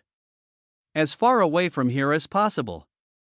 He is imploding his quasar." Shocking words left his mouth as many beings scrambled away, the Fiend ruler that had accepted death for its failure actually choosing to go out with a bang. And it was in a stellar fashion at that. At high stages like black hole and quasar, experts could give out their most powerful attacks when they destroyed their own core, the destructive energies released from an imploding black hole or quasar being something that could heavily injure or kill the enemy of the same rank. This was especially so for quasar, as it was nearly 100x more deadly than an implosion of a black hole. This was because a quasar had an active galactic nucleus, a level right before the formation of a galaxy. Such a thing imploding would release a tremendous gravitational force that would rip apart space and everything in its surroundings to oblivion, so the stellar ruler ran at this scene, while Anna and her protectors moved even further back to be safe. But many had widened eyes when they realized a single being was not running away as they even continued to rush towards the imploding quasar faster. Yggdrasil neared the terrifying force of an imploding quasar as the body of the Fiend ruler had begun to crack and melt. the space around him already ripping apart as a horrid gravitational force threatened to erupt out any second. But Noah still went towards this exploding quasar not because he was selfless or a saint, but because of the loot. He really could not let the loot of a quasar ranked being go to waste, so he went forward as he was also filled with a level of confidence. One of it was the fact that his life shield would erupt out at any moment, and the other was that he actually did not feel too much of a threat from the horrendous gravitational force spreading out from the fiend, and the reason was his own archaic manifested multicolored black hole. At this moment, it seemed to be domineeringly screaming to him that the gravitational force being released by this imploding quasar could not compare to the abilities of the manifested black hole, and it threatened to prove this as the colorful black hole within Noah shone with a scintillating light. The light seemed dominant and wild, converging to form an appalling gravitational force that went to restrict the imploding fiend in front of Noah. His branches flew out in a circular motion as they went to wrap all sides of the fiend, the suppressive force being released by his own multicolored galaxy actually stopping the advancing implosion of the fiend as the terrifying gravitational force around it remaining restricted to him. This was suppression. Utter and genuine suppression of a lower realm with a higher one, and it was simply because the lower realm was made too resplendently with abilities that were lost over the eons of time. The horrid gravitational force from the imploding quasar never appeared, with Noah's branches carrying golden sword reaching and piercing this being from all around as a golden light burned in the closed eyes of the fiend ruler. His soul being cleansed with the judgment of fate as he perished, a pervasive sight, a heart-rending battle, 2 quasar experts dead, and to someone that had recently broken through to black hole at that, chapter 682, in the chaotic void, a particularly restless imperial adjudicator was rushing out with an aura of a blazing sun as he made way towards the stellar sky galaxy. He used any teleportation rifts that he could to make the trip smaller, but as it normally took hours to make it. From the Nexus galaxy to stellar sky, it would take him at least half an hour if not slightly more as his shocking speed powered forward. As he streaked across the chaotic void, he just hoped for the safety of his daughter. He held the medallion she had used to contact him prior, only listening to see if any message would come out of it as he never sent one himself. This was because he knew that his daughter could be in a deadly battle right now, and he would not do a single action that could break her concentration, and he knew that whenever she was safe, she would immediately let him know. So he kept the medallion as he thundered forth, wishing he could grow wings to move even faster. What the Imperial Adjudicator did not know though, was that his daughter had passed over the terrible ordeal and was safe at this moment. She just had not even thought about picking up the medallion and letting her father know, as her eyes, like the eyes of many, were still glued to the figure of an enormous green gold tree butchering experts at the realms of nebula, black hole, and quasar as if he was simply snapping the necks of chickens. With the fall of the last fiend ruler, the ranks of fiend broke down as others tried to run, with even more choosing a similar action of self-implosion as the protectors had already run far away from them. Meanwhile, Noah actively sought them out after he put the body of the fiend ruler away. His manifested black hole releasing a suppressive force on any being that wanted to implode themselves and cause a horrendous gravitational storm, his branches reaping their lives thereafter. The others saw this phenomenon as they shook their heads in amazement, thinking this righteous lifelaw master could not stand to leave even a single of these invading fiends alive as he took care of them before they could deal any more damage. But the truth was that Noah simply wanted all the loot that came with nebula and black hole rank experts. The skill books were many, the cores they granted were numerous, and he could find a way to transport them to the novice galaxy as he very easily increased the strength of the combatants there to nebula rank, and even make some of them experts at the realm of black hole. His subordinates would rise in strength even faster than him if they were power leveled with these cores. And Noah wanted them to achieve even higher realms of strength. This was because he knew that deep inside their hearts, they felt a feeling of uselessness as they could not contribute to any of their goals because Noah's power outpaced them by so much. If he could raise their strength to a sufficient enough level, the harbingers of sin and others could finally be put to use as they explored this vast dark universe. This was also why even after locating the shocking page of ruination, the clone had put it away for further reading later as he continued to search for and collect effulgent star pearls, all that would be loot he could use to power level his subordinates. He was collecting the loot from fiends and the loot from this galaxy as he left nothing behind. One could never have too much loot. His thoughts were abundant as he carried out his actions, the memories of the fiend rulers showing the shocking truth of even their mission that he had stumbled upon. He also got to know the identity of a fearsome backer of these fiends, a being that had earned the title of an entity. He still did not know what this title truly meant as he pushed it in the back of his mind for now, dealing with the things immediate to him at this moment. The battlefield had gradually become calm as he finished off the last of the fiends. his form as an enormous tree taking the eyes and attention of all the beings in the surroundings as they gave him a variety of looks. The imperial princess that had recovered some of her mana floated with the two maids who could not hide their amazement, their eyes opening even wider as they saw the ancient tree shimmer with a green light as it began to reduce in size. Soon enough, the image of a young man with dark hair appeared, his eyes still carrying a hint of blue and green as the abundant essence of life vibrantly pulsed from him. As Anna stared at Alexander, she could not help but shake her head in wonder as on the body of this being, she and many others could still see the image of a manifested black hole. He looked like a being glowing with multicolored lights as the illusory image of his profound black hole took over 80% of his body and glowed with power. His eyes noticing the gazes of the beings around him as Alexander turned to look at himself and see the situation firsthand, he seemed to smile as he gave a command, the illusory manifested black hole on his body becoming dimmer and dimmer until it could barely be discerned. This was a mark to identify the beings on a spectacular path of power, and would light up brilliantly whenever he used his essence in the future. As he finished all of this, his gaze was calm as he went towards the direction of the imperial princess. Many of the people around did not even know how to approach and act towards him as only the stellar ruler was laughing boldly while going towards him. "Princess," Noah called out with a slight smile as the veiled Anna turned her face to the side curiously, speaking out words filled with interest and a hint of inquisitiveness. "Who are you?" This was a question that many beings had. Among the thoughts of thankfulness for saving them, Noah already prepared multiple ways of answering, but at this moment, all the beings here felt the nearing of a ridiculously powerful aura, an aura of power that was even greater than the quasar-ranked fiends that were just defeated. The eyes of many nearly lost their light as they saw a blazing sun pierce the boundary of the stellar sky galaxy and rush towards them, a bellow coming out from it that shook the starry space itself. Vile fiends, rumble, some were scared, while some that recognized the aura and the voice like Anna smiled brightly as the man himself, the Imperial Adjudicator, finally arrived to give aid to the stellar sky galaxy. His immense aura spread out as he noticed the scene of battle and prepared to release deadly attacks, but was shocked to find bodies of a few fiends littering the space, those present only being the protectors of the stellar sky galaxy as well as some Imperials and his daughter. The Imperial Adjudicator glanced towards the direction of his daughter as he arrived to save her, finding a mysterious man standing beside her and looking towards him with eyes of curiosity. He had arrived to save them, and yet it seemed nobody needed saving. Was this not the galaxy that needed saving? Did it not have numerous fiends of high realms that completely outnumbered them? 2 in the quasar realm? 200 at the realm of black hole? What exactly had happened? Chapter 683. The scene of the battlefield in the stellar sky galaxy was one of cheering and happiness, this state being increased even more as the identity of the recently appearing adjudicator was confirmed. Many were happy to escape death as they threw away their feelings of despair, looking toward Noah's direction as he was the only one they had to thank for this.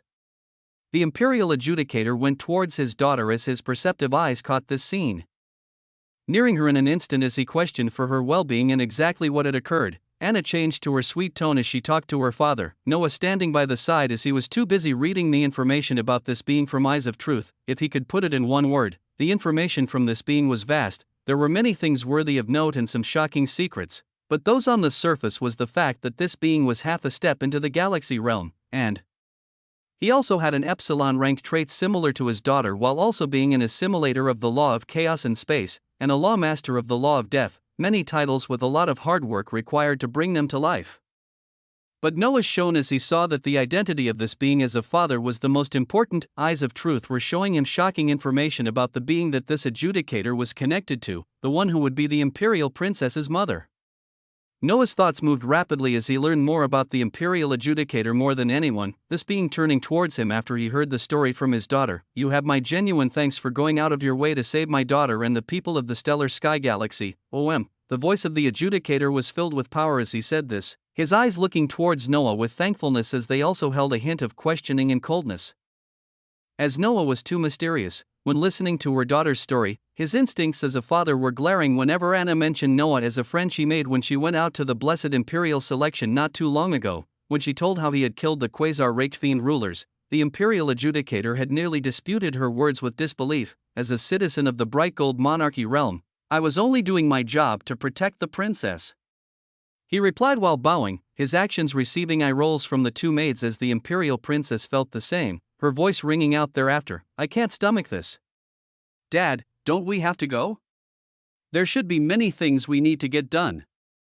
The words of the Imperial Princess returned many to the present as the adjudicator nodded, turning his attention to the stellar ruler as he spoke to him briefly. The knowledge that multiple galaxies were under attack was now widely known, as they knew much work was still needed.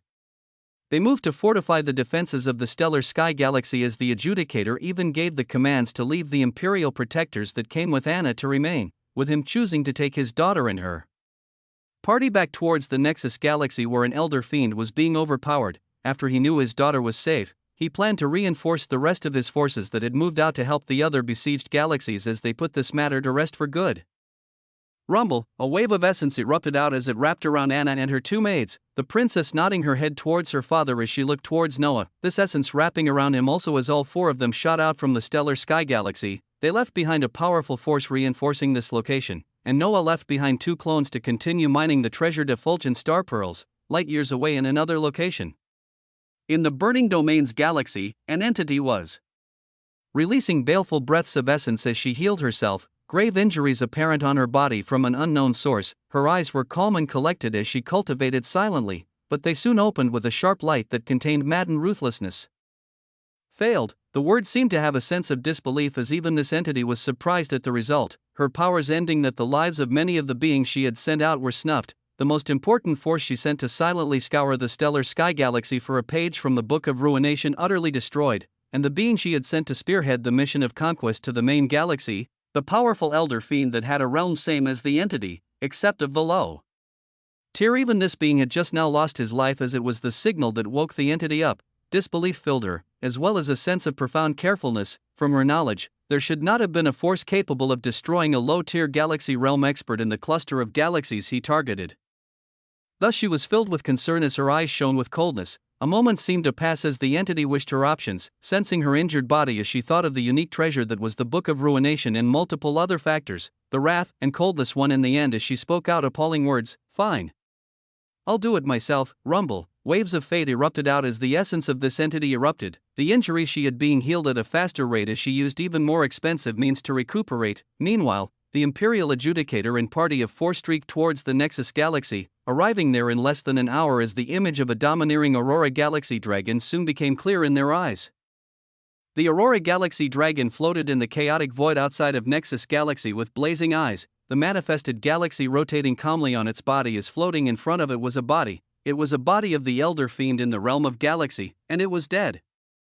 Chapter 684. Noah enjoyed the feeling of being taken through the chaotic void at speeds faster than anything he could muster right now. The Imperial Adjudicator that he had only recently come across truly being a powerful individual, only half a step into the galaxy realm, yet the things he delved in and mastered were many, with his power extremely robust.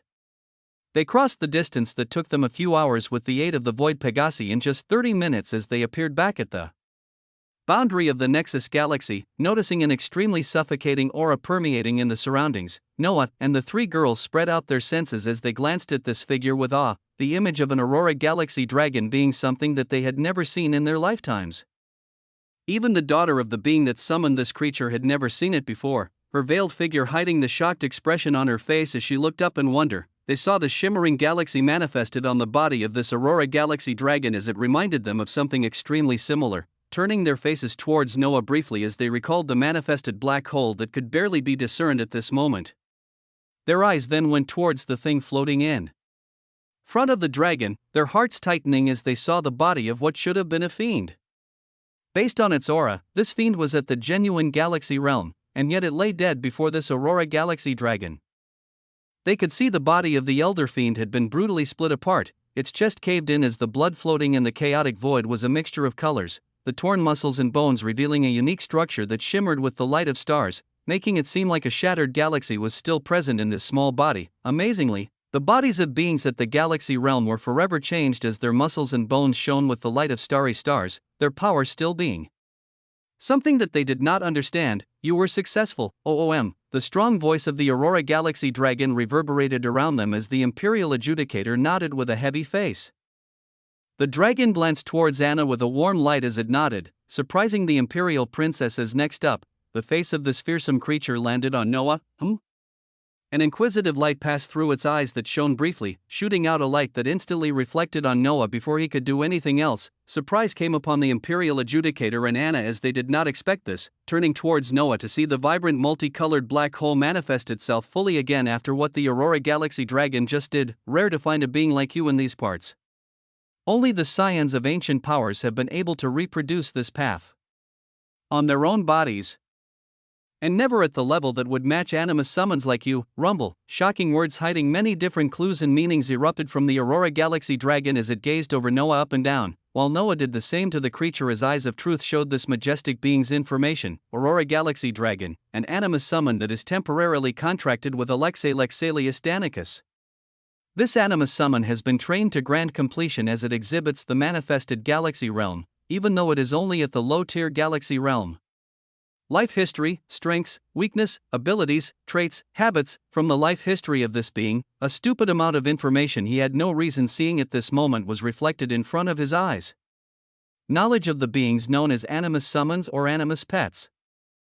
And some knowledge of powerful ancient organizations that ruled the many regions of the dark universe that utilized creatures such as these. Truly too much and too early for Noah's imaginative mind as his eyes nearly showed the intense thirst he felt. He was the one to save Anna, a genius law master with essence reserves unlike anything we've seen.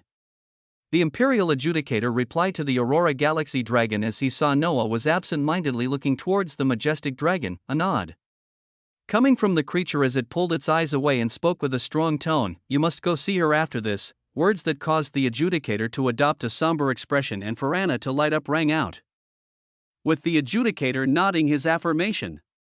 His palm then pointed towards the Aurora Galaxy Dragon as he shouted out a single word, return. Crack, his chest seemed to split open as a swirl of a rift formed within it, a sucking force wrapping around the Aurora Galaxy Dragon as it became smaller and smaller until it fully disappeared into the chest of the Imperial Adjudicator. Shocking sight after shocking sight was being revealed in front of Noah as he breathed out calmly. Just the single glance at the Aurora Galaxy Dragon had given him so many things to look forward to that he did not even know if he could contain himself. He breathed out as he kept his heart calm. The essence of the Imperial Adjudicator wrapping around them again as his voice came out. We shall go see your mother as soon as we ascertain the status of all the galaxies that fell under attack today. The words of the Adjudicator were sound as they entered the Nexus Galaxy once more, many things happening all around as they returned to Bright Gold Monarchy realm. The Imperial Adjudicator did not have to leave to lend help to the other galaxies himself as only Quasar-ranked fiends were. They're similar to the Stellar Sky Galaxy, and the Imperial rulers that he sent to aid them quickly got things under control. This meant that the sudden and terrible conquest the fiends had shown quickly came to an end. And there were a few things to come out of it as the most immediate effect. The first one was the knowledge that the fiends were deeply hiding their power, or even now they weren't fully confident of the forces they had hidden in reserve. Another effect was the knowledge that while under siege, the Imperial Princess had undergone forging in the battlefield as she broke through into the realm of Black Hole, showing tremendous power that could instantly kill a fiend of the same level in the Stellar Sky Galaxy. But she wasn't even the brightest star that shone from this ordeal, as the being that had protected her life and the lives of many in the same Stellar Sky Galaxy was the one whose name had begun to spread as soon as the party with the Imperial Adjudicator returned to the Nexus Galaxy. The name of the being who was a shockingly powerful life law master among many other titles, the one who could reap the lives of black hole fiends at the Nebula realm and then reap the lives of quasar fiends at the realm of Black Hole, the one known as Alexander King. His name was spreading among the upper echelons of the Nexus Galaxy. Chapter 685. In the Nexus Galaxy, many beings were moving about as they established normalcy to this galaxy and all those affected by the recent attack by the fiends from the Burning Domains Galaxy. The Imperial Adjudicator had spent an entire day giving out commands to his forces as he communicated with those sent to reinforce other galaxies. And he found that the battle was not without its losses. The two galaxies that had only received reinforcements sometime after the attack started lost more than half of their experts, a heavy toll being taken as many were bubbling with fury towards the fiends. But even while feeling immense wrath, nearly all of them were hesitant to make a move as they didn't know the depth of the fiend's strength. So the Imperial Adjudicator focused on re-establishing order, and as soon as this was done he moved on to the next important task. In the Danicus household that was bustling with activity, Imperials of all types filled the halls as discussions of the recent war spread out. One would be able to notice that among many of the names, Alexander would be popping out with frequency as he was discussed with much fervor, a high Imperial at the realm of Black Hole who can match Quasar. don't forget that he's a life law master as well, and apparently also dabbling in fate and ether. Royals and Imperials were discussing in murmured breaths around the Danicus fortress, and one question was in the minds of many that still had not been answered. I heard he is always with the princess, is there? Don't even finish that sentence if you want to keep your life. Do you know who she is? Words and rumors spread around as the situation gradually settled. In a corner of the Danicus fortress, the imperial princess was being attended to by her maids as she heard the voices of the many imperials rooms away as she smiled with a cold light. This light dimming down as she felt the aura of her father materializing outside of her room. Little Anna, we need to go now. The imperial adjudicator came to pick up his daughter for a trip they had to make to a special someone, making Anna quickly step out as even her maids remained behind. Father and daughter were heading out of the Danicus fortress silently, heading towards an unknown location.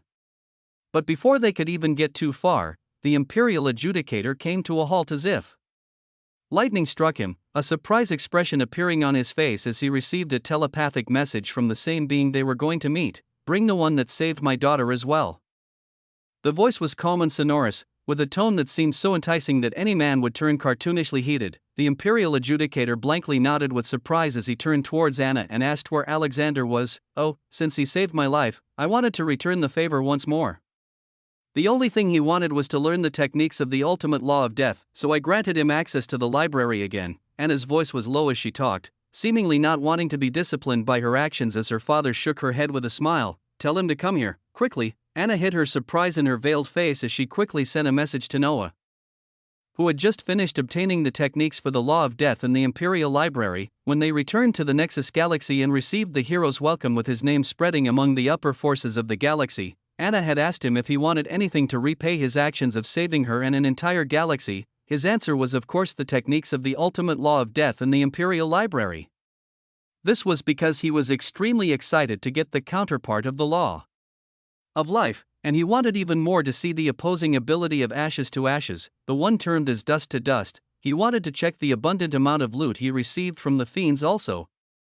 But he pushed this back as aside from the stupendous cores and skill points, the skill books he got from them would most likely just be used as sacrificial skill books when he upgraded his skills or given to his subordinates, so he simply asked for the reward of the law of death. Anna had shaken her head wearily as she granted this request, using her authority to grant him access once more into the floor of the Imperial Library where only the highest of Imperials could enter. All the while, the adjudicator dealt with clearing up chaos sown by the fiends. At this moment, Noah received word from the Imperial Princess as he stopped reading the description of the new techniques, his senses for unique opportunities tingling as his proficiency in the law of fate told him only benefits awaited him.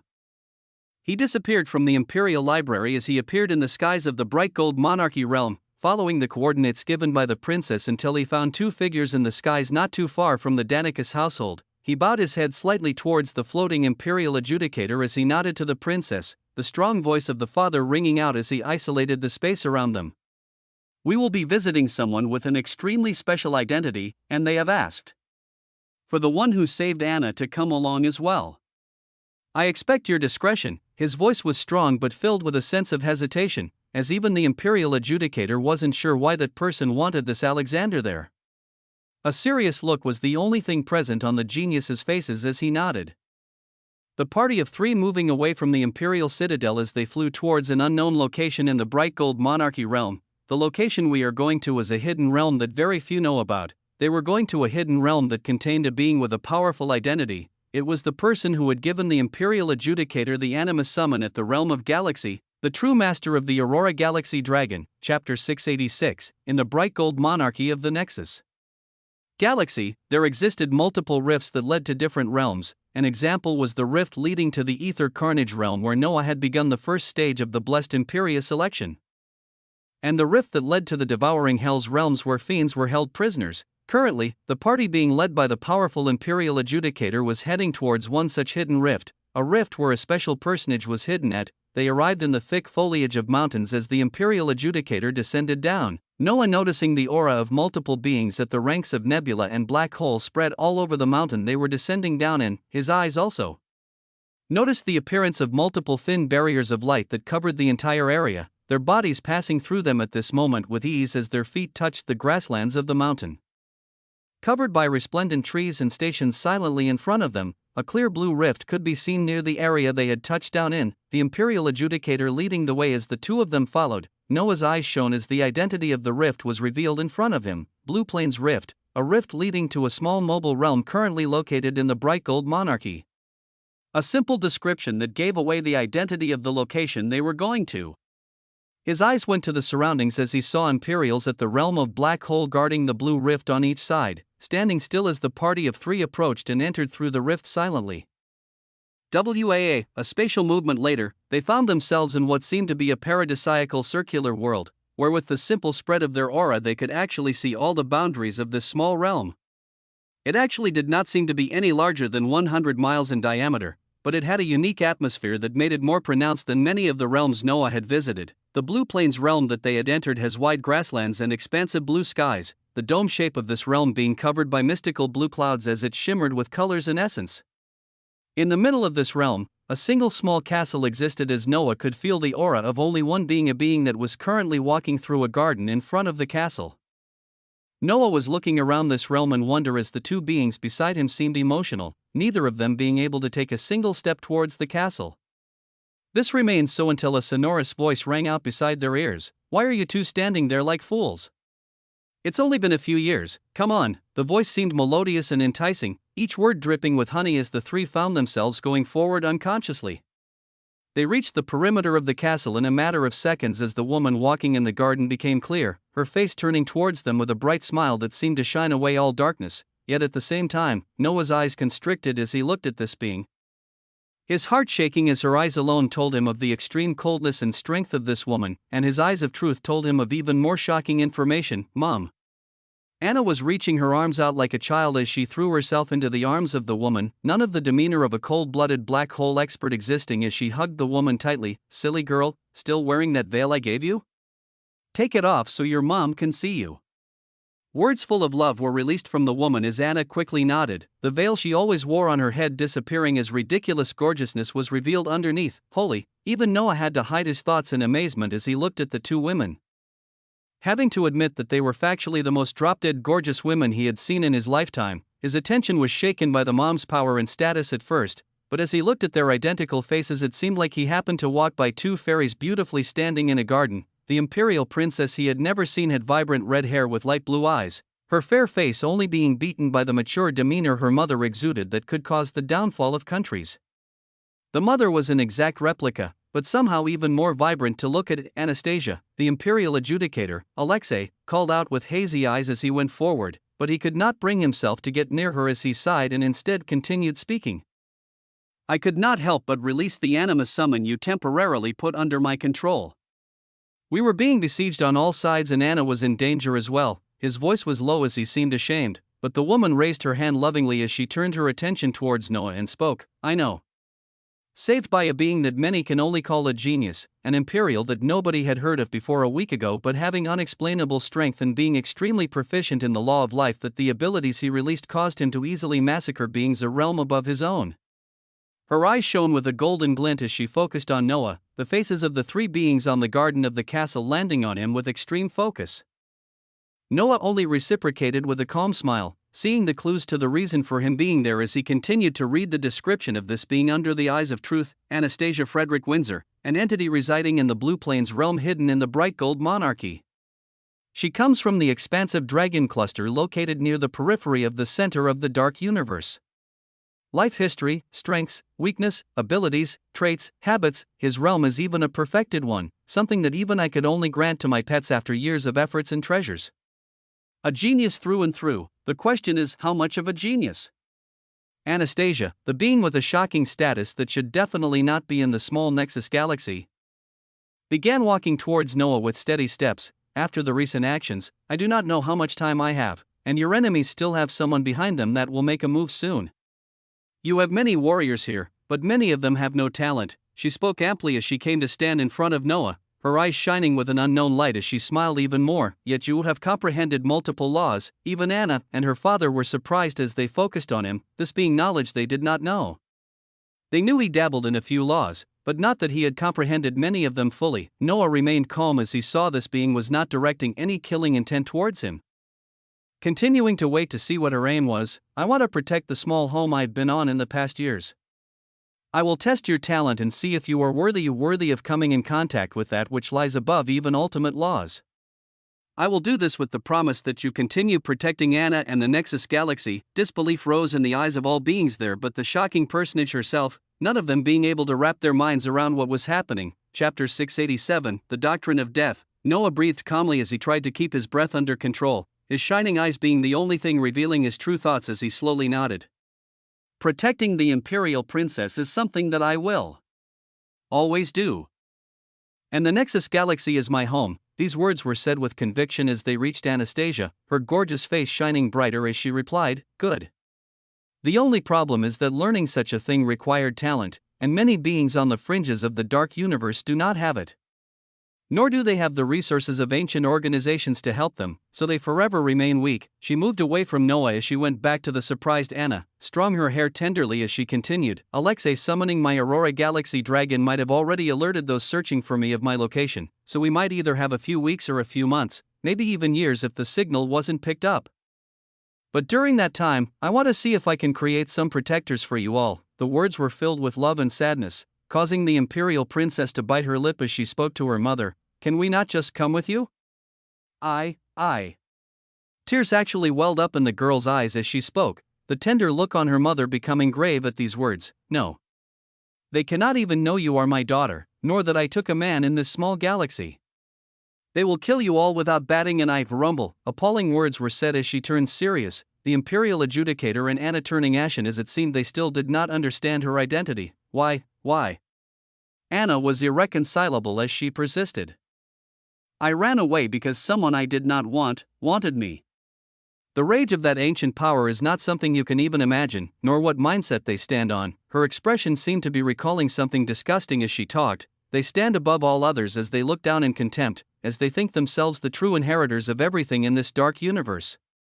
Only other ancient powers stand equal to them, everything else being mere ants in their eyes. To them, it would not be an issue to step on the ants that they would consider to have sullied something of theirs. They would not even blink before wiping everything here away." Rumble, ashen expressions were the only thing that came with these words as they got a better idea. Their heads buzzing as they repeated the word in their minds. Ants, they would be seen as mere ants before ancient powers, even with the realms they had achieved. Even with all the hard work and progress they had made in laws or traits, it was still considered nothing in their eyes. "But while I may not be able to stay with you all, I could at least ensure your safety. I did that first by giving Alexei my weakest animus pet and imparting some techniques, forming a contract with his soul momentarily for it to aid him in the most dire situations. Yes." She had given the Imperial Adjudicator the Aurora Galaxy Dragon that she even said was her weakest animus summon. She did this because the weakest one should have released the weakest signal if ever it was used. And it was also the reason why she had not given any more of her animus pets nor summoned them over the years. "If I could enlighten some geniuses though, there might be a chance. So, Alexander, I've heard of your amazing feats and power, but I haven't seen it firsthand. Can you show me your genius? Just as a formality, but I would like to be sure of your talent before handing down something so immense." Anastasia turned her face away from Alexei and Anna as she focused on Noah again. During all this time that shocking information was easily released, Noah was the only one not scared or feeling immense pressure. All he felt was excitement and wonder as the many new things were brought into the picture. And he wanted to jump towards them headfirst as he absorbed everything he could like a sponge. He thought of the words of this woman with a fearsome identity as an idea popped in his mind right away. "I have just picked up the techniques of traversing the ultimate law of death from the Imperial Library. I can cultivate the law for the first time in front of you as you see my comprehension." Ho?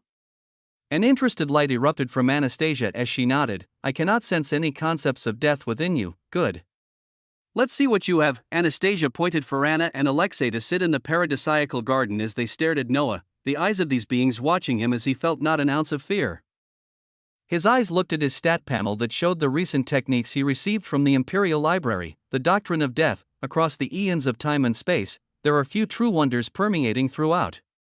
The doctrine of death completes the doctrine of life, where the being that comprehends and assimilates both will have a possibility of finding an even greater path of strength. The technique to cultivate the ultimate law of death was given to him, and he sat down peacefully in the calm garden that was filled with important beings as he began to cultivate. Rumble.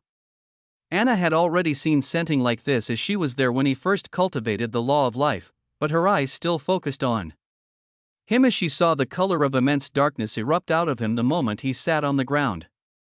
The aura of an ultimate law permeated out, this one being particularly cold and merciless as it smelled of the potent aura of death. Within Noah's origin, when an illusory primeval tree that represented the law of life was blooming, a seed began to sprout below this grand tree. The seed was black in color and shone with even greater darkness, essence pouring into it as it erupted.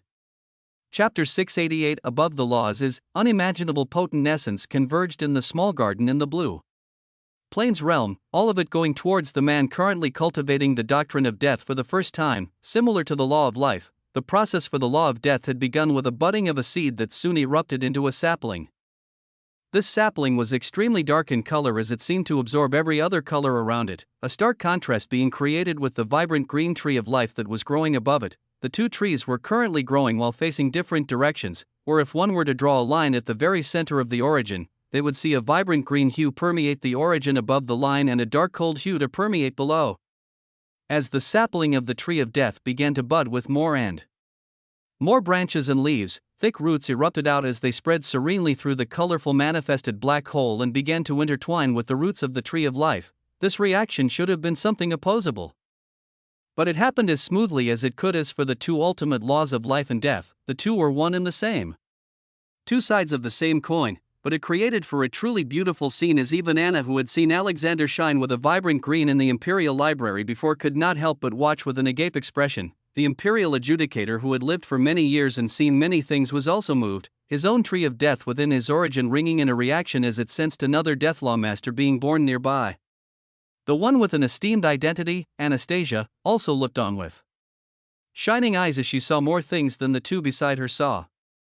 She had seen many beings embark on ultimate and supreme laws in the past, and none of them had caused a reaction such as this when they first began. When she looked at the man in front of her, it seemed like the atmospheric universal essence was fighting to get into his origin to power up the cost of using doctrine of death, as if this essence was not a problem for him and would even acquiesce to his wishes. She did not know how this result was brought about, but her eyes only gained more and more surprise as the time passed. 5 minutes passed as the phenomenon of converging essence and the illusory scene of a tree of death coldly growing ever larger below a tree of life continued, the roots of the two trees wrapping around each other so tightly that they created a mysterious groove at their point of contact.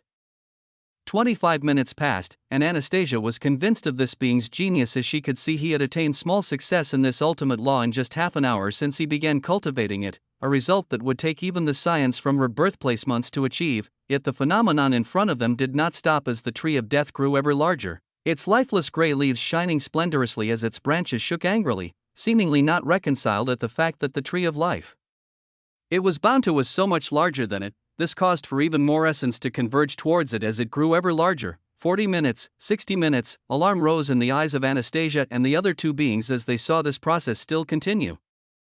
And their hearts only settled after they felt the essence begin to recede. The moment the 1 hour mark was met, the essence of universal laws began to die down around them as they could see two illusory trees floating stably amidst the genius's colorful black hole. Anastasia sighed with surprise as her thoughts were proven true, committing it in her heart to see if genius would be able to traverse the even harder path that she walked on.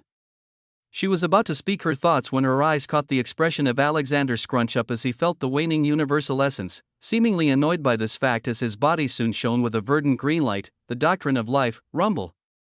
The technique for cultivating the law of life was cultivated simultaneously as the doctrine of death, the appearing green light stimulating the waning universal essence to re-energize as the black essence from the law of death also elevated to another level, rying. A resonance seemed to occur between the two universal laws being cultivated at the same time as universal law essence descended down once more with stellar colors, this time even more vibrant than when the genus had begun cultivating before. The three watching in the garden only watched with agape expressions as they did not even know where to begin. He'd passed whatever test was laid out in front of him, you know? He didn't have to show off so much. Yet the minutes passed as they could only watch and wonder, imprinting this memory into their brains for as long as they lived. 2 more hours passed. Noah had taken his time as he felt the growth of the tree of death, this tree synchronizing with the tree of life as he brought the law of death to 12% from cultivating it in just a few hours, the law of life rising becoming to a full 30% at the same time. It was only then that he stopped simultaneously activating the doctrines of life and death. As he opened his eyes, essence waning around him as even the skies seemed to breathe in relief at the phenomenon's ending, his eyes opened to lock on with the sharp eyes of Anastasia that was looking at him with focus. Her voice ringing out right after, "Your talent should be at the level of the core science of ancient organizations, if not completely surpassing them." Good. We are low on time, so we shall get started right away. You too, pay attention as well and see if your talent can pick anything up. An aura of unique strength erupted from Anastasia as she rose in the air, her face becoming cold and devoid of emotions as she seemed like an untouchable entity. Her face was staring down towards Noah, her daughter, and the imperial adjudicator with eyes of authority, her voice ringing out all around them as it dripped of majesty. In the vast universe, there are many routes of power as beings continue to search for the unknown. The most natural route is to study universal laws, with others relying on unique cultivation methods or even blessing passed down from their home galaxies in the form of traits. All of these things can only support one of their path of strength, but there exists concepts above things such as traits or laws that grant immense power to their wielder, a power that sets them apart from all others. Rumble. Her words contained a unique charm as Noah listened with shining eyes, her cold expression continuing with no pause. Above the laws, there exists das. I come from the expansive dragon Clu.s.ter, an ancient power that relies on archaic animus pets to control large regions of the dark universe. And we study the Tao of summoning, des, wide-ranging and extremely elusive, ranging from the Tao of summoning to the Tao of blood to the Tao of destruction and many more. The next area of study was the Tao. Chapter 689 Des is Tao. Above laws, there was the concept of das. A multitude of das exist, yet few beings can ever grasp even one. Even those that have great guidance by others that embark on the path of das might not necessarily be able to comprehend even a single one. They were abstruse and hard to grasp, things that one could search 1,000 years for but never find one. Even in the expansive dragon Clu.s.ter that boasts being followers of the Tao of summoning only has a small percentage of the geniuses embarking and following this path. Anastasia continued to float in the skies, her eyes releasing an unknown sense of pressure and regality as she continued across the dark universe. The ancient powers are formed based on what Tao path a group follows. So you can come across ancient groups that focus on the Tao of slaughter, or the Tao of destruction, or the Tao of creation. There are as many as there are grains of sand. Rumble. Noah felt his mind ringing as these words continued, a path he was only stumbling onto now opening itself up so widely that he wanted to scream out. There are even das that integrate the universal laws into them and grant a being mastery at extreme speeds, with the Tao of four elements being one of them. We could sit here and talk for days just listing the many das there are, but we will focus on the Tao of summoning. Anastasia's voice only became more and more enticing as time passed. Her voice continuing to explain S grand concept as Noah, Anna, and the imperial adjudicator listened closely. There are lesser das, grand das, and the most hidden, elusive, and majestic cosmic das. The Tao of summoning that we study is merely a lesser Tao. Yet it is this Tao that has granted the expansive dragon Clu.s.ter the capabilities to rule a region of the dark universe. You will come to find that even among the ancient powers out there, very few of them have even come close to touching grand das, not to mention the elusive cosmic das. Anastasia waved her hands in front of her as a luminous obsidian crystal appeared, this crystal releasing a fearful pressure as the surroundings around them quacked at the mere introduction of it. To embark on the Tao of summoning, all prospective talents in the expansive dragon Clu.s.ter are lent this Tao crystal, an extremely rare material that is held by very few. This particular Tao crystal has wisps of the Tao of summoning, and you will have to grasp just a minuscule amount of understanding in this Tao before you can begin even activating the techniques of. She finished her words as the obsidian crystal known as a Tao crystal floated down, its size being at 2 meters as it was around Noah's height. Anastasia then waved her hands again as 3 brilliant white lights shot from her and went towards the heads of Noah, Anna, and the imperial adjudicator. That is the technique to sense and gain understanding in the Tao of summoning. Something that the forefathers of the expansive dragon Clu.s.ter have managed to create after eons of trials and errors. Learn it well and then try sensing the lesser Tao within this Tao crystal. If all goes well, you should be able to grasp something in a few days if you have a great talent, or a few months if you are merely talented. Rumble. The rumbling essence around them quartered down as the three of them closed their eyes and focused on the technique imparted, Noah watching the words of an absolute skill freely popping up in his mind, the technique created by forefather expansive of the expansive dragon Clu.s.ter. It aims to comprehend lesser Taos, but one would rarely find success unless a crystallized form of the Tao is nearby for them to sense. A shocking technique that aimed to comprehend lesser Daos, yet even the system showed how one could barely comprehend Daos with it. They would need something like the Tao crystal that Anastasia laid in front of them if they wanted to make any headway with it. Noah was about to give it a try with high expectations when he reread the part that said it was a technique created by Forefather Expansive. These words reminded him that the beings of the expansive dragon CLU.S.Tur worked for eons to create a skill such as this, but he had to also remind himself that he could also create skills. Rumble, his heart felt even more excitement as the thought took root in his mind, his eyes moving towards the skill points section of his stat panel as he could finally put the points he had been saving up to good use. They had been raising by hundreds when he took down fiends in the devouring Hell's realm during the blessed Imperial selection, and they rose by thousands when he killed even more of them in the stellar sky galaxy. The Quasar-ranked fiend rulers alone granted him 10,000 skill points each as his total number came to 127,524, over 100,000 skill points. The number only caused his eyes to shine with a maddened light as he pulled up the skill creation tab right away, beginning to input ideas of the skill he wanted as a calculation was soon made in a matter of seconds. Supreme Tao Traverser. The user utilizes their origin as the lamp as they traverse on the dark path of the Tao, lighting up the way with ease as only time is needed to master lesser and grand Daos. All learned Daos will passively be comprehended even while the user isn't actively comprehending with the skill. The speed of Tao comprehension is increased the more mana that the user can provide. Cost to create the skill 100 million skill points. His mind went blank for a moment as the base skill he put in before he added any modification required simply ridiculous amounts of skill points, his face hardening as he went forward to edit the skill to acceptable levels. He spent some time as he added more and more restrictions, watching as the 100 million required number of skill points went down to 50 million. Then to 1 million. Then to 150,000, until finally, it stopped at 120,000 skill points. The new skill that he could create was displayed in front of him brilliantly. Tao of Summoning Traverser. The user utilizes their origin as the lamp as they traverse on the dark path of the Tao of Summoning, lighting up the way with ease as only time is needed to master the Tao. The skill requires tremendous amounts of mana to activate and keep active. The user can only comprehend the Tao of Summoning with the skill. Cost to create the skill 120,000 skill points. He took out the possibility of comprehending any other Daos from the skill as it purely focused on the Tao of Summoning, and also took away the possibility of passively comprehending the Tao freely as time passed. He then added restrictions as an acceptable skill appeared, and he gave the command to create it. Rumble, chapter 690. In just FING seconds, an eruption of essence silently occurred within Noah as 120,000 skill points were spent instantly, a new skill at the rank of black hole appearing. His eyes shone whole looking at the skill, enhancing it with skill points as a May 5th appeared in front of it. All this did was enhance its effectiveness even more, and it was finally read for Noah to try as he came closer to the Tao crystal that Anna and the Imperial Adjudicator had already begun to touch. Anastasia looked at this scene interestingly as she saw this being move only a few minutes after he received the ability.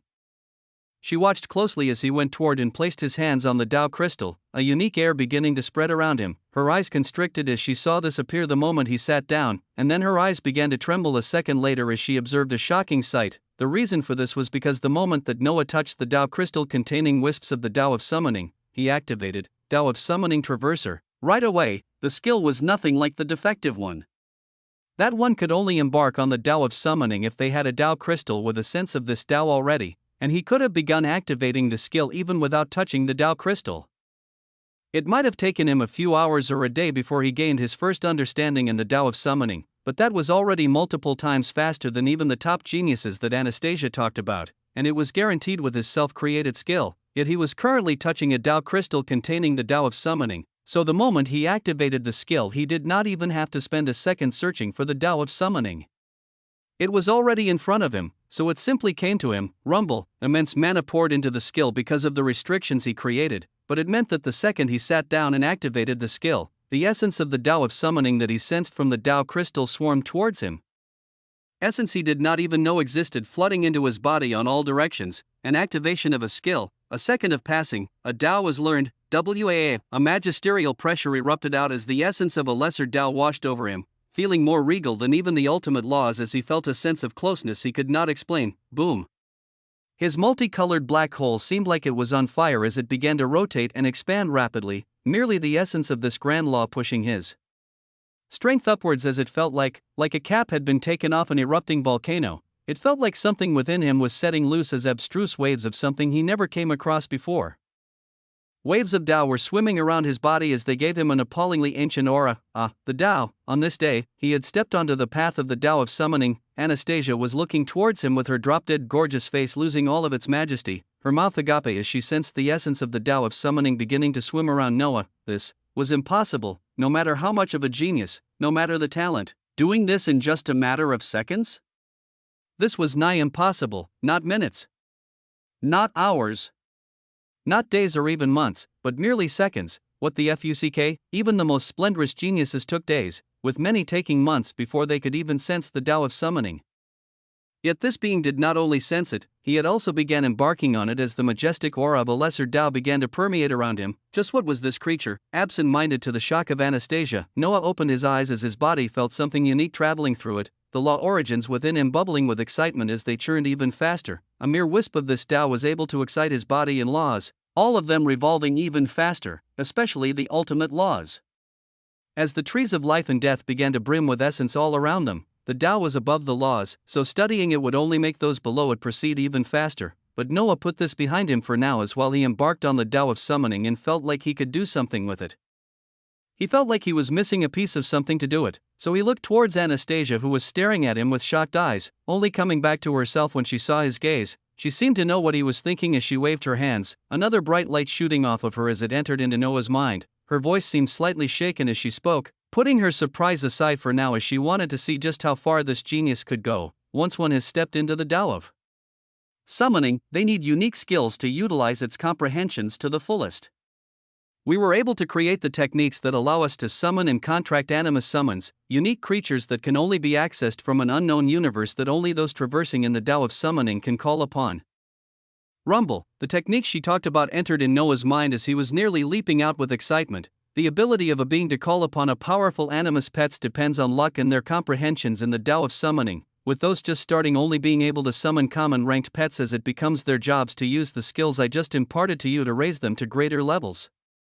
Beginners would only be able to summon common pets, with the ranks of pets going from common to uncommon, rare, ultra rare, and ultimately prismatic. The skills that Anastasia imparted to him now were that could call forth a random animus pet for a being to first contract with.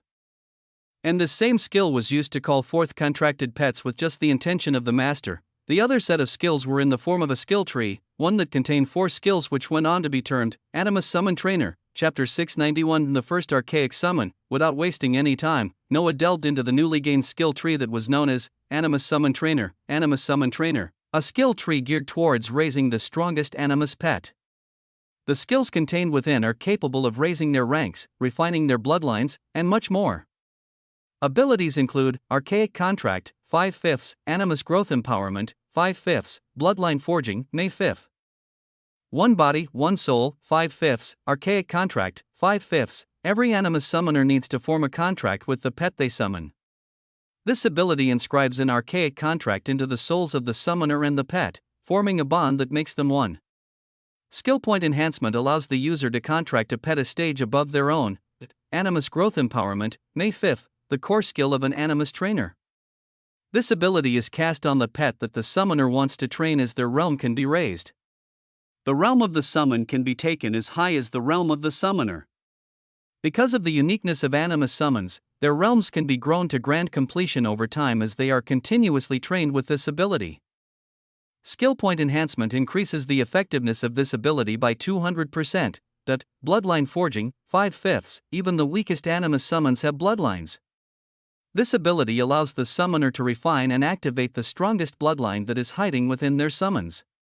Can only be cast on a pet every 24 hours? Skill Point Enhancement allows for even bloodlines of prismatic summons to be brought forth, with the rate of refining bloodlines increased by 200%. One Body, One Soul, 5/5. This ability allows the animus summoners to merge with their contracted pet, their whole being forged into one as their power is enhanced. Skill Point Enhancement allows for perfect merging of summoner and pet.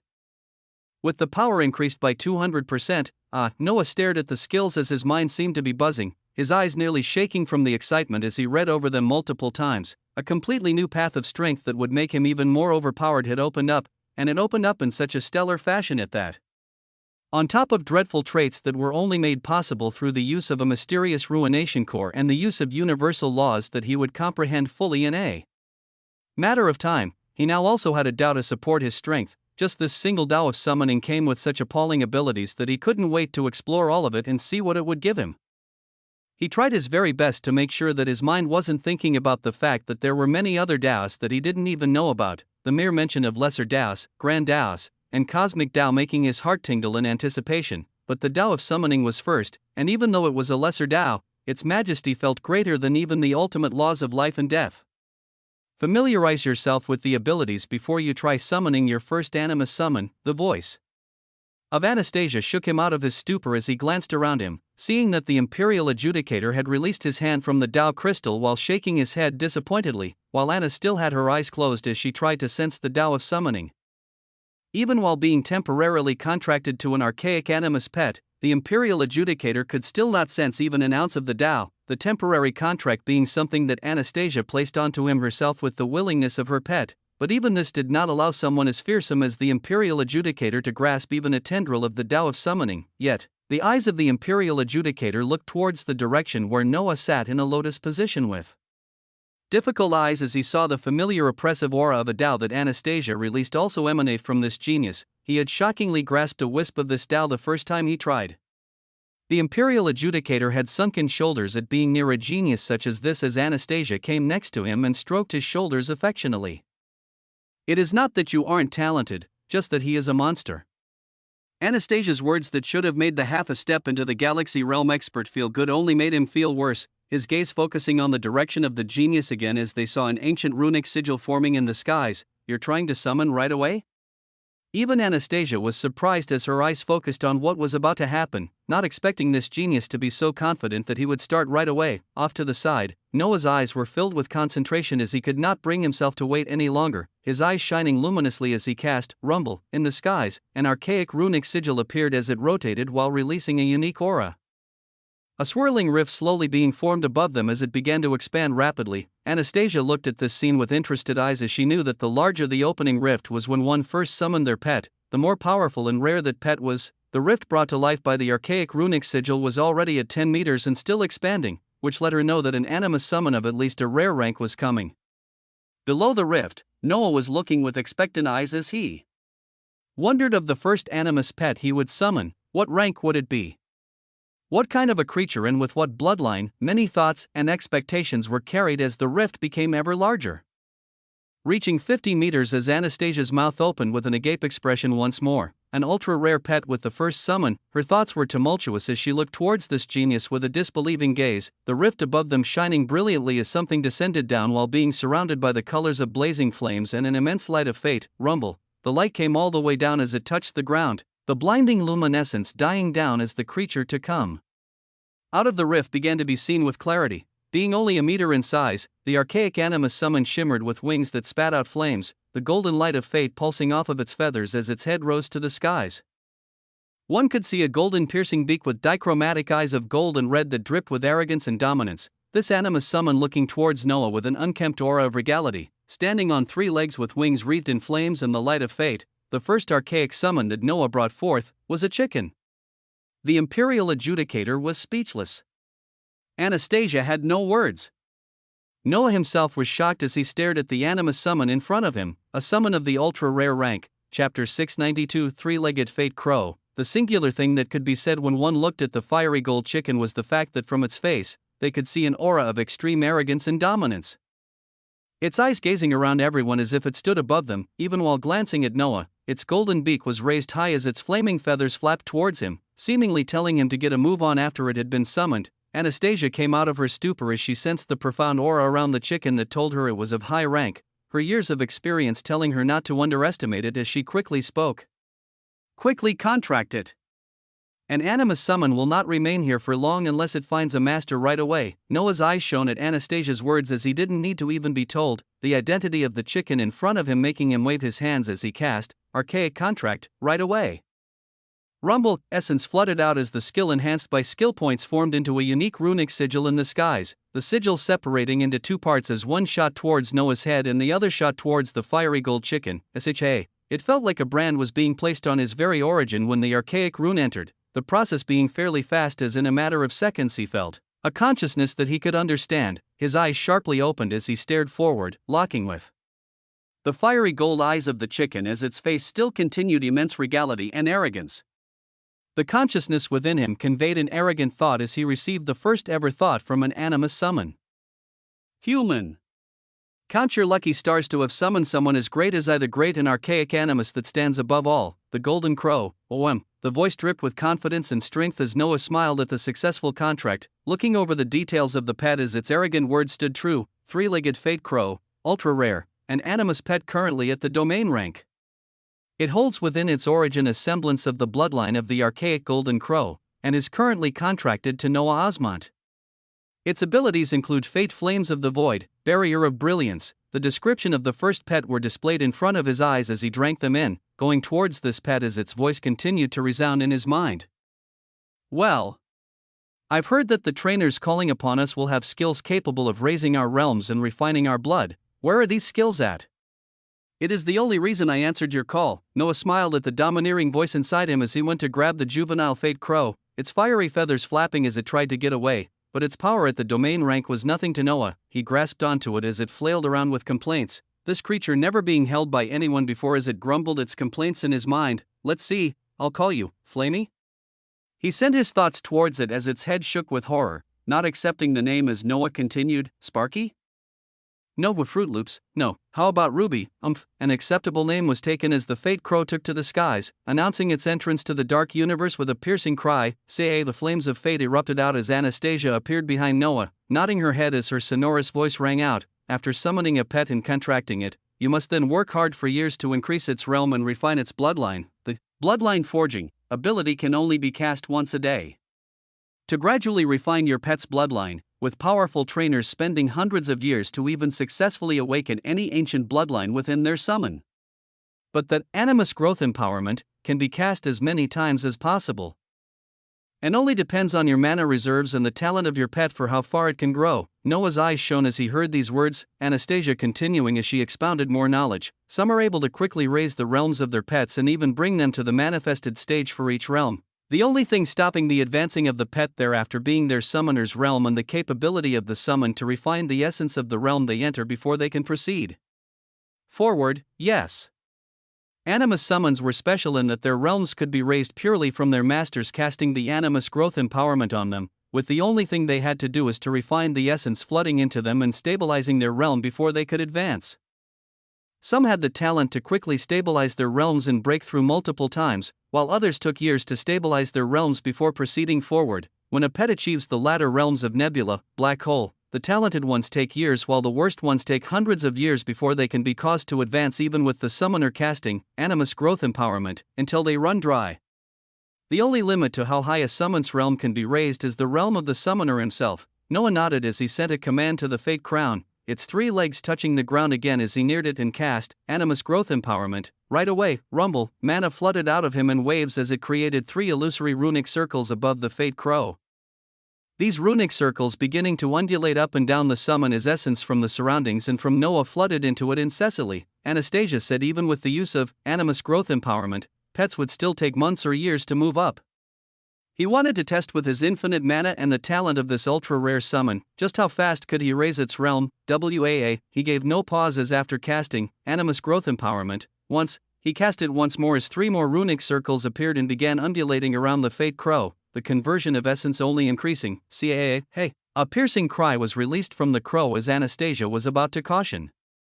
But everything she knew was once again flipped upside down as in the next second, a wave of essence released as she watched the realm of the summon go from domain and into the world realm right away. At this moment, the first 3 runic circles undulating on the body of the crow had begun to fade away, but Noah waved his hands as yet another 3 appeared with ease. Animus growth empowerment, animus growth empowerment, you. Anastasia was cautioning with alarm as she saw Noah casting the ability multiple times as if it didn't take immense amounts of mana, numerous undulating runic circles appearing on the 3-legged fate crow as the unique cultivation only for animus summons began with a stellar fashion in the Blue Plains realm. Anastasia could only watch on before finishing her caution as she saw from the body of the fate crow, an illusory world was already beginning to be manifested. trained from the domain and into the world rank in seconds, with its current realm already beginning to reach grand completion as an illusory world was already manifesting on its body. CAA. CAA. CAA, an excited expression could be seen on the arrogant three-legged fate crow as it sat within the numerous undulations of runic circles, its eyes shaking in happiness as it sensed the profound essence continuing to flood into it as its realm rose even higher. Its body already began undergoing changes as it looked towards Noah with a shining light. This was a trainer. This was an animus summoner, chapter 693, ascending through realms with ease. For animus summons, their cultivation was extremely unique. Their summoners did all the work as they cast powerful trainer skills that directly caused essence to flood into them and elevate them to a higher level, the job of the summon only being to consolidate and stabilize their realm before they can move forward. Common ranked beasts took a long time to refine their new realms before they could advance to the next rank, even with the aid of animus growth empowerment, with rarer summons taking a shorter amount of time. The truly rare or ultra-rare summons with powerful archaic bloodlines would take even less time before they could refine and consolidate their new realms. Being some of the beasts that could be raised extremely fast, the only limiter to how much a summon could be raised was only based on the summoner himself, and Noah wanted to see if his enhanced animus summon trainer, paired up with the hidden bloodline of this three-legged fate crow, would allow it to quickly catch up to his realm of black hole, BOM. Potent reverberations of essence erupted out as one could observe the illusory world of the world rank manifest on the body of the crow. CAA, its eyes shone with asunder as its wings gained archaic golden runes, the runic circles undulating around it continuing to swirl from all directions as in the next moment, the manifested illusory world could be seen quickly condensing and becoming realm. Forming into a genuine star-forging realm, the three-legged fate crow had entered the star-forging realm as the forged star enlarged and became denser, essence continuing to be refined by its body rapidly as it tried to assimilate this new realm and used the potent essence from the undulating archaic circular runes cast by its master to go even higher. The mesmerizing body of the three-legged fate crow had gotten even larger, reaching over 10 meters at this moment as the undulating runic circles brought forth by animus growth empowerment expanded to match it, shining with a gold and red asunder. The crow continued to absorb a flood of essences by the side. Anastasia seemed to be learning a completely different way of cultivating animus summons. Her mind was buzzing as she affirmed what she was seeing was correct, trying to make sure that the genius she had just handed down skills to wasn't an old monster who had already spent thousands of years studying the Tao of summoning, because she knew the only way one could be an amazing trainer such as this to be able to raise the rank of a summon multiple times, they had to be extremely proficient in the Tao of summoning. Those with more comprehension could naturally bring more of the pet's talents, yet this Alexander seemed to already be at the stage just within an hour of coming in contact with the Tao. Her eyes watched with rapt attention as on the body of the three-legged fate crow. She noticed essence being burned as she finally saw something normal, the scene of the pet trying to refine its essence and blood after stepping into a new realm. This was something every pet had to do after breaking through, and it was what took time when it came to raising one's pets over the years. Even though this monstrous genius was casting the skills of an animus trainer over and over again as if the concept of mana wasn't applicable to him, the pet still needed time to assimilate the fast progression of realms. Anastasia was waiting to see how long it would take for this pet to assimilate before trying to break through, planning on imparting some of the more common sense ideas into Alexander's head in the meantime when her eyes contracted. CAA, she saw at this moment that the burning of essence on the body of the three-legged fate crow had finished as it let out a piercing cry, the forged star within its origin manifesting very clearly as it seemed to be, at the peak of the star-forging realm. Boom, her thoughts were proved to be true in the next moment as the forged star imploded powerfully, becoming scorching heat and gaseous dust as the base for a nebula was created. My gosh, from domain to world to star and now nebula. All in a matter of minutes, completely defying all known norms. This phenomenon was caused by the enhanced trainer skill that Noah used, along with the immense talent of the three-legged fate crow that had the bloodline of the archaic golden crow. Numerous stars had already begun to be forged within the nebula as Noah continued to cast animus growth empowerment, increasing the undulating archaic runic circles that enhanced the realm of the summon as a fiery fate essence continued to permeate out. He already had a pet at the nebula realm, and it would not take too long to bring it to the realm of black hole.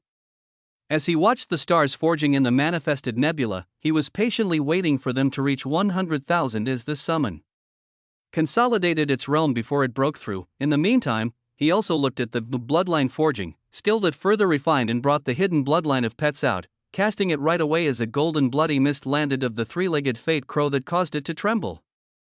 The descent of a fearsome aura could be felt as off to the side. Anastasia shook her head in wonder as one could barely hear her whisper. A top-tier archaic bloodline.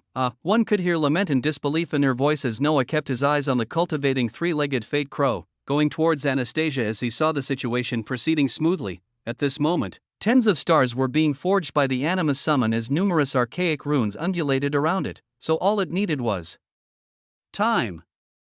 Noah went to talk to the shocked Anastasia and the Imperial Adjudicator that was looking towards him with shining eyes as he waited. You mentioned how the Aurora Galaxy Dragon was just one of your pets.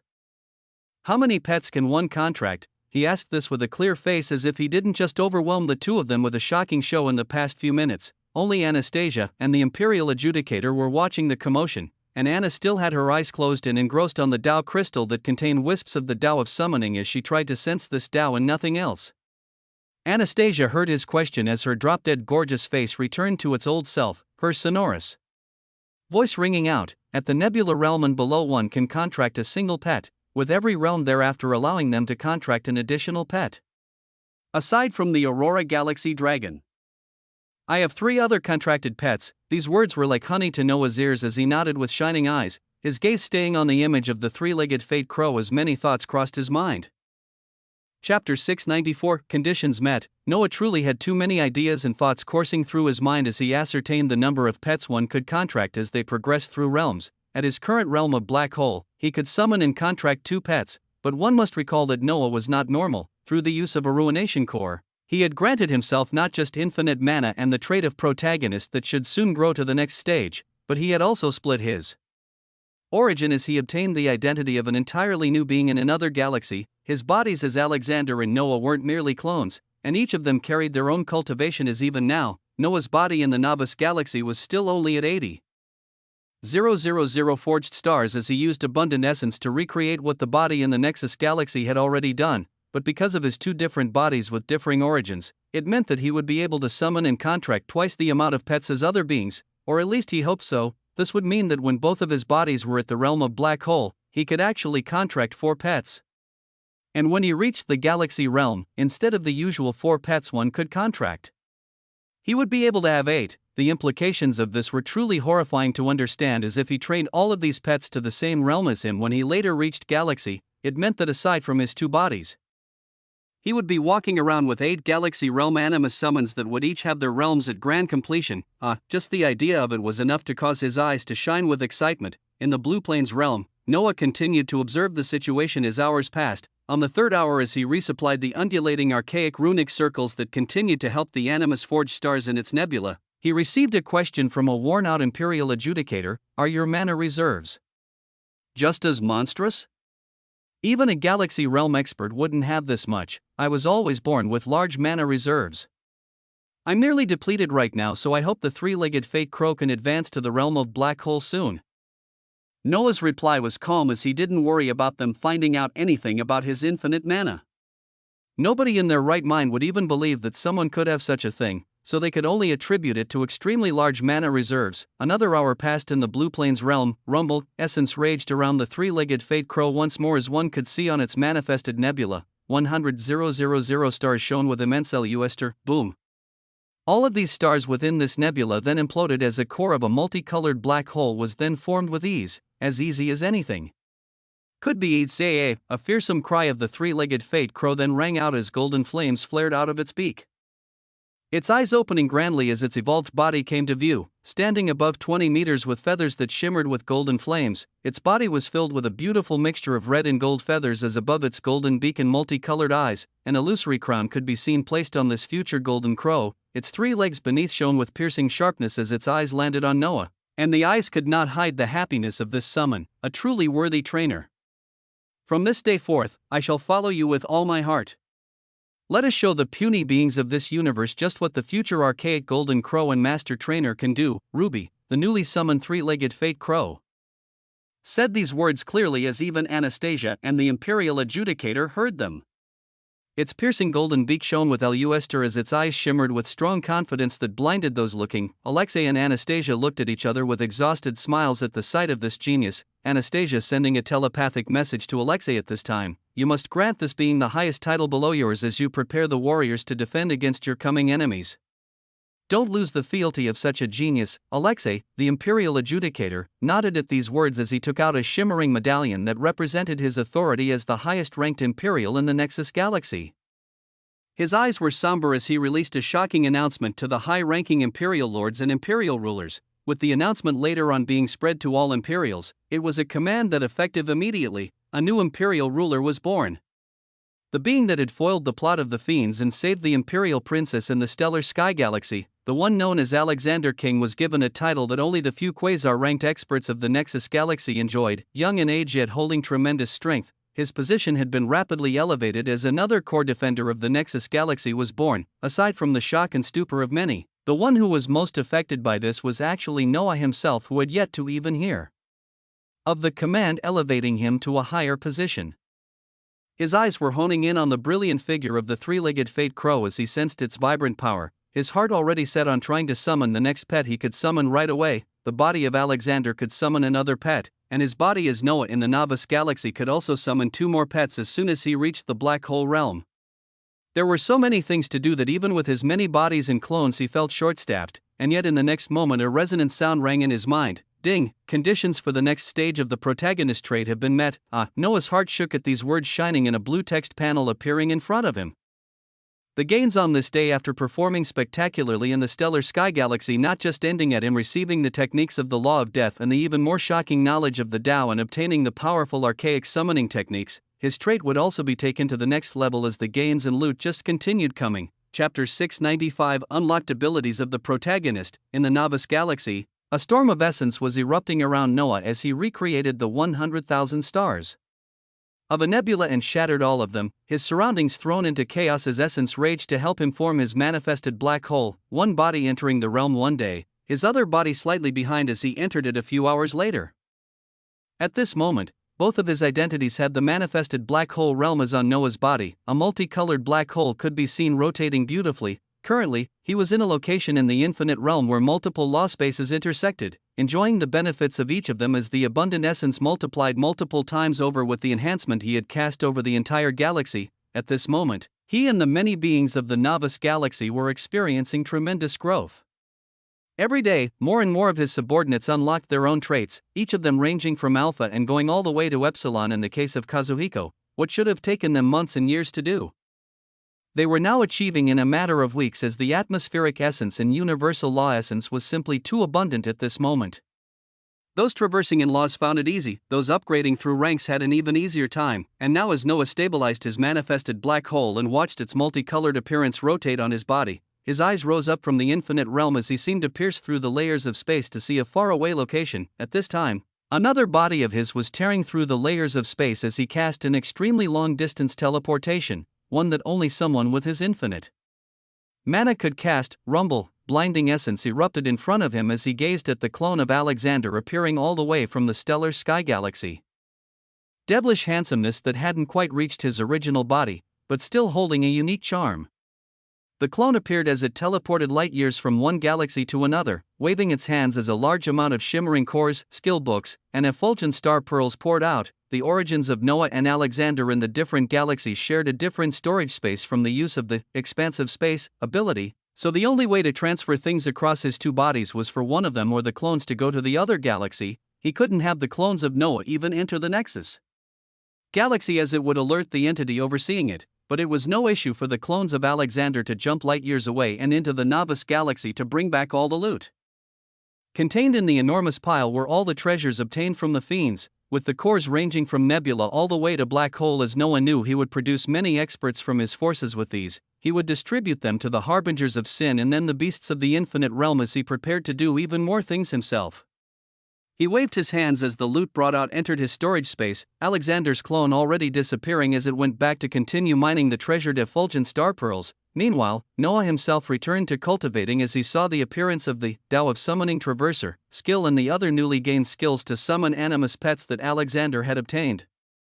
His eyes shining as he sat down to gain the essence of the Tao of Summoning with this body as well. The moment this was completed, he would start summoning with this body as well as he wondered what animus pets would come out of it. Intricate actions such as this continued to happen in the background as time passed, with Noah's body in the Novice Galaxy doing a multitude of tasks as his people did the same.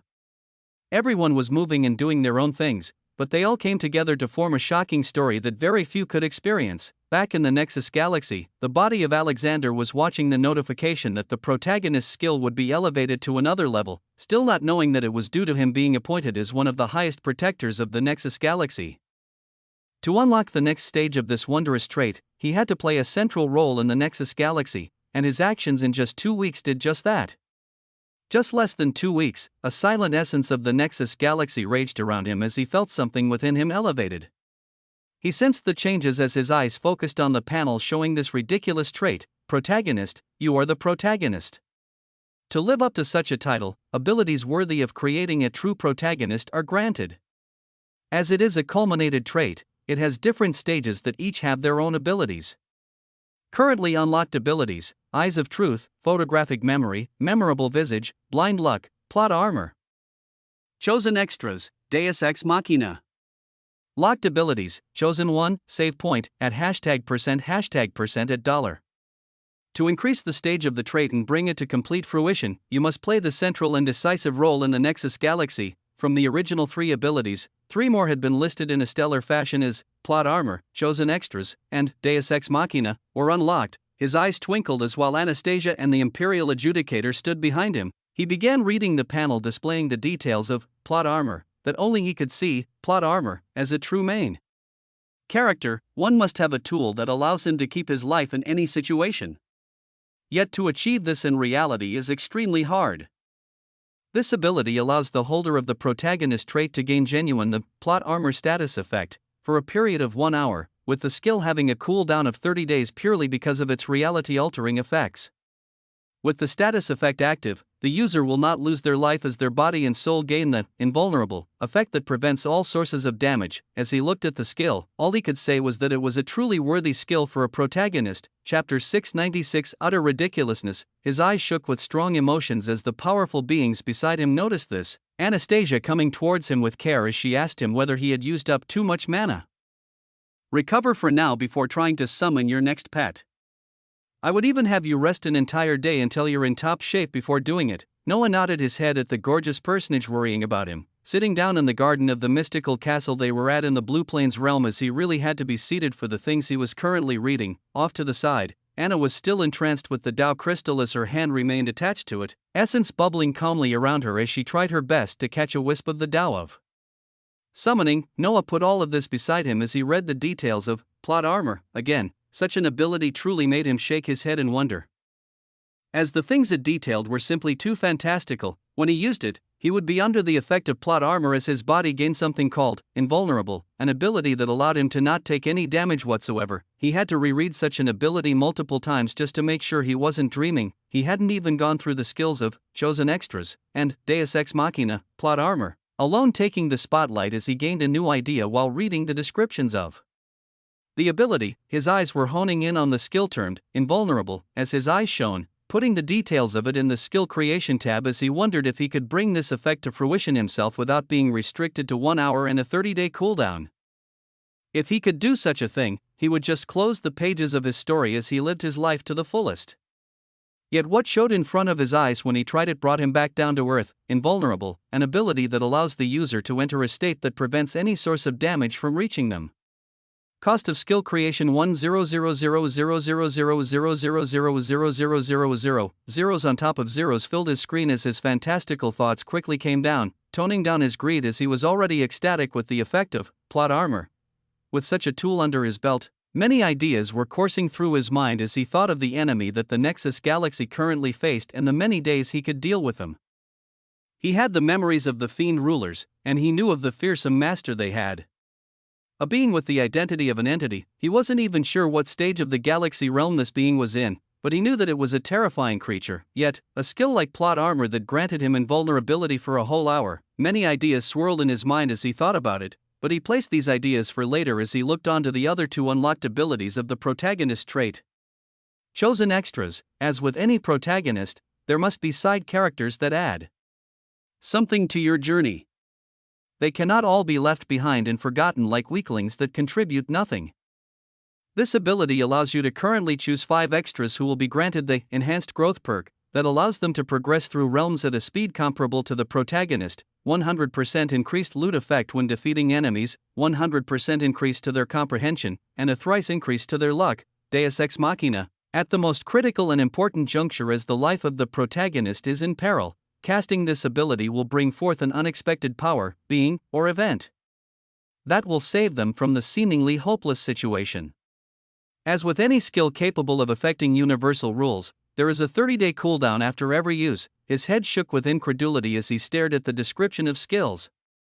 Deus Ex Machina being somewhat similar to plot armor, while chosen extras went on to help those that Noah deemed as his subordinates, they were skills worthy of being under such a shocking title as Noah was already thinking about who he should choose among the 5 chosen extras, but even with such an ability he still wondered whether his subordinates would play truly important roles in the future. They had to rise through the realms and gain great strength, becoming a powerful force that could dominate their own region of the dark universe after tens or hundreds of years. All of these were possibilities for the future as he waited for it expectantly. As for the ability of Deus Ex Machina, it was yet another life-saving tool if he ever brought himself to a pinch, and he planned to always save this for use even after he utilized plot armor. He breathed out a contented sigh after looking at the newly gained abilities of protagonist, many grand ideas swimming in his mind that he never thought of before. One of such ideas was if he really used plot armor and gained invulnerability for an hour, or even a terrifying entity would not be able to kill him. What if he used the fiend's memories and went to raise hell in the burning domain's galaxy while obtaining a whole lot of loot? He had to plan thoroughly and be sure that it would be worth the use of plot armor with its 30-day cooldown. With his prizes from it being to at least enter the Quasar realm, his thoughts actively moved as it seemed like he was just meditating as an hour passed. Beside him, the domineering 3-legged fate crow was unfurling its fiery golden wings that were bathed with scorching flames as it refined its realm of black hole, this mystical ultra-rare animus pet giving an extremely striking look.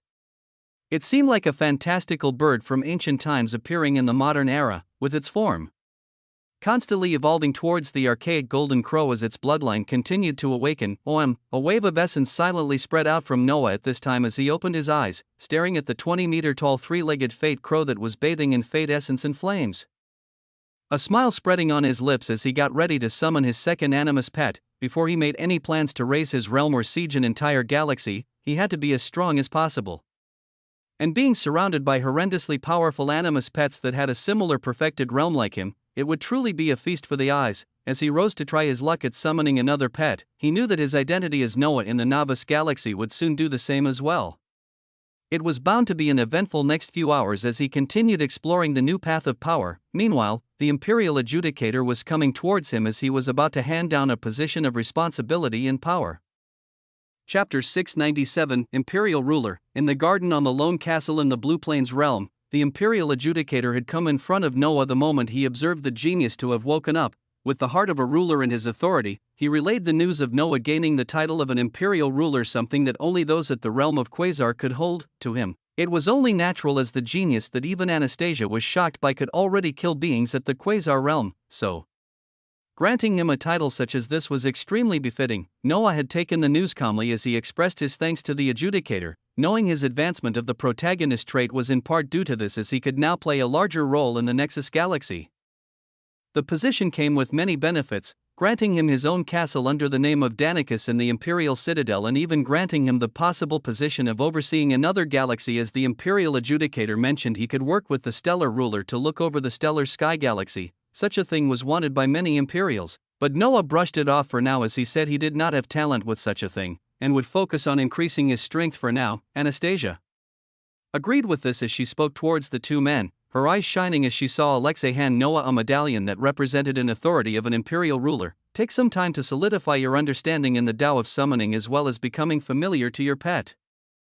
I'll keep watch over Anna for now, and we will discuss the enemy in the Burning Domains galaxy in a few days when we collect more information. Agreeing with this thought process and wanting time to himself to truly explore his many gains, Noah glanced at the domineering 3-legged fate crow that blazed with the essence of fate and flames behind him as he felt the connection with this creature and uttered out, "Return, rumble." A unique light went on to cover the crow as Noah mystically observed a rift opening up on his chest, the same thing he observed on the Imperial Adjudicator when he recalled the Aurora Galaxy Dragon. This rift was something unique to Animus pets, leading them to the origin space of their master as they would reside in here until called out for battle. When one grew powerful enough, They would have multiple powerful animus pets within their origin that they could call forth instantly to obliterate their enemies. The 20-meter-tall glimmering crow grew small as it turned into a streak of light and was pulled into his origin. Then I will see your esteemed selves in a bit. Thank you again for your guidance. He gave thanks to the two beings in front of him, Anastasia nodding towards him with goodwill as he nodded his head and teleported away. He wasn't worried about showing such a skill at this moment, as it would seem something small compared to what he had shown them he could do in the past few hours. He appeared back in the bright gold monarchy realm among the glistening vegetation filled with essence in the periphery of mountains. His thoughts moving rapidly as in front of him, one of the clones he left in the starry sky galaxy appeared. While the main body of Alexander disappeared, he had made a quick switch as his main body made a huge leap from one galaxy to another, wanting privacy in the stellar sky galaxy as the clone that had just switched with him in the bright gold monarchy realm would head towards the newly gained fortress for an imperial ruler in the imperial citadel. In the stellar sky galaxy, Noah scoured the space he teleported into as he looked for an uninhabited star, finding a planet filled with deadly elemental storms of the surface as he delved deep into it and hid himself while casting an enormous blood world.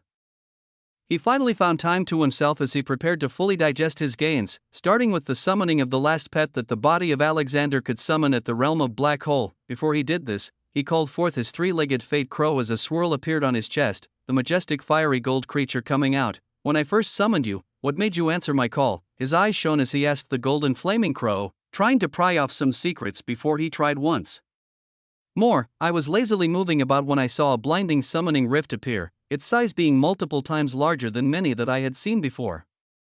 We animus strive to find a perfect pair to complete us, so we always look for the strongest summoner out there. We can measure this by the size of the summoning rift. A shocking truth came to him as he nodded, the three-legged fate crow continuing. Truly powerful animus as the ultra-rare and prismatic rank like me are kings on our own right in our home, so we don't even bother answering the calls of summoning rifts when they randomly appear. Only those at lesser ranks try their luck. But when we see an enormous summoning rift, it normally means the summoner is extremely proficient in the Tao of summoning, or they have a high realm that allows them to use immense essence to call upon us. So some of us answer, rumble. Noah could feel as if a grand path was opening itself up in front of him, his shining eyes catching on to a singular truth that would be of great help to any summoner. Aside from the random luck of where his summoning rift opened in the Animus universe and which Animus pet would answer the call, one could increase their chances if they were extremely proficient in the Tao of summoning or had immense mana. He didn't have the former, but the latter. He had already the mana on the world. Good. He nodded with appreciation towards the three-legged fate crow as this Animus summon felt essence bubble forth from its master, the skill of archaic Animus summoning being utilized yet again. But this time, Noah did not just stop at the required amount of mana to activate the skill. He continued to senselessly pump in more and more mana into the ability as the runic circle and rift appearing in the skies of the hidden planet he was on got wider and wider. In the first 10 seconds, its width already exceeded the width that was there when he called forth the three-legged fate crow, and it only continued to expand. Pump! Pump! Pump, master, you. The three-legged fate crow had fate flames leaping out of its beak as it breathed hard, its origin trembling at the sight of the widening rift as it began sensing an archaic aura on the other side. For the three-legged fate crow to have its origin tremble from an archaic aura even though it held the bloodline of the archaic golden crow, it meant that something terrifying had picked up on the summoning rift, something with an even rare and more archaic bloodline than itself. Chapter 698 Prismatic, a ridiculously large summoning rift, an archaic aura that even made the animus holding the bloodline of the archaic golden crow tremble. What came out from the other side was appalling, to say the least. In the hidden world, fierce mana storms were raging as Noah's dark hair waved widely, his eyes focused on the widening rift above as it finally seemed large enough to allow through whatever wanted to come. An aura of antiquity seemed to leak out as from the now over 100-meter rift, a head popped out. That's right. Just a head. This head alone was extremely shocking to look at, shimmering with colors of gray, purple, and blue as it looked like a dragon's head at first glance, but Noah soon realized it was a serpent's head. The terrifying serpentine head shone with the essence of death, ether, and chaos as its red eyes opened, locking on Noah before it even stepped out of the summoning rift. It seemed to be gazing at him carefully as it discerned something, having made a decision a second later as an enormous body slithered out of the summoning rift with ease. Its width alone nearly touched the edge of the rift as it continued to pour out endlessly, its length not yet being ascertained. The scales on this enormous serpent shone with a purple-blue luster, its draconic serpentine head rising up threateningly as it stared at Noah. balefully colorful elements freely swimming atop the crystalline scales. Rumble. The mana that Noah supplied to the rift was finally cut off as the tail of this enormous serpent finally came out of the rift, its enormous body writhing on the ground as its head rose to the skies and looked down towards Noah.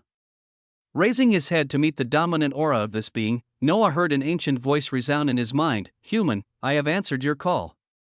But I do not even know if you are able to keep me here. The voice seemed to be reverberating in his mind and outside of it as Noah stared at this creature absent-mindedly. This was because the aura he sensed from it was nothing like what he felt from the three-legged fate crow, the same summon that was shaking frightfully behind him as it tried to keep its arrogant golden beak up against the pressure that the serpent released. This was because, as even Noah affirmed while looking at the description of this creature, it was actually at the prismatic rank. Prismatic. The second animus summon he had called forth had the most shocking rarity, and its identity was even more terrifying: void-eclipsing sea serpent, prismatic, and archaic animus currently in the quasar realm. Still in its early growth phase, this serpent holds within it one of the 9 supreme bloodlines of all animus creatures, the bloodline of the galaxy-devouring serpent, Jormungandr. Having mastered the laws of death, chaos, and ether, this creature's abilities are many. When it completes its growth phase and fully awakens its bloodline, it will naturally awaken the comprehensions of the Tao of Slaughter contained within, a creature that was actually an entire stage above his own, one that he would not even be able to contract if his archaic contract wasn't enhanced by skill points. The voice it released reverberated out as Noah came out of his stupor, wasting no time as he got serious and released the archaic contract skill. I have the ability, and much more. Rumble, he voiced out strongly as archaic runes appeared and split in the air, one going to him and the other going into the head of the void-eclipsing sea serpent, who looked at the scene playing out calmly. This creature was extremely wise and had lived for thousands of years, knowing a great deal of things. It was astounded by the amount of essence that created an enormous rift in its realm as it entered into it, but seeing the summoner who was only at the black hole realm, it didn't know how this phenomenon was brought about as its ancient heart state until the universal rules sent him back to his realm. Yet, its enormous red eyes gradually shone as it actually felt the contract this being released bind into its very soul. Something that should not have been possible for a summoner to do. This being actually did it as the void serpent sensed the contract fully establishing, its soul becoming connected to him. Interesting, its thick voice reverberated out again as Noah looked towards the creature seriously. He could sense its emotions, which were actually extremely cold and filled with a wild aura of destruction. Its thoughts conveyed to him that it had only answered the call of the summoning rift out of passing interest, and that even with the established contract right now the only emotions it felt were to see how the rest of this interesting set of events play out. As these thoughts reached him, Noah contained his excitement of obtaining one of the rarest animus summons one could have, planning on reining it in first as it looked at him more than just an interesting being. What shall I call you? He treated the summon with respect as it truly deserved, that and more. The void serpent spreading its aura around the hidden star as it continued to expand for several hundreds of thousands of miles thereafter as it simply observed the area it was currently in. Just void serpent is fine for now. I will not take any other name other than Jormungandr, and I do not yet deserve the name at my current realm. Rumble, domineering, powerful. The voice of the void serpent dripped with ancient regality as Noah nodded, replying with a calm voice full of expectations. I will help you to successfully reach the stage to obtain such a name, refining your bloodline and realm to the highest levels in a short period of time. Will you now? The voice of the void serpent seemed cold and curious, Noah only nodding as he returned the same demeanor of dominance and began by casting Animus Growth Empowerment. Yes. First, I shall grant you a manifested quasar realm as I bring you to grand completion. Essence erupted out as the skills of an animus summoner were cast, a terrifying archaic animus that would cause the expansive dragon CLU.S.Tur to go in an uproar purely because of its identity. Such a creature was summoned and contracted to an unknown being in the corner of the dark universe. Chapter 699 Entities and Extras. The types of strength across the vast universe were many. One could embark on any path, and as long as they spent enough time on it, they would become extremely proficient as they eventually achieve a title of supremacy, a title that makes it known a being has an accomplishment in a certain area, and these beings are titled entities. A prerequisite to even be given the title of an entity was for one to be at the upper tier of the galaxy realm, and that was simply the prerequisite. After they became distinguished in a certain area, then they could be given such a prestigious title. The weakest of entities would be those in the upper tier of the galaxy realm, while the strongest had immense strength that was hard to even grasp. To fully understand the intricacies of this, we must also mention the differences of the three tiers of the galaxy realm, where each of them are like their own stages, from lower, middle, to upper. Each tier of the galaxy realm corresponds to a vast gulf in strength that some consider them separate realms by their own right. A being at the lower tier of the galaxy realm could never defeat one at the middle tier, and the same applied for the peak. Even the powerful Aurora Galaxy Dragon was only at the lower tier of the galaxy realm, even with all its shocking strength. But the target of discussion today is a being dwelling in the Burning Domains galaxy. The one holding the title of an entity. Even though she was heavily injured, this being was at the upper tier of the galaxy realm, as she held shocking strength that could decimate realms and shatter galaxies if she really put in the work at her peak. Yet she had gone through a terrible ordeal as heavy injuries were dealt, injuries that took an extremely long time to heal as they were dealt by a being proficient in a Dao. It was a particularly deadly Dao at that, being a rare one that focused on the extreme essence of weapons, the Dao of the sword. When she faced the terrible entity that was at the same realm as her, she had found the essence of a sword occupying her entire sight, as she only saw the grand form of a sword and nothing else. Phantom sword strikes containing Dao within them had bloomed all around her in shocking numbers as they struck forth, nearly ripping apart her body as her soul was gravely injured. The only reason she was able to survive was because the Dao she studied was one that gave her a degree of survivability. The entity residing in the Burning Domains who enhanced the strength of fiends was actually studying the Dao of vitality. She had long since mastered and assimilated the law of life thousands of years ago, where she then touched upon the deeper concepts of vitality as she stepped upon the path of this Dao. This was the only reason she had kept her life when faced against a being with strongly offensive-based Dao of the sword. She then came to reside in the Burning Domains galaxy as she healed herself while elevating the strength of beings within, having kept her prize from the battle with another entity while also sensing another one just like it on a galaxy not too far away. It was the pages from the Book of Ruination. Yet after years of planning and releasing the fiends on a plan that should have succeeded, none of it produced any results. Rumble. Deep underground on the central realm of the Burning Domains galaxy, this entity was walking at the deepest areas of where the core of this galaxy resided, her body bubbling with essence as she drew in the potent universal and atmospheric essence around her. A unique energy even seeping out of the obsidian core of the Burning Domains galaxy as well. Shockingly, this being traversing in the Dao of vitality could even drain the vitality of galaxies to heal herself. If one listened closely, they would even be able to hear the distinct sound of the galaxy core crying out, but no aid came to it. Even its most powerful inhabitants were under the reign of this entity. Humph, just you wait. Her enormous body showed a face filled with power and wrath as her words were said to no one, a colorful green-gray light that represented the Dao of vitality swirling around her in a stellar fashion. Faced with such a being who used to be at the upper tier of the galaxy realm and was proficient in a Dao, what could her enemies do? As many beings moved with their lives and planned, Noah continued to move with his own aims, while the body of Alexander trained the fearsome void serpent at the quasar realm and refined its bloodline. The body of Noah in the novice galaxy had chosen the 5 extras for the chosen extras ability. The choices could be changed at any time, so he had currently placed the Emperor Penguin, Barbados, Kazuhiko, Elena, and Athena. The moment these beings obtained the title of an extra, an imperceptible golden light shone over them as even they felt some changes, but didn't exactly know what they were. It was also at this time that Noah distributed nebula rank loot to them and other harbingers that didn't yet have the title of extras.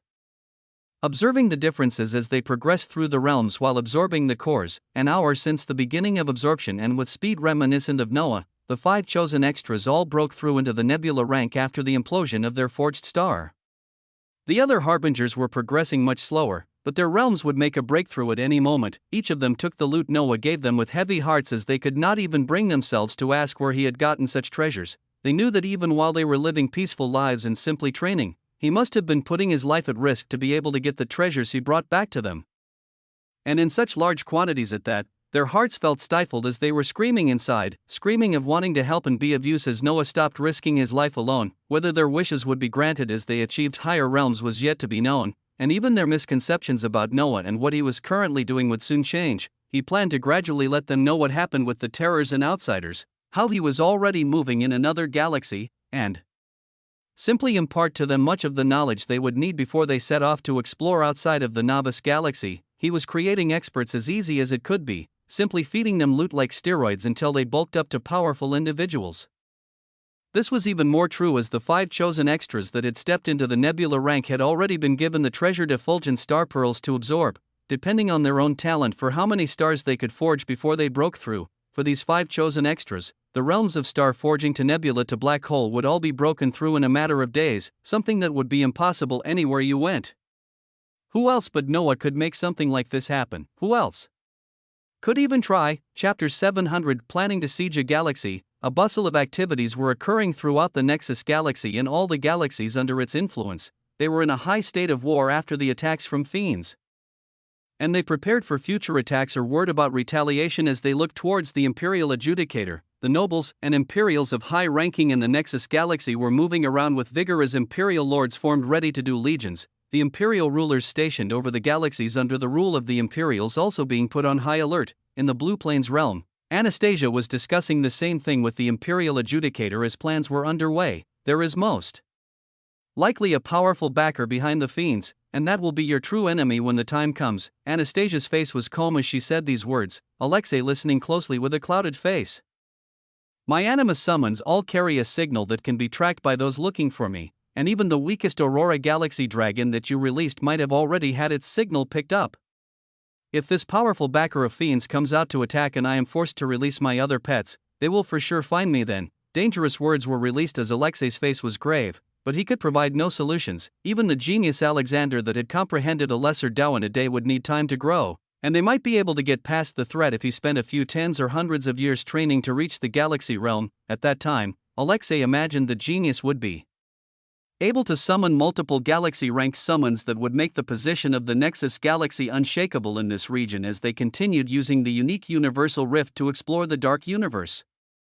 If it does come to that and they find me, they cannot know anything about Anna, and know even less about you. I will simply be taken back to the expansive dragon CLU.S.Tur as I will be forced into a marriage I do not want. That is the price we pay for being weak in this era. Extreme solemnity and sadness could be seen on her face as this being who was actually at the galaxy realm called herself weak. It wasn't a weakness of realm, as those in the galaxy stage were truly powerful, but a weakness when it came to the identities of the ancient powers involved. Each of them had their own Tao they followed, with histories as deep as they could be and as expansive as the chaotic void. Compared to the will of a single galaxy-ranked expert, where did it stand in front of the collective wills of ancient powers? Thus she called herself weak. On the side, the Imperial Adjudicator clenched his fist as his heart felt burning pain while listening to Anastasia. He had fallen for her the day he met her, and strove to improve his strength as much as possible just to be confident enough to stand by her side and hold her hands again. Yet every time he wanted to be around her these past years, he recalled how he had made very little progress and had not even fully reached the same realm as her, constantly reminded of his weakness as he slowly distanced himself. He felt like he was not worthy of her. Now as she talked about her own weakness and the fact that she would be taken away to be given off to another man, he was truly unwilling. Yet, his weakness still remained. A depressing air permeated in the Blue Plains realm as the father and mother of impressive identities looked over at their daughter who continued to be in contact with the Tao crystal that contained the Tao of summoning. She was engrossed in it as she continued, seemingly not wanting to let go of it until she comprehended something. The two shook their heads with pain as they looked at the being they wanted to protect the most and come out of this situation with all of them staying together, but the future did not look too bright. Meanwhile, a few light years away in the stellar sky galaxy, as others feared an inevitable future of separation due to what the future actions of the force residing in the burning domains galaxy would cause, someone else was actually having a terrifying thought of storming into it by himself. Noah wanted to put to use the ability of plot armor, as he used its effectiveness to gain a tremendous amount of loot he would not be able to get his hands on otherwise, the effect of invulnerability, making many things possible. His eyes were staring at the enormous coiled void eclipsing sea serpent that had grown even larger in size, its oppressive aura even more suffocating as its red eyes were staring at Noah very closely. This archaic animus seemed to be trying to pry the secrets of Noah open with its gaze as the creature that had lived for thousands of years was truly surprised. This was because something that it would have needed over a century to achieve, this summoner had achieved for him in under an hour. Of course, it was the enhancing of his quasar realm into grand completion as he now held a scintillating quasar that shone with splendor. It was now manifested brightly outwardly on the huge body of the Void Serpent. Aside from this, the Void Serpent could feel its bloodline that should have been lying dormant for at least a few centuries beginning to wake. The human it was contracted with also casting a single skill to make this possible. Interesting. I will see what else you have in store for us. The ancient voice of the void serpent rang out as it said us, its gaze also landing on the three-legged fate crow that had gotten past its fear as its arrogant beak was raised high again the moment the void serpent was successfully contracted to Noah. CAA, its golden beak let out a resounding cry as the essence of fate and fire wrapped around it, its wings fluffing out as it tried to assert its dominance over the serpent that could swallow the crow in a single gulp. Ruby had the bloodline of the golden crow, so it could not be seen cowering even when faced with a terrifying void serpent. Noah's shining eyes were looking at the majestic body of the serpent towering over 500 meters that was slightly larger than the Empire State Building. His eyes reflected the gorgeous colors of gray and black, along with a purple-blue mixture that represented the complete comprehension of the laws of death, chaos, and ether. How confident would you be if you were faced with a lower-tier galaxy realm being? With your manifested quasar realm and strength of your bloodline? Noah asked the enormous void serpent as his mind swirled with many possibilities. I should be capable of defeating the weakest ones of the lower tier. If any of them have embarked on the Tao though, I can only protect your life while escaping. Rumble. The strong voice of the void serpent slithered out with unbound confidence as by the side, the three-legged fate crow also perked up. I can also act as a diversion and even use undying fate flames to mess with galaxy realm beings for a minute. The golden beak of the crow shone with splendor as it tried to match the immense aura of the void serpent, Noah chuckling at this sight as he decided to go with the plan. We have yet to even test how your power will be when I merge with you using the one body, one soul ability. Maybe taking out low-tier galaxy realm expert will be an easy thing then, How confident are you in your physical skills to think you will improve my capabilities so much just with merging? The ancient voice of the void serpent resounded out as Noah simply smiled. He thought of the many horrendous abilities he had that granted a ridiculous amount of percentage boosts, of the effects, and the possibilities of what would happen if these were applied to him while he merged with an archaic animus that had the bloodline of the galaxy-devouring serpent Jormungandr.